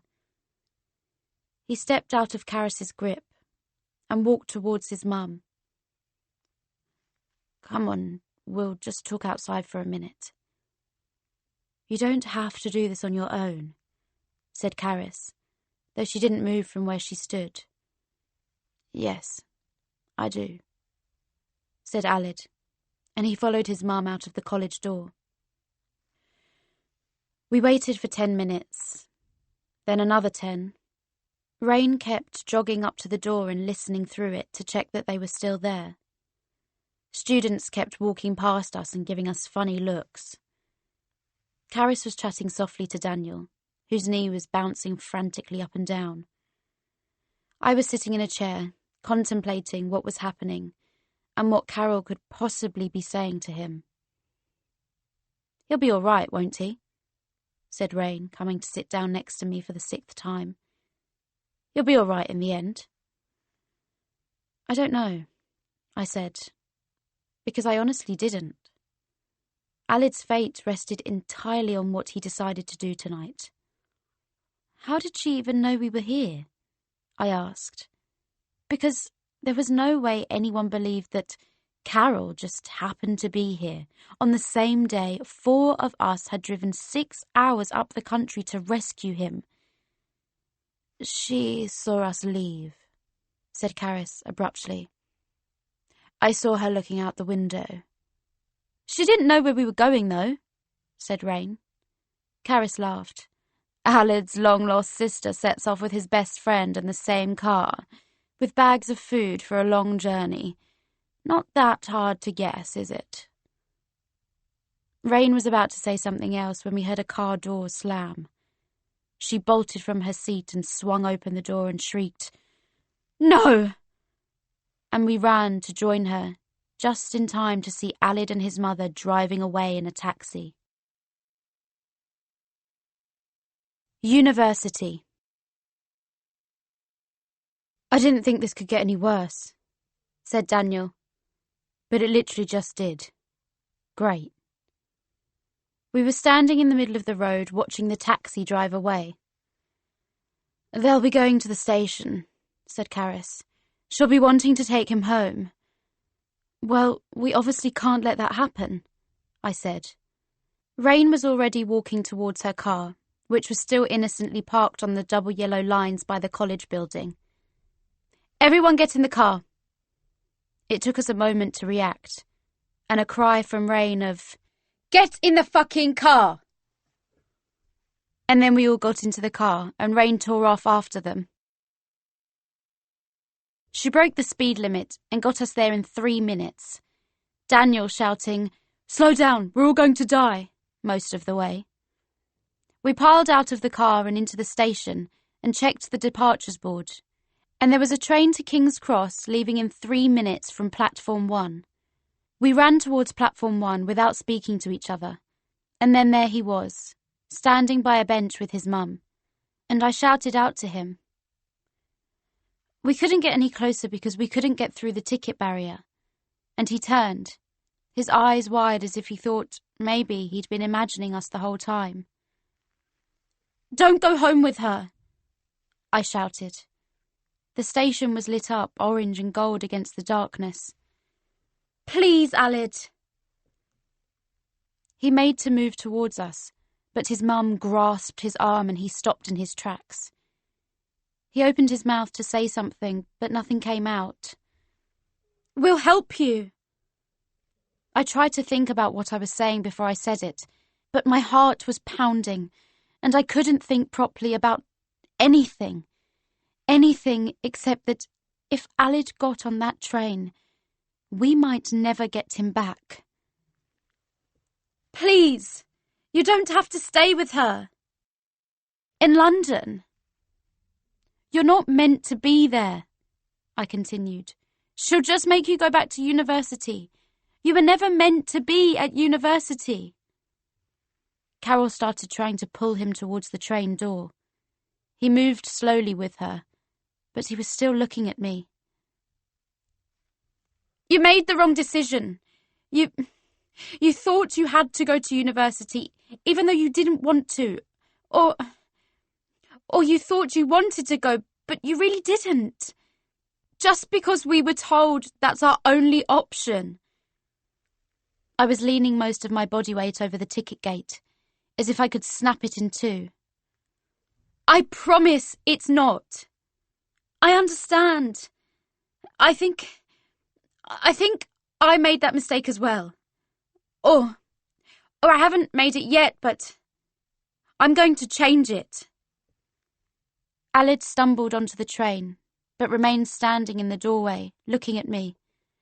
Please, Alid. I was shaking my head wildly at him, and I felt myself start to cry, not from sadness but from fear. I felt someone nudge me in the side, and when I looked, Rain had linked her fingers together and was holding them by my leg as a foothold. I realised what she was doing as she winked at me and said, Go, before the ticket gate guy notices. I put my foot in her hands, and Rain practically threw me over the ticket gate. I heard the ticket gate man shouting at me, but I ran towards the train door and stopped right in front of Alid. His mum was trying to pull him further onto the train, but Alid wasn't moving.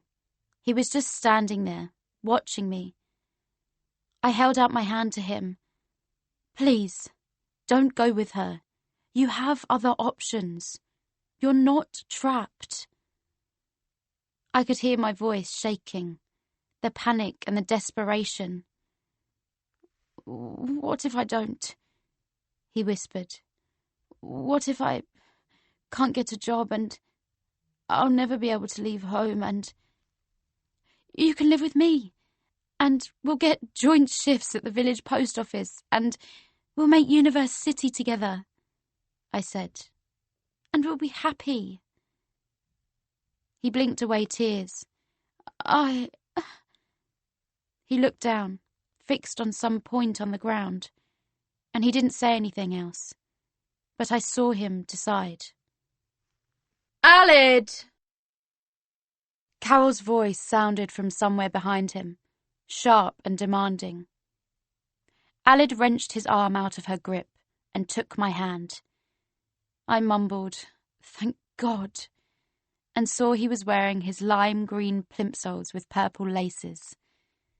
And then he stepped off the train. 5. Spring Term, C. Universe City. We all stayed the night. It was too late to drive back home. Alid had a spare duvet for us to lie on, and the four of us didn't think we'd get much sleep.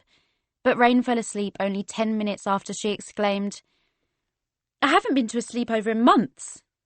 And Caris quickly followed, covering herself with her leather jacket. Daniel was asleep within the next 15 minutes, wearing a pair of Alid's pyjama shorts and a t-shirt instead of his school suit, and tucked slightly under Alid's desk, because there definitely wasn't room for 5 people to sleep in here. Then, only Alid and I were awake, sitting on his bed against the wall. "What did you mean about you, making a mistake about uni?"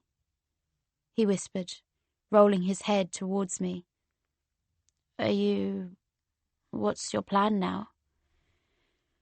"Well, the thing is, I don't actually think I care about English literature.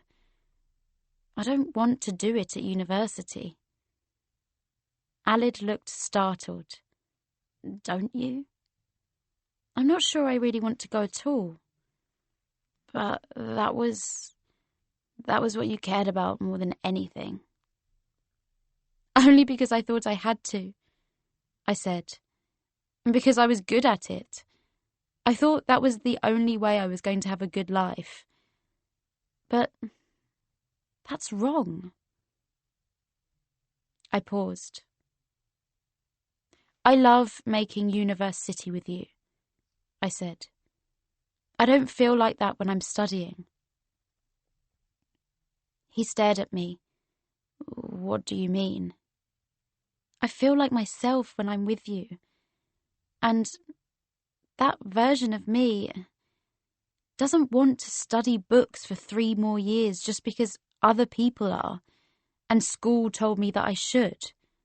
That version of me doesn't want to get a desk job just for the money. That version of me wants to do what I want." He let out a small laugh. "What do you want to do?" I shrugged and smiled. "I don't have any plans. I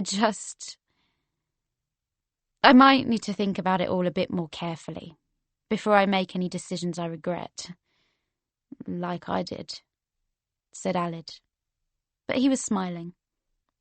"Well, yeah," I said, and we both laughed. "I could do anything, though. I could get a septum piercing." We both laughed again. "What about art?" Alid said. You like art a lot, don't you? You could go to art college. You're really good at it, and you love it." I thought about the idea. Really thought about it. It definitely wasn't the first time someone had suggested that to me, and I didn't have any doubts that I would enjoy it. For a moment there, it actually felt sort of brilliant.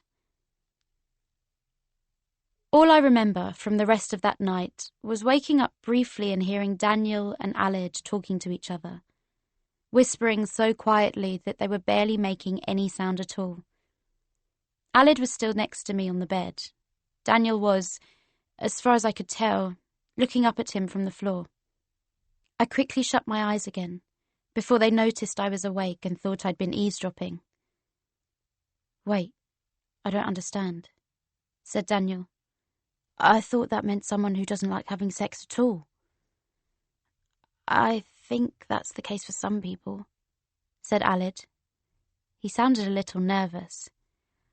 "But asexuality means, someone who doesn't feel like sexually attracted to anyone. Right.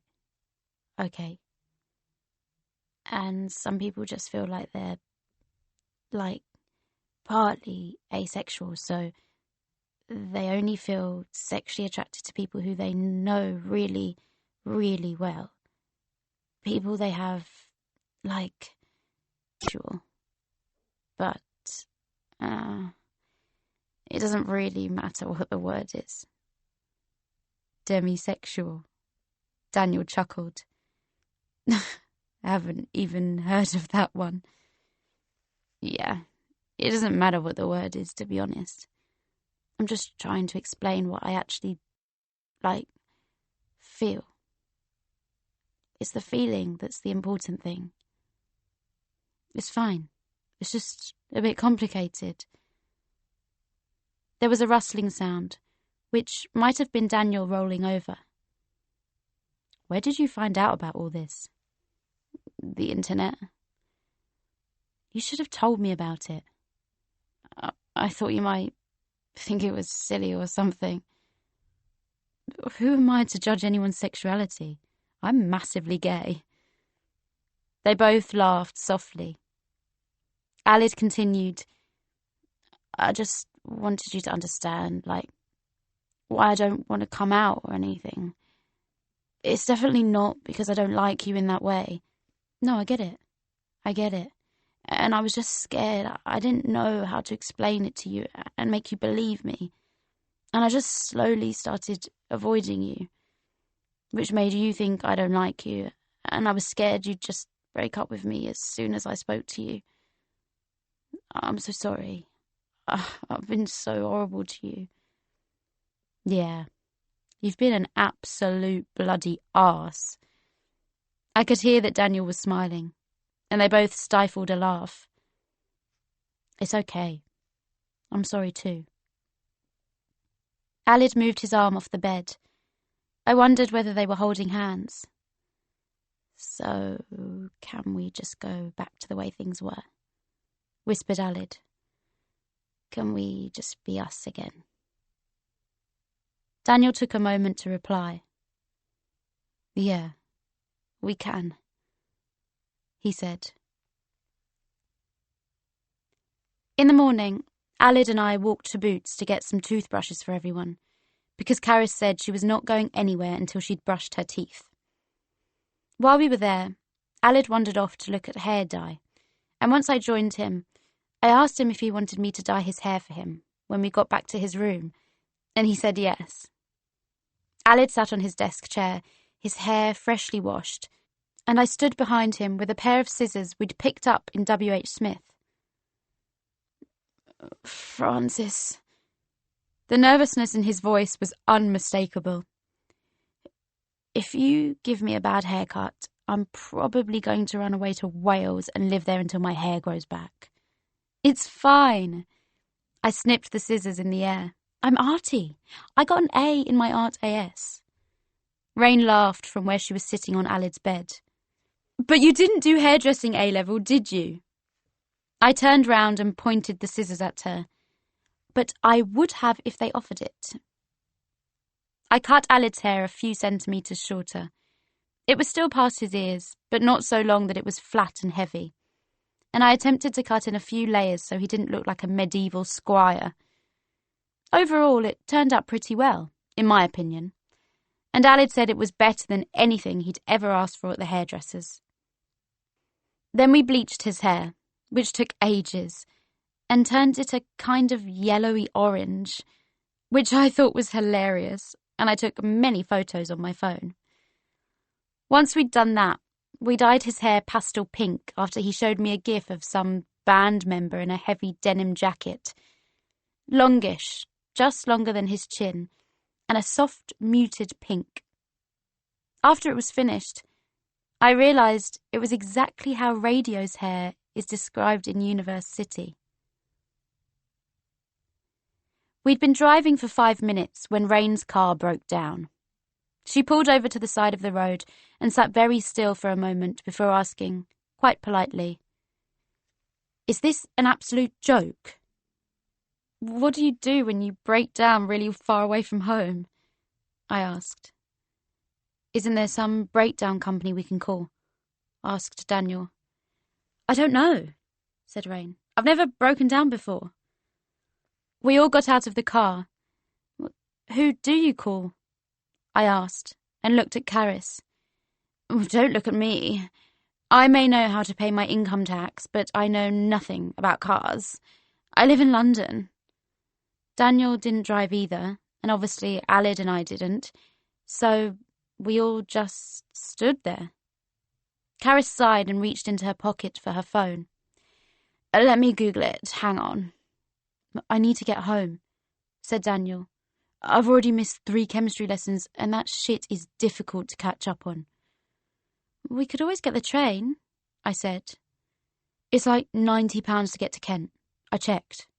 I'll pay, said Alid. We all looked at him. I haven't really been spending any money much recently. My student loan came in a few weeks ago. But what about my car?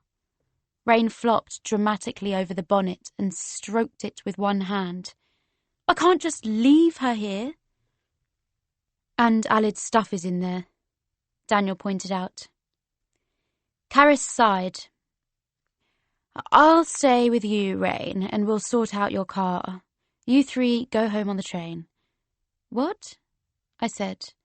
Are you sure? Yeah. Caris smiled. I want to talk to this one, anyway. She pointed towards Rain, who was making cooing noises and stroking the car bonnet. About what? University alternatives for people who aren't good at maths problems. She shrugged. Stuff they forget to tell you at school. Despite saying he was going to revise on the train, Daniel fell asleep almost immediately. Alid and I sat opposite each other with a table between us, and eventually we got onto the topic of University. I don't want it to end, I said. He drew in a breath and said, Neither do I. I think you should start it back up again. Well, I want to. So you're going to? And he said, maybe. But after that, we almost immediately started planning a new episode. Toulouse was in it, making a dramatic comeback from her sudden disappearance at the Gate of the Dead, and we started planning out some of the longer subplots as well. The dark blue building, February Friday, and University itself. We started whispering lines of script to each other, and Alid jotted them down on his phone. But we ended up waking Daniel anyway, and he rolled his eyes when he realised what we were doing. But he was smiling too. He tried to go back to sleep but couldn't, so he just listened to us. You're doing the washing up for at least 3 weeks, said Mum. We were still on the train, about halfway home, and I was talking to her on the phone. I'd walked down the aisle to stand by the door in between 2 carriages, because both Alid and Daniel had fallen asleep. Also, I get to choose what Saturday night movie we watch for the next month. I can't just fork out £90 whenever I want. Believe me, I would if I could. I was at the garden centre the other day and they had a fountain shaped like a dog having a wee. 80 quid. I mean, these are essential purchases we're talking about here, Francis. Essential purchases. I'm sacrificing just so you can catch a train. Okay, that's fine. I grinned. You can choose the movie on Saturday. As long as it's not Shrek. What about Shrek 2? Shrek 2 is allowed. Mum laughed and I rested my head on the train door. We were passing a town. I didn't know what town. I didn't know where we were exactly. Mum, I said. What's up, sweetheart? A new voice. Alid's event was one of the headliners. 4 p.m. in the biggest arena. I was passing some time, watching one of the other YouTubers, while Alid was getting ready and rehearsing the show with some of the backstage crew. The girl on at the moment was a musical comedian. She talked about Tumblr a lot and interviewed a couple of actors who were making appearances, and then sang a few songs about supernatural. As I was watching, seen you before, she said, before I could. Did you go to Higgs? Yeah, years ago. I moved to the academy, though. My voice trailed away. She looked me up and down. Did you dress up as Doctor Who once, for a party? I laughed out of surprise. Yeah. There was a pause. How's the academy? She said. I heard it's pretty academic now, like my school was. Yeah, you know, it's school. We both chuckled knowingly. The girl turned towards the stage. God, school nearly killed me. So glad it's over. Same, I said, with a grin. I went backstage. I had to run to avoid being late because I hadn't been keeping an eye on the time. A woman wearing all black clothes and a head microphone tried to call me over as I stormed down a backstage corridor, but I quickly said, I'm with radio, and waved the pass I was wearing round my neck, and she left me alone. I guess I looked a bit like a fan. I was wearing my Teenage Mutant Ninja Turtles leggings and an oversized band sweatshirt. I walked, doors upon blank doors. At the end, a sign pointing left, stage. I turned left, climbed some steps. I passed through the door that said stage on it and found myself in the dark shadows of the backstage area. There were strange pulleys and ropes and wires everywhere, flashing lights and technical equipment, duct tape randomly plastered all over the place. Men and women all dressed in black hurried around, trapping me in some sort of hurricane of bodies, until one guy stopped and asked me, Are you here with the creator? And I replied in the affirmative. He grinned, freakishly, fairly large, bearded, an iPad in his hands. He must have been at least 30. Oh my God, you must know who he is then. Oh my God, I haven't seen him yet. All I've heard is that his name is Alid, but I have no idea what he looks like. Vicky said she saw him, but I haven't seen him yet. He should be waiting over at stage right. Oh my God, I'm just so excited. I didn't really know what to say to this, so I let him scuttle away and then made my way round the back of the stage. A narrow corridor between the back curtain and a black brick wall bordered by lights, as if we were aeroplanes that needed guiding into land. Stage right was practically empty compared to stage left. There were 3 figures up near the front, 2 of them sort of fussing over the third. And then I saw him. I stopped for a moment. I couldn't quite believe this was happening at all. No, I could believe it. And it was amazing. It was spectacular. The 3 figures eventually noticed me and turned, stepping into the light. Alid and 2 of the backstage crew, a man and a woman. The man, early 20s, had blue hair. The woman, 40s, had dreadlocks. Alid walked towards me.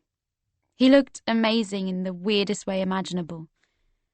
He looked me in the eye, nervously, for only a few seconds, before turning his head away with a shy smile. He fiddled with his gloves. I grinned and looked him up and down. Yes, radio.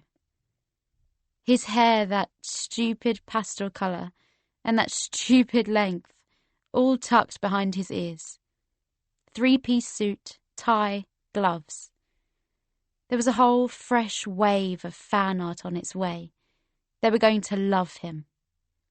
You look so cool, I said, and I meant it. He looked so cool. He looked like he could rise from the ground and float among the clouds and become the new sun. He looked like he could kill someone with a smile. He looked like the best person in the world. I had my art college acceptance letter in my pocket. Alid didn't know about it yet. I'd never been more excited about anything, but I wasn't going to tell him now. I was going to surprise him later. Today really was a wonderful day. He went to speak, but sort of swallowed instead. The whole hall blacked out, sending the audience wild with screams. Backstage, we could only see each other by a tiny desk lamp attached to a pipe on my right. 20 seconds, said Dreadlocks. It's going to be all right, isn't it? Alid said, his voice shaking. The script, it was okay, wasn't it? Yes, it was brilliant as usual, I said. But it doesn't matter what I think. This is your show. Alid laughed, a rare and beautiful thing. I wouldn't be here without you, you giant idiot. Stop making me cry. 10 seconds, said Blue Hair. And now, introducing a new voice to the East Concert Hall. And he went white. I swear to God, even in the thin light I could see it. His smile dropped and he just temporarily died. A YouTube phenomenon who has recently passed 700,000 subscribers. Oh, what if people don't like it? He said, his voice only just audible. Oh, they're all expecting something brilliant from me. It doesn't matter, I said. It's your show. If you like it, then it is brilliant. The mysterious student who has hidden behind a blank screen for the past 3 years. The stage exploded into colour, flashing lights soaring around the concert hall. The bass introduction to Nothing Left for Us began to play, and Alid picked up his guitar and hung it over his head. Oh my God, I said. Oh my God, oh my God. 5 seconds. The elusive. 4. The all-powerful. 3. The death-defying. 2. The government overthrowing. 1. Radio silence. I could only see the back of his head, with the back of his neck just visible above his suit jacket as he stepped into the light of the stage. His steps happening so slowly, as heart-stopping music erupted into the air. I stopped breathing and saw everything. I saw the audience rise to their feet, just so wonderfully happy to finally see him in person. And it amazed me how many people Alid had made smile just by taking 2 steps onto a lit stage. I saw the backstage crew gather at the curtains on stage left, clambering over each other to get a look at the anonymous creator. I saw Alid raise a gloved hand. I could see every face in the crowd, every face smiling, wearing gloves and suits like radio, some dressed as Chester or Atlas, or the new characters from this year, Marine, Jupiter, Atom. I saw a girl near the front dressed as Toulouse, and it made my heart hurt. I watched Alid, or Radio, or whoever that guy was, grasp the microphone and open his mouth, and I whispered the words into the air while he roared them into the crowd. Hello. I hope somebody is listening. Universe City, live at Live Video London, 2014. Posted by Live Video. 1,562,979 views. Published on 16th of September. Radio's first ever live appearance at Live Video London 2014 in the East Concert Hall on Saturday the 22nd of August. After revealing what they truly look like, Radio describes the outcome of their search for their lost brother, and the latest developments in their quest to find an escape route from Universe City. They also discuss the future of Universe City and its sister cities across the country. Info. Radio is the creator of internationally celebrated web podcast series Universe City, whose podcasts have reached over 10 million views on YouTube since March 2011. Each podcast runs for 20 to 25 minutes, and the series follows students of Universe City as they discover the city's secrets, faults, and hypocrisies, as narrated by the one student who does not want to be there. The enigmatic radio silence. Transcript unavailable.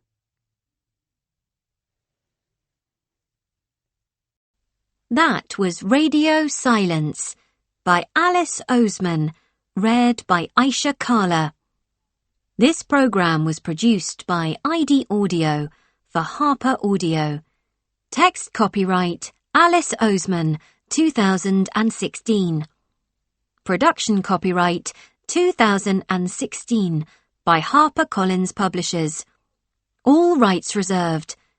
Alice Oseman asserts the moral right to be identified as the author of this work.